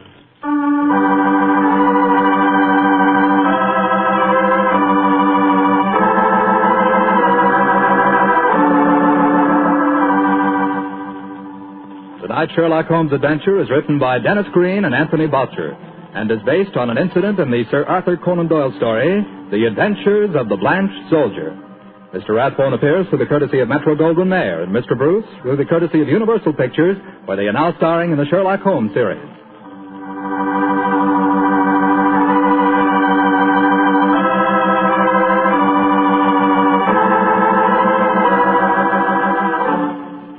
The Petri Wine Company of San Francisco, California, invites you to tune in again next week, same time, same station.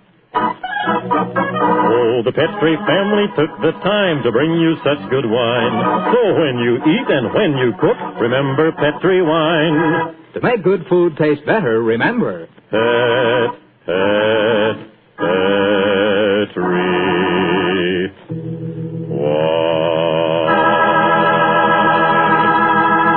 This is Jack Slattery saying good night for the Petri family. This is the Mutual Broadcasting System.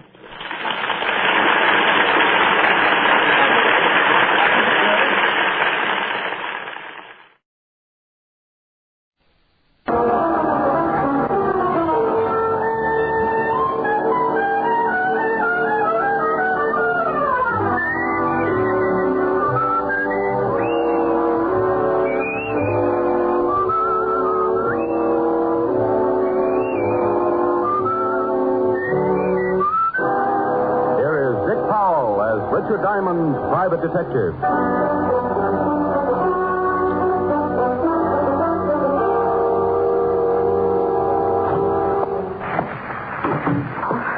Are you Mr. Diamond? Creditor or client? I'm a client. I'm a Diamond. I'm glad. It's a little informal, but hello, glad. Call me Rick. Oh, no. My name is Julia Bates. Mrs.? Yes, but you don't have to call me Mrs. Bates. I'm a widow, you see. Oh. In fact, it may help our relationship if you call me Julia. Oh, well, here we go again. All right, Julia, you can call me Rick. The fee's $100 a day and expenses. I want you to stay at my house tonight. I said $100 a day in expenses. Oh, the fee is all right, Mr. Rick. Money means nothing.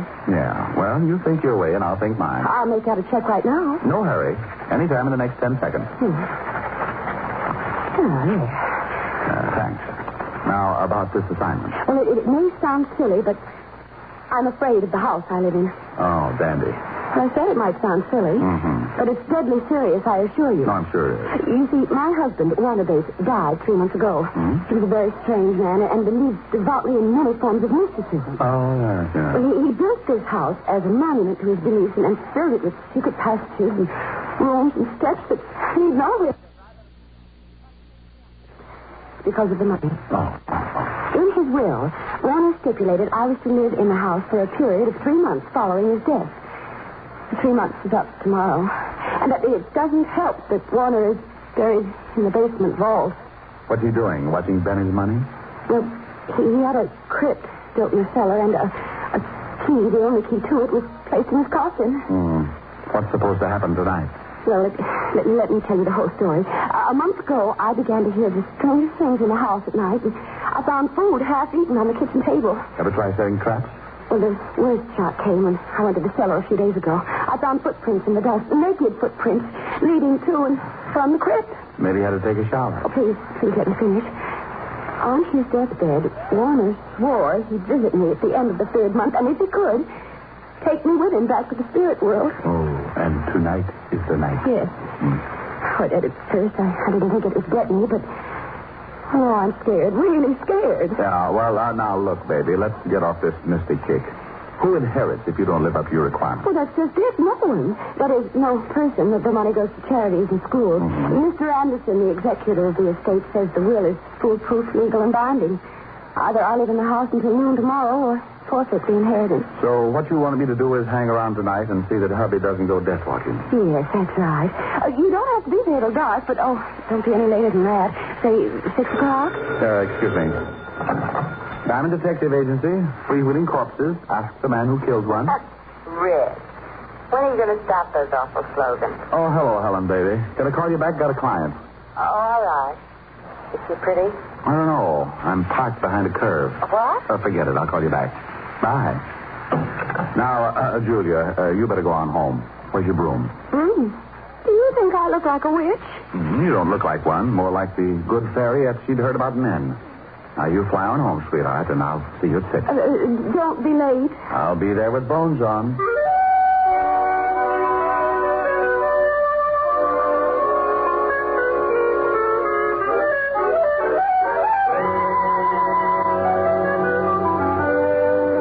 Uncurl my toes and get my mind on business. Thinking of my spook client didn't seem to help, but it was business. It was getting pretty late in the afternoon, so I put the office to bed for the night, picked up a bite to eat, and went over to the 5th Precinct to keep a coffee date with Lieutenant Levinson. When I walked into the squad room, I spotted Sergeant Otis with his nose in a book. Now, hello, Otis. What's with the book? Don't tell me you're learning to read. Hello, Shamus. How's tricks? The book, Sergeant. What's the book? What book? Lieutenant's inside. He said for you to go right in when you came. Otis, tell Uncle Richard about the book. Oh, it's just a book. Yeah, I was trying to improve myself. Well, don't feel ashamed, Otis. You've got reason to do that. Yeah, very funny. Let's see. The Art of Graceful Dancing. Otis. Well, what's wrong with me dancing, Shamus? I don't want to be no social outcast. Dancing? Well, maybe. But graceful? Otis, you couldn't be graceful even if your feet did match. Tell you what, though, I'll give you a hand. Now, just open your arms and pretend you have a dame. Go on, I'll start you on a waltz. Well, okay. Da-da-dee-dee-dum. Da-da. Oh, no, Otis. You look like an elephant with sprained ankles. Now, try again and close your eyes. Ya-da-dum-dee-dee-dee-dee. Otis, put me down. Yeah, I'm sorry, Lieutenant. I thought you was a dame. You what? Oh. I mean, I had my eyes closed. I was dancing. Oh, Lieutenant, the shamus talked me into it. Rick, would you mind telling me what you're doing? Saving Arthur Murray ulcers. Yeah, well, come on in and get some coffee. And Otis. Yeah? Shut up. Shall I pour? Please do. You know how I like mine, Walt. No cream, 12 lumps. Better change that. I would think so. Okay, how many? Make it 14. Your coffee's stronger than mine. It's not so strong, Rick. Here. Thanks. You better wipe that spot off the desk. The varnish is beginning to smoke. Your jokes aren't any better. Gonna stick around for the hard game tonight? I can't, Walt. Got a client with a house full of spirits. What? The dead kind. With you on the job, there'll be corpses jumping out of every window. Yeah. Well, if they start, I'll give you a call. I know. Why don't you give up being a detective, Rick? Play postman or something. Walt, you just don't seem to appreciate my favors. I'm getting late. It's nearly 6. It's a peaceful night, Rick. See if you can't keep it that way. Oh, sure, Walt, sure. This is one night you can take it easy. Give me 2 more lumps, please.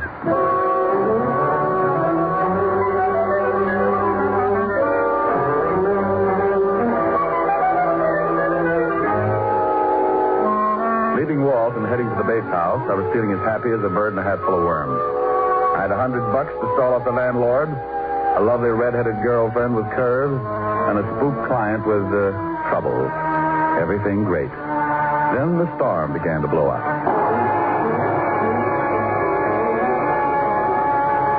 It had started to rain when I saw the Bates house on Temple Street. A big, ugly house straight out of a horror story, with gables and shuttered windows. And as if that wasn't enough, I was met at the door by a butler who was a tiny thing, about 7 feet tall and 300 pounds, with a face like the devil with a hangover. Come in. Oh, yeah, I wanted to see Mrs. Bates, of course. You are Mr. Diamond. She left word with you? I need no word. I am the 7th son. Of a what? The 7th son. Of a... Oh, no, this could go on forever. Okay, lead on. The name is Kane. Yeah? How's your brother? What? Forget it. Where's your, Mrs. Bates? In the drawing room. This way, sir. Cozy little mausoleum. What time do the ghosts come out? Usually right after the vampires, sir. Oh, dandy. I hope they have an early show. Oh, it will be soon enough, sir. The dead are restless tonight. Maybe if I rock them to sleep, I... Got a rock? Mrs. Bates. Oh, yes. Mr. Diamond. Oh, thank you, Kane. Hello, Rick. How do you like my house? Oh, it's lovely. What do you use for doorknobs? Heads? And what's with the big zombie? You didn't mention him. Kane? Oh, he's a fixture around here, but I get frightened more when he's around than when he's gone. Oh, well, now you take it easy, baby. Come on over and sit down and let me chase those fears away. Oh, that is an idea. Name me a better. Can I fix you a drink? Oh, I think I'll take a glass of milk, sir. Here you are. Oh, now, hey, look, Crusher, put a bell around your neck or something. One more surprise like that, and you'll be best man at a funeral. My apologies. Your milk, sir. Yeah, thanks, sir. Come on, Julia, let's get back to where we were. And you, Kane, you... Hey, where'd he go? Quick, there it is. Huh? Yeah. That's the way it starts. Listen. It's the stairs to the cellar. Someone's climbing them. What? Oh, it's probably Kane. You wanted me, sir. Kane? Then who... You wait in here, Julia. I'll go out and get our nosy friend. The cellar door is at the end of the hall.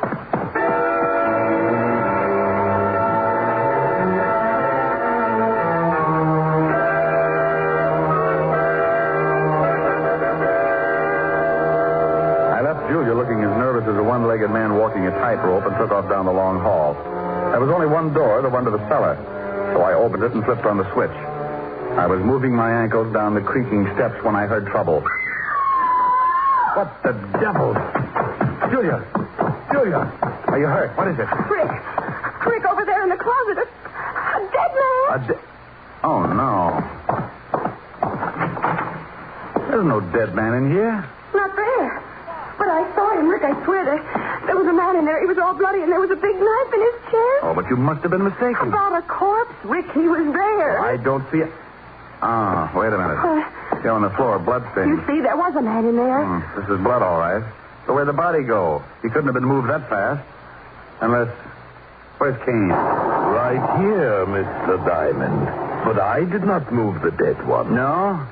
Where were you just now when Julia screamed? Having tea with a vampire? No, I was in the kitchen, sir. Do not be mystified, Mr. Diamond.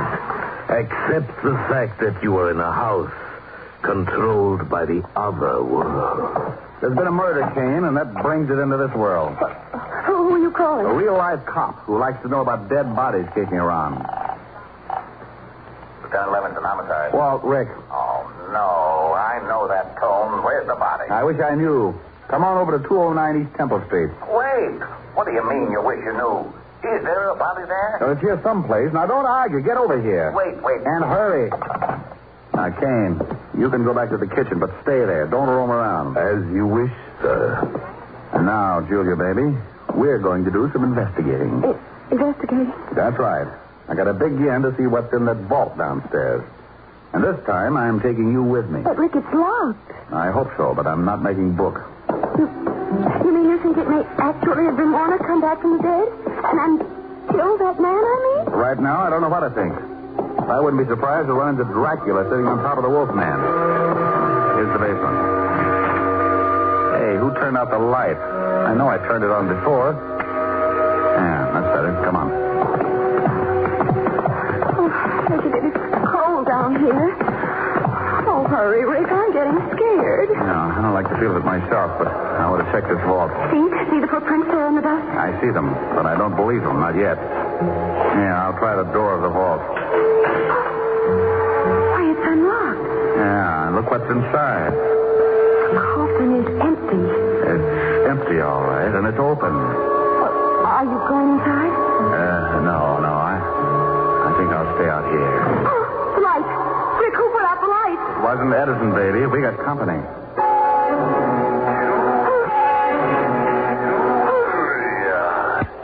I told you I'd come back for you. Hey, what is this? I am dead. Oh. You know I am, don't you, Julia? Yes. Huh? Yes, I know it's you, Warner. I'm coming for you tonight, Julia. I will appear at 9 o'clock. I'd better set my watch. Be prepared to meet me, Julia, at 9 o'clock. No, Warner, no. Take it easy, baby. Rick, you down there? Oh, hallelujah. Yeah, Walt, turn on the lights. Sure. They're on. Rick, what are you doing there? Oh, well, blocked. I should have known. Well, do come upstairs and join us. We're coming off.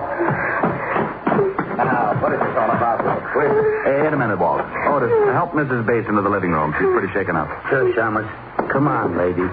Now, what is all this about, Rick? Now, come on back downstairs with me, Walt, and get your gun out. Somewhere in this cellar is a dead man with a lousy sense of humor.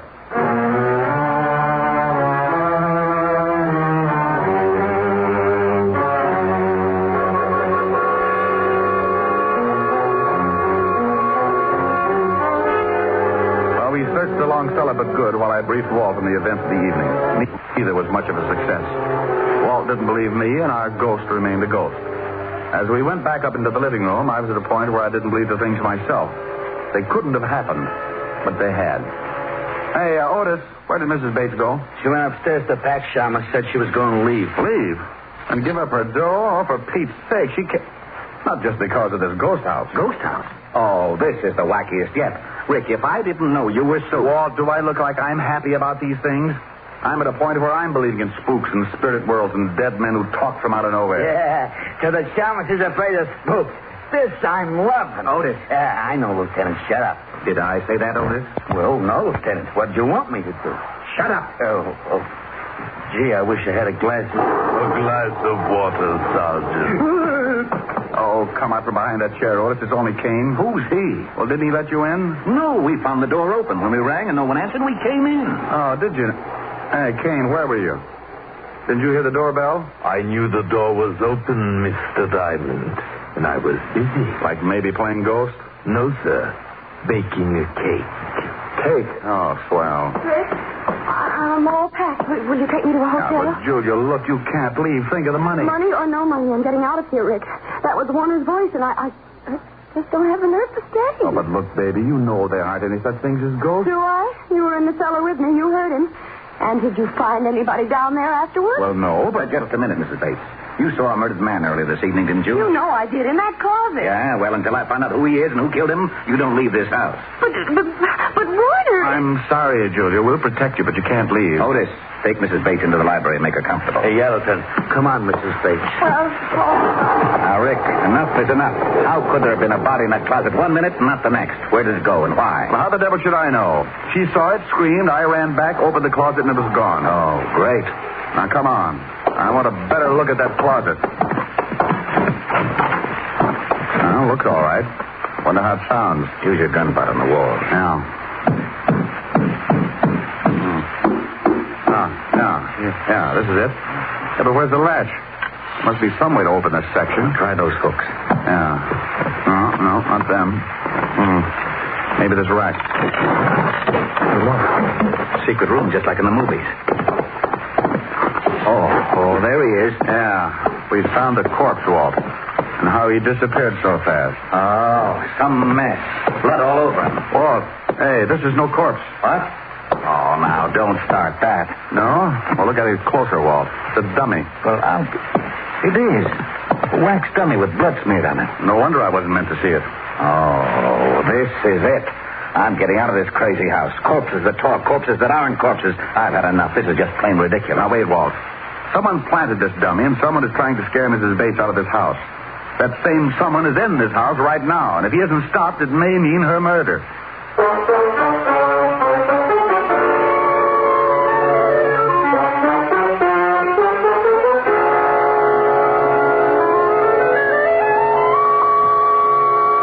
How are you feeling, Julia? I'm exhausted, Rick, but We found the body, Julia. It was a dummy. A dummy?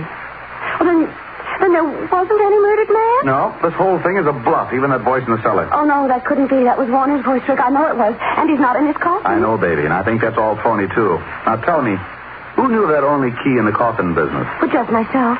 And Mr. Anderson. Anderson? Oh, that's right. You remember, he was Warner's lawyer. Oh, yeah. How about Kane? Did he know of the key? Well, I don't know, Rick. You may have. Warner confided in him a great deal. Rick, this isn't getting us any place. Come with me. Otis, you stay with Mrs. Bates. Yellowton. All right, Walt. What are we going to do? Grill the dummy? Go ahead. Be funny. But I want to search this whole house. Oh, Walt, this place is a nut house full of secret rooms and hocus pocus. It'll take 2 maps and a Ouija board to get around it. Well, I'm going to get around it. And up these stairs is as good a place as any to start.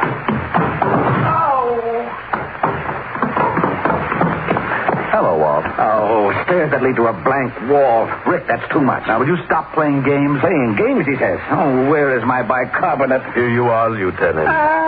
Sorry to be late. Where's the thunder, King? You missed your cue. Will there be anything else, sir? I don't see how, sir. Not unless Frankenstein drops in for a game of jacks. I doubt if he will. Tonight it's at his house. So I'll be on hand if you need anything. We won't. Go on back to your embalming. Come on, Walt. You feeling okay? Oh, I'll never feel okay again. Rick, I've stood for your getting me mixed up in some crazy cases, but this night I'll never forgive. Oh, don't quit on me now, Walt. We still have to find that spook and keep Julia from being killed. How? Please, tell me how. Look, he said he was going to appear at 9 o'clock tonight to take her to the spirit world with him. Yeah, well, I'll get a squad down here to see that he doesn't. No, Walt, wait. He'll never show up if we're all hanging around, right? Well, yeah. The only way we can catch the ghost is for him to show up, right? Yeah, go on. So what do we do? So we pretend to leave, make a big fuss about giving the whole thing up. Then we sneak back in and hide. We wait and see if he shows up, and when he said he would, and if he does, we nab it. Case closed. Well, it sounds screwy, but to wind this case up, I'll buy anything. Where do we hide? We'll get Julia to wait in the living room. We'll sneak back and hide in that secret room behind the closet. If the ghost shows, we can grab him as soon as he gives himself away. And I think he'll show.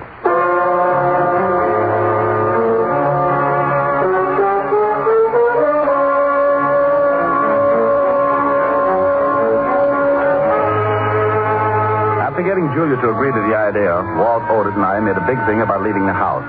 Then we sneaked back in and hid in the secret room back of the living room closet. The closet door was open enough so we could see Julia pretending to read on the couch. And for the next few centuries, we waited. Waited for a dead man to keep a date. What time is it, Rick? It's 2 minutes to 9. If he's going to show it won't be long. Hey, do you think a dead man really can come back to life? If you don't shut up, Otis, I'll give you a personal chance to try. I wish he'd hurry. Yeah. Well, it's just time now. I hope Julia plays her part okay. She looks pretty nervous. No, why would she be nervous? She's only waiting for a dead man. A phony dead man, Walt, I hope. Now, don't you start believing in ghosts. You know there aren't any. Rick, the lights went out. Listen. I told you I would come for you, Julia. It is 9 o'clock. Oh, Warner, please don't take me. I don't want to die. Rick, it's him. Shh, wait a minute, Walt. I am of the dead, Julia. I am your husband. Yes, I know you, Warner. You must leave this house, Julia. No. Come on, Walt. Right. And notice, be quiet. Oh, I will. I know enough not to make any noise. What was that? Rick! Come on, let's grab him.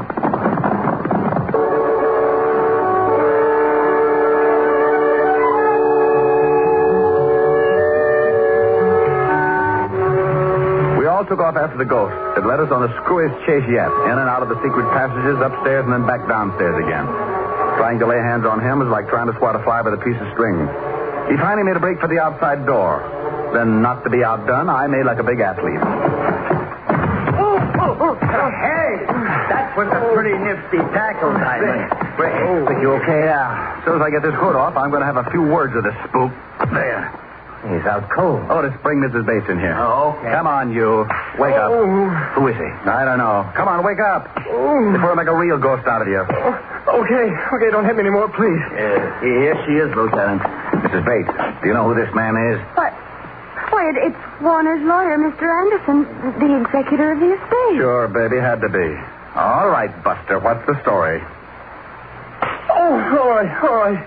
It was the money. If I could get Julia to break the will, I had a dummy charity set up so I could get the estate. He's all yours, Walt. Wrap him up. It'll be a pleasure. Otis, put the cuffs on him. Take him out of here. Yeah, Lieutenant. Come on, Spooky. Well, that takes care of that. Hey, what about Kane? He must have known about all this. Of course I knew, Lieutenant. But I did not wish to intrude. Those who interfere with the dead pay their own penalty. Lose their haunting license? Nothing. Oh, sir, my cake is done. Would you like some? It's devil's food. No, thanks. I'll skip it. With nata. Julia, walk me to the door. Oh, of course, Rick. I'll leave you with Kane, Walt. Tell him a ghost story. Feeling all right, baby? Oh, yes, much better. I'm fine now that I know there's nothing to be afraid of. Tomorrow I'll be moving into an apartment. Will you come and see me? We have things to talk over. Like what, honey? Like sharing a mood. You know. Just the two of us.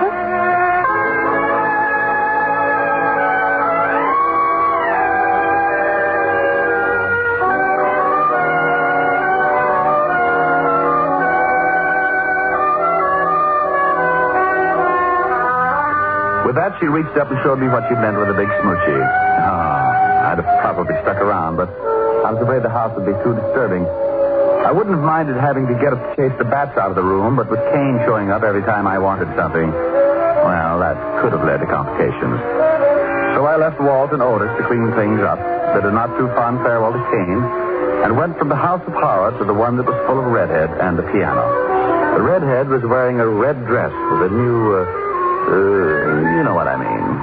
Well, didn't think you were going to make it. I had a tough case tonight, honey. Thought I might not get away at all. Mm-hmm. I'll bet you did. Why, Helen, baby, all of a sudden you sound suspicious. Without any effort, darling. Especially when it comes to blondes. Blondes? You mean girls? Girls. Blonde girls with hair like this on your lapel. Oh. And the lipstick on your cheek and the look in your eye. Oh, you know how it is, honey. Brilliant detective saves client's life and fortune. She had to be grateful. Brilliant detective. You keep on making me so jealous of you, and one of these days the world is going to lose a brilliant detective. No. Someone going to rub out Sam Spade? Oh, what's the use? Oh, now, baby, don't be mad. Come on, let's make. No. I'm upset and I'm unhappy. But if I sing, will you be happy again? I don't know. Well, I'll try. I'll sing my widowed head off. I need your love so badly. I love you oh so madly. But I don't stand a ghost of a chance with you. I thought at last I'd found you, but other loves surround you.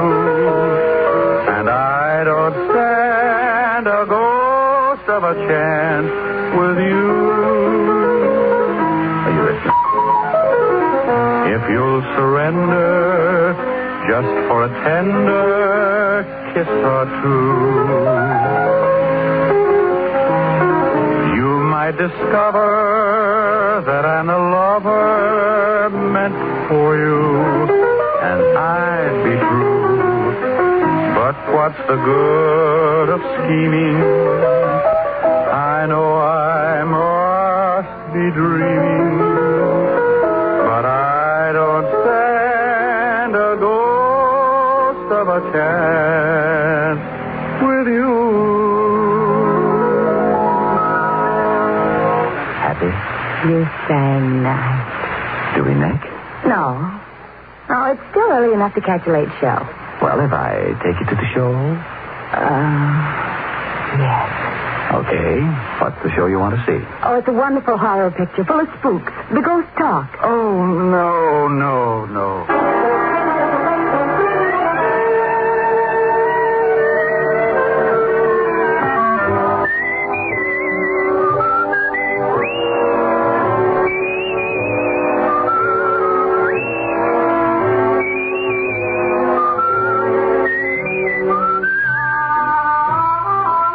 Just heard Richard Diamond, Private Detective, starring Dick Powell.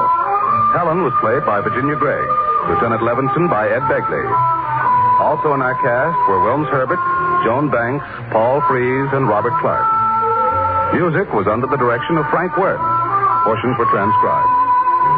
Tonight's story was written by Herb Burnham and edited and directed by Blake Edwards. Dick Powell soon will be seen in the screen version of the best-selling novel, Mrs. Mike. Now, this is Tal Avery, inviting you to be with us again this the same time next week when we will again bring you Dick Powell as Richard Diamond, Private Detective.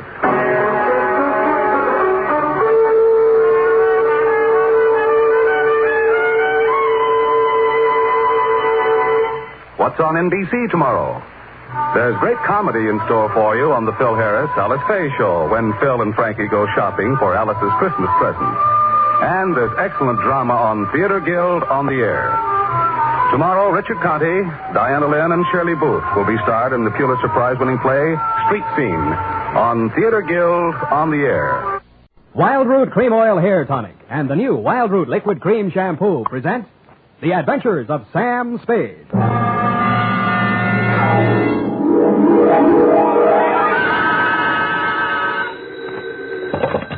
Detective Agency? Me, sweetheart. Oh, Sam! I'm glad you're back in town. So am I, Effie, so am I. Confidentially, I didn't think I'd make it. Confidentially, that is. Was it dangerous, Sam? I should say it was. Why, for the past 24 hours, I've been at it hammer and tongs over hill and dale, through shot and shell. It was enough to turn any ordinary man's blood to ice and his hair pure white. Oh, that sounds terrifying, Sam. I wish it had been only terrifying, Effie. It was blood-curdling, spine-chilling, hair-raising. I was bored. It was also rural and countrified. Well, what happened, Sam? Tell me. You've heard of the Martins and the Coys? No. And the Boston Massacre? No. Custer's Last Stand? No. Well, put them all together and they spell what I'll shortly be in the dictate, a report which I call in a burst of clever literary plagiarism, The Farmer's Daughter Caper.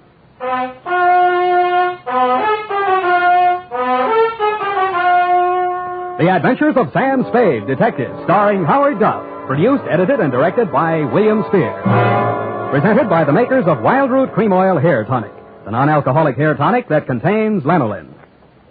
To look your holiday best, friends, be sure to use Wild Root Cream Oil, America's favorite hair tonic. Wild Root Cream Oil grooms your hair neatly and naturally, relieves annoying dryness, removes loose, ugly dandruff. What's more, it's non-alcoholic and contains soothing lanolin.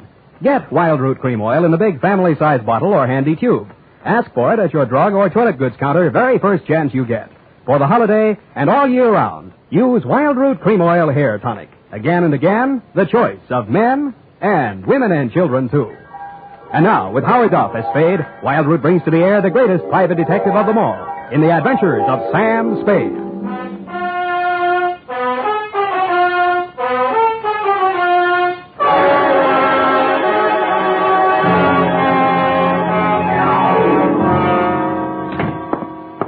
Effie. Pull up all the shades. All right, Sam. Now, turn on every light in the place. But it's daylight. Do what I say. All right, then. Now, check the closets. But what for? For snipers. What do you think? All right, Sam. Nobody here. Okay. I guess it's safe to come all the way in. What's this all about, Sam? I don't understand. Effie, it's just that I don't ever want to be caught in the dark again, especially when people are shooting at me. I want to see every nook and cranny of every square foot of land that surrounds me. Sam, who was shooting at you? Where? They were shooting from the left, from the right, from up above, down below, everywhere. Death was winging on every breeze that blew, and they all blew my way. Oh, Sam, now stop this. I'm just dying of curiosity. When my time comes, I hope that's all I ever die of. Ready? Yeah. Date this week to Mr. Elliot Parson, Parson Drive Yourself Garage, 1618 St. Charles Street, San Francisco, 13, California. From Samuel Spade, license number 137596. Subject, the farmer's daughter caper. Dear Mr. Parson, I fear you have an explanation coming, one that you can pass along to your insurance company as to why the car I rented from you last week appeared as late as it did and in the condition it did. As you know, I rented said vehicle to drive to Middletown to bail a client out of the drunk tank. On the way back, a native showed me a shortcut, and I'll get him if it's the last thing I do. Dusk was falling, and so were my eyelids, when I saw a sign that said tourists invited. Behind it stood a ramshackle farmhouse in a surly woodland setting. I should never have knocked on that farmhouse door, but then I wouldn't have had any story to tell, would I? Good evening, young man. Good evening, madam. I'm afraid I need a room for the night. Well, of course you do. Land sakes, you're tired. I can tell by your eyes. Been on the road long? Too long. Land sakes, of course you have. Come in, please. Thank you, ma'am. You'll find this is the homiest tourist home in California. Really like mothers, eh? Like your grandmother's. No electricity, no phones, just quiet. I see. Now, I have two rooms, a $3 one and a $5 one. Which one do you think you'd like? What's the difference? One less blanket, one squeaky spring, and with the $3 one, you might have to take a walk. I'll take the $5 one, thank you. I'm Mrs. Elkins. Mrs. Bert Elkins. Who might you be? Sam Spade. Spade? Land's sakes, that's a very unusual name. And who are you traveling with, Mr. Spade? I'm alone. Oh, I mean what company? We only accept traveling salesmen. You realize that. Oh, yes. Well, I'm traveling for the makers of Mouton mustache wax. Oh, use it all the time. You are well groomed, madam. You will go far, young man. Yeah, but before that, I'd like to go to bed. Come on, this way. She led me upstairs to my $5 room and left me. As lumpy as it was, the bed invited me, but I decided to shave first and thus facilitate an early start in the morning. I poured myself a drink out of my traveling bar kit and then stepped in to shave. It wasn't easy because all I had for light in there was an oil lamp. When I came back to the bedroom with the lamp in one hand, I stopped short in utter surprise. I'd heard about these things in traveling salesman stories, but I never expected to see it. She was sitting in an armchair, smoking a cigarette. High heels, silk stockings, light rayon dress, and a face right off the cover of Cosmopolitan. Hello, Sam. Hello. Mary Smith. Huh? Hope you don't mind me just barging in. Well, no. No, that is, Afraid I'll bite you? It never entered my mind. Well, I might. I'm so tired of talking to myself, I need someone like you. You know, you're not bad to look at. Who, me? Where do you live? What do you do for a living? Well, I guess you'd call me independently wealthy. I wish someone would. How nice. San Francisco? There must be some fog on my lapel. Look, Sam, I'll give it to you straight. I want to get out of here, go to San Francisco. Could you take a passenger tomorrow? Well, what would your mother say? She's my aunt. What do I care what she says? I don't belong on a farm. Out in the wet pasture ruins my nylons. I'm a city girl, Philadelphia. Why did you leave? My parents died. Look, Sam, I won't be a burden to you. I just want to get to San Francisco. After that, I'm on my own. Sam, take me with you. Please take me with you. You won't regret it. Well, what am I going to do with this lamp? Who cares? Oh, Sam. I thought I'd find something like this going on in here. And what Get out of here. Go back to your room, young lady. Go on. Now, Mr. Spade. It does look bad, doesn't it? Oh, I'm not blaming you, Mr. Spade. Land's sakes, it's her. She ain't responsible for what she does. She's like this all the time. I see. Now, when I go out, you just lock your door. Just keep it locked. But, ma'am, this is a $5 room. A sleepless hour later, I heard something slide under my door. I looked and found it was a note that read, Mr. Spade, Sam, please unlock your door, and when the house is quiet, I'll come and see you. I'm desperate, terribly, terribly desperate. Don't leave me. Give me a chance to tell you what it's all about, please. Stupid me, I unlocked my door, dressed again, and waited. An hour and a half later, I heard my doorknob turning in the dark. The door opened quietly and quickly. Sam, the things that go on in this house, they're insane. Oh. I've been here 3 months. When my father died, I had no money, and because Aunt Maud was my only relative, I came here. And ever since I came, they never let me out of the house for more than an hour. They never let me see anyone or do anything. Why? I wish I knew. 5 days ago, Uncle Bert left early one morning. He hasn't come back since. Aunt Maud says he's away on business. He doesn't have any business. Yeah, well, even so, that doesn't seem strange to me. Then there's my dog. And what about it? It disappeared the same night Bert did. They told me it ran away. I know it didn't. I've had it for 3 years. It never ran away. Well, what do you think? I was sure I could hear it howling somewhere for 2 or 3 nights. Then the howling stopped. I think I know where it is. But I don't know why. It scares me. Well, where do you think it is? Sam, you're going to think I'm crazy right out of my mind, but... Well, about 150 yards behind the house, there's a hillside with an old cave in it. Oh, an old cave. I don't know what it's used for, but yesterday I saw the whole front end of it closed. Closed with dirt. Sam, they buried that dog alive in that cave. I know it. Oh, wait a minute now. Did you ask Mrs. Elkin? Yes. All she said was the dog ran away and mind your own business. She told me to leave the cave alone. Sam, let's go out there and look. Please. Well... So big, brave, stupid Sam, idiot boy, allowed her to show me the back way out of the house, and we sneaked to the barn together. She found the shovel, and we walked to the cave. When my eyes got accustomed to the dark, I saw the entrance had been covered with dirt, and recently. I took the shovel while she stood watching. I cleared half of the dirt away and worked as quietly as I could, but apparently not quietly enough. A flashlight suddenly hit both of us in the face, and a shotgun barrel flashed in the beam. Get away from there before I shoot your head off. Point that thing someplace else, please, ma'am. What do you think you're doing, mister? Digging. Mary, you get back to the house. No. Aunt Maud, I won't. Get back to the house before I count 3, or I'll put a load of buckshot right through you. Now, 1. Aunt Maud, my dog is in there. 2. All right. Now, Mrs. Elkin, suppose you put that gun down and tell me what this is all about. I got one thing to say to you, mister. Get in your car and get out of here, and don't waste any time doing it. But, Madam... Your suitcase is in the car, and your $5 is with it. Yeah, but... Now get, before I shoot you as a trespasser. And I could do it, mister. Land sakes, I could do it. Now get.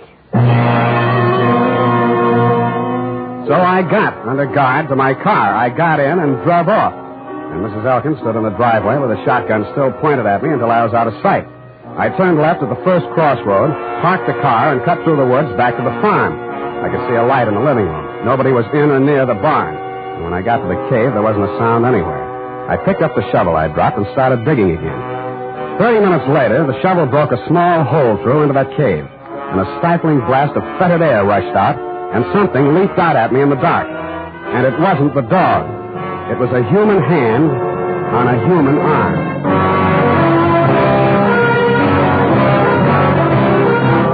The makers of Wild Root Cream Oil are presenting the weekly Sunday adventure of America's favorite private detective, Sam Spade.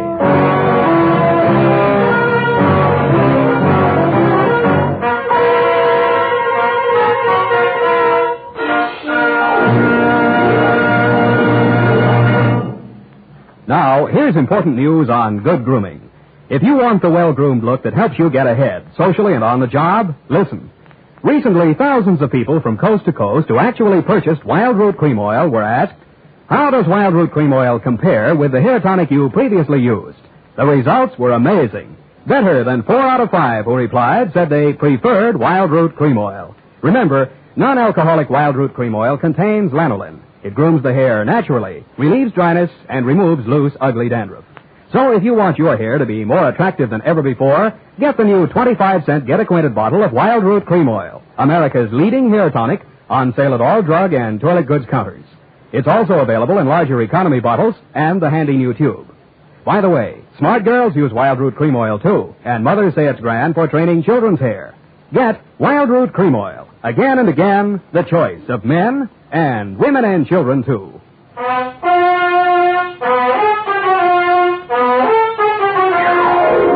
And now, back to The Farmer's Daughter Caper, tonight's adventure with Sam Spade. A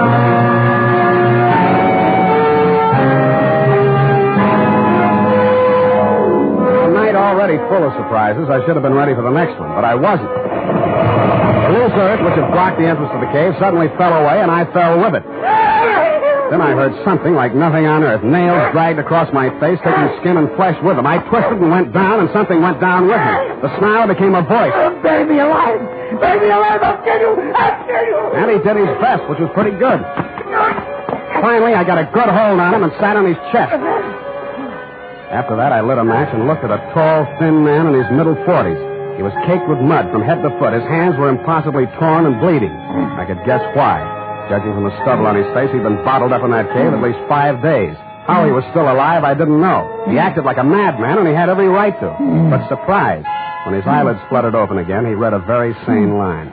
I'm all done then. You got a drink, friend? Not on me. They hit me on the head and left me there. They thought I'd stay in there forever. Who put you there? Who did it? But they couldn't keep me there. I dug my way out, didn't I? I dug my way out, didn't I? The force of the bullets knocked him halfway back down the incline to the cave. All I could do was hit the dirt. Finally, when it seemed safe, I broke cover and ran, smack into somebody carrying 2 bags. No, please. Let's have a look at you. Sam, it's me. Sam, I knew you wouldn't go away without me. I knew it. I couldn't stay in that awful house any longer. None of that now. Who was that shooting at you? I don't know. Where's your aunt? House, I suppose. I slipped out the back way. Any visitors tonight? No. What is it? What is it? I think I found your Uncle Bert. Come on. I led her back to the cave entrance and showed her the body of the man I'd dragged out. I watched her face a long time as she looked at him very carefully. That's not Uncle Bert, Sam. Really? No. It's Mr. Linden. Jewelry salesman. Came to the place a few nights ago. 5 nights ago? Yes, come to think of it. The same night your uncle disappeared. Tell me, did you ask Mr. Linden to take you back to San Francisco the same way you asked me? Did you? Yes. He said he would. Got up early and left without me. He didn't get far. What kind of car was he driving? I don't know. I don't remember. Do you drive a car? Yes, but Here. Mine's down the road about 500 yards. Go to the nearest phone and call the highway patrol, a sheriff, anybody who represents law. Got that? Yes, I know exactly what to do. To make sure we were both thinking of the same thing to do, I followed her in the dark, watched her get into the car I rented from you, and drive off. Then I turned around, put a new clip in my gun, and walked back to the old homestead. It was still very homey. By the light of an oil lamp, Mrs. Elkins was peacefully knitting what looked like a shroud. Why, Mr. Spade? Why, Mrs. Elkins? Land sakes. Land sakes. Now that we got that out of the way, let's get down to business. If you're here to make trouble, young man, believe me, I can handle trouble. My kind of stuff know about trouble. Well, suppose you tell me about the trouble I just had, or haven't you heard all the shots that were fired around here tonight? Shots? My. Seems I would have heard gunshots. Seems you would. Look, I've got a sheriff on the way. Have you, Mr. Spade? Why? I suppose you didn't hear the shooting. Oh, yes, I'd forgotten. Was anyone hurt? A man named Linden. He's dead. Linden. Now, that sounds familiar. It should. He stayed here 5 nights ago. He was a jewelry salesman. Yes, now I remember. You say he's dead? Somebody tried to bury him alive in your little cave. How awful. I do declare. I thought you would. Well? You must be joshing, Mr. Spade. I'm not joshing at all, Mrs. Elkins. Well. Buried alive, you say. Look, let's talk just like plain folks. Where's your husband? Where's the jewelry samples you probably stole from Linden? Is there anything else you want to say? Gunshots, eh? Well. I left the sweet old thing knitting and rocking and made my way through the house looking for guns, jewelry, and killers. I got downstairs in time to see Mrs. Elkins disappear out the front door. When I tried to follow, I stumbled over the rocking chair, which is indeed a lucky thing for me. After a few minutes of silence, bravely crawling on my stomach, I followed the shadows of the house until they blended into the shadows of a large, hulking building, which happened to be the barn. Inside, I bumped my head on the radiator of the car. Naturally, I didn't find any keys in it, but I did find a familiar jewelry salesman-type mud-soaked corpse. I was trying to remember how to cross ignition wires. I heard the hum of a motor and saw 2 headlight beams swinging up the driveway. They lasted as long as any other lights. The car came to a lurching stop, and a thick-set figure in a Stetson hat stumbled towards me, tugging at a gun. That burned gog-blame cuff thing, Undo the flap. Oh, thanks. Huh? Put your hands up, whoever you are. You be the sheriff? You're dead blame right on the sheriff. You're dead blame right on the sheriff. Who are you? What's you out here shooting the lights out in my car? My car. Oh, you Slade? Spade. Well, I'm Homer Pickett, sheriff of this county. The girl come, woke me up, said all sorts of funny things going on around here. Said there'd been a murder. Now, who's killed? What's going on, Stan? Sam. Well, for one thing, somebody's been trying all sorts of ammunition on me for size. You don't say. I do say, Mr. Sheriff. Why? Because I found a man in a cave who'd been left there to die. Want to look at the corpse? You can look at him right here. He's sitting in this car. So, yeah. How'd he get here? Somebody moved him here. Shouldn't have moved a corpse till the police examine it. I didn't move it. Huh? Now, listen closely. Listening? Huh? I found the man. He was still alive. Then somebody shot him. Shouldn't have moved him. Then they tried to kill me because I found him. When they didn't kill me, they decided to hide his body. Illegal. They probably intended to drive away and dispose of it so there'd be no evidence when an efficient, smart, alert, courageous police officer like yourself came around to ask questions. That sounds reasonable. Who's behind all this? Well, Mrs. Elkins threatened me once and tried to kill me once. More! Well, land say. Well, that's her, yes. I want to talk to her. Where's she? Roaming the countryside with a gun, no doubt. Well, let's clear all this up. See what it's all about. Now, who's this fellow in the car? His name's James Linden. You got a pencil? Better write that down. Tilden, huh? Linden. Well. By any strange coincidence, Sheriff, you happen to know a man named Dundee, San Francisco homicide? Lieutenant Dundee, old Tom. Old Tom, yes. Shucks, I learned everything I know about police work from him. Yeah, well, that figures. And law's law. Dundee always said. Yeah, I've heard him say it, Sheriff. But... And I aim to enforce it around here. One side, Mr. Slade. Spade. Hey, you'll be sorry. Well. Now, look here, all you Elkins. This Homer Pickett talking, and I ain't no small-town constable. I'm the sheriff of this county. You'll get a square deal from me, but first I order you in the name of the law to throw down your guns. Well? My. You all right? Nothing but my feelings hurt. I warned you. I thought that'd do some good. Well, now you know. Hey, look, maybe it did do some good. I'm giving up, Sheriff. I'm giving up. It's me, Mrs. Elkins. She came across the farmyard as the first light was showing in the eastern sky. Her hands were above her head. One held a shotgun. Get back where you belong, Maud. We could hear, but we couldn't see him. Maud stopped, hesitated for a moment, and then began running towards us. She almost made it. I ran out to drag her back, expecting any second to be the target for the night. There was a sudden and curious silence as I pulled her into the barn. She was still alive. That man's been missing everybody all night. Never thought he'd be able to hit me. Easy. I come from good stock. I'm no criminal, Mr. Spade. Sheriff, you know that. Yeah, I know, Maud. I know. Let me take a look at you. You'll be okay. Don't blame Bert too much. He wanted to have money once in his life. So when this man came along with all the jewelry, Bert went out of his mind. He put the man in the cave. And the dog, too. So the dog wouldn't call attention to him. And then he took the man's car, went into San Francisco to try to sell the jewels in the underworld. No luck, huh? Bert says they laughed at him. The jewels were just paste, samples. And he came back and found me at the cave, and he figured he had to knock us both off. I just stuck by him all the way.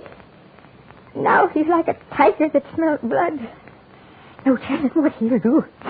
We'll have to get help, Spade. Roadblocks, bloodhound.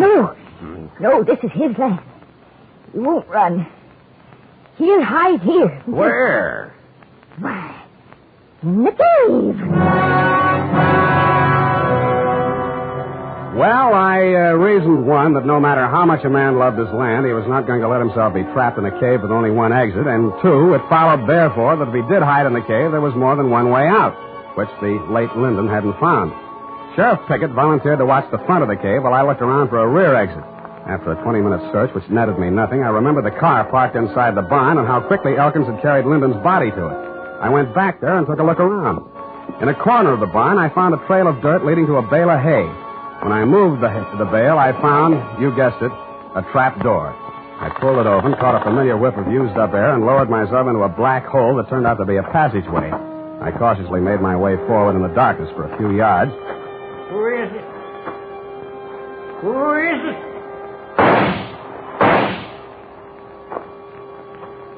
I pressed back against the dirt wall, listening to him approach. When I figured he was close enough, I threw a cloud of dirt toward him across the passageway. His gun flashed and lit up the whole place for a second, and I fired 3 times at the silhouette. I waited, then I went towards him. He was lying on his back. I kicked his gun away, and when I bent over him to feel his pulse, he suddenly came to life. Something crashed against the side of my head, and everything became darker than the inside of a cave. The next thing I knew, I was looking at a pair of red-rimmed eyes. Several minutes had gone by. Thought you was a goner for sure. You ain't used to this country fighting, are you? Is this country liquor, Sheriff? Yeah. Give me. Yeah, country liquor. Tell me, Sheriff, did you by any chance... Well, sure, of course I did. I got him, Slade.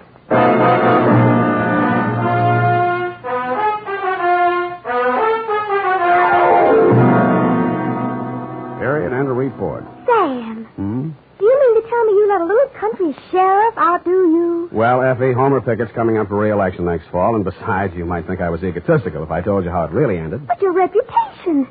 You're the greatest private detective of them all. And so I can afford to be generous. Now, not another word. Scoop, type that up.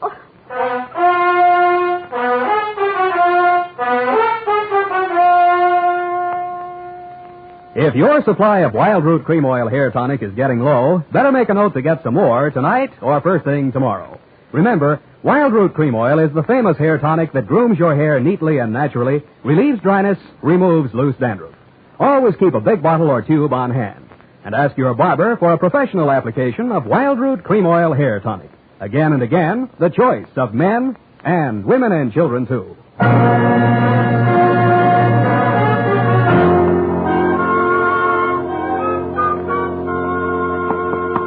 Here it is, Sam. Let me see here. F, you rewrote the ending. I had to, Sam. You're much too modest. And Sam Spade, with a knot of cold fury in the pit of his stomach, a vindictive fire in his eyes, stepped wearily over the loose rocks on the cave floor to do battle with the thing that loomed up in the darkness ahead. Mm-hmm. The thing's roar filled the night with terror. But Sam Spade, dauntless and knowing not fear, stepped up to the monster, laughed in its hairy face, and with one quick convulsion of his powerful shoulder muscles, dropped the thing in its tracks. I see. Well, is that the way you think it ended, Effie? Oh, Sam, I guess I was being a little foolish. I'll change it. No, as long as you've done it this way, we'll leave it this way. Can't waste paper. No, I'll change it, Sam. Leave it! Oh! Sam. Yeah? I copied that ending out of an old Black Mask magazine. You what? Don't be mad. Come here. Come here. I copied that out of an old whiz-bang. Oh, night. Good night, sweetheart.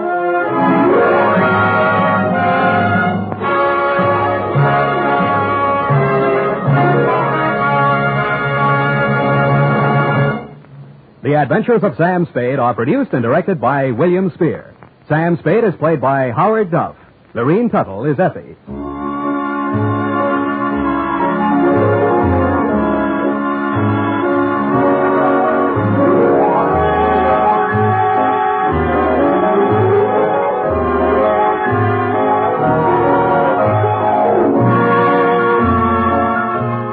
Tonight's Adventure with Sam Spade was written for radio by John Michael Hayes and E. Jack Newman. Musical direction by Lud Gluskin, with score composed by Pierre and Rene Garrigan.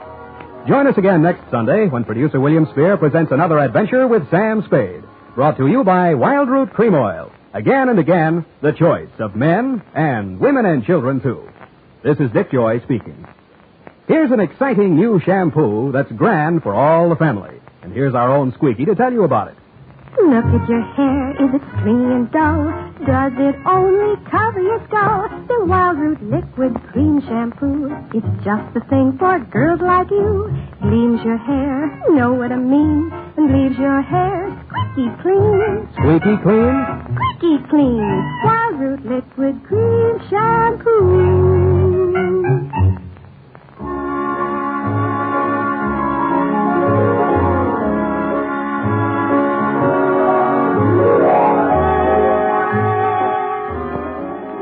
Stay tuned for the Summer Symphony with Katherine Grayson on NBC.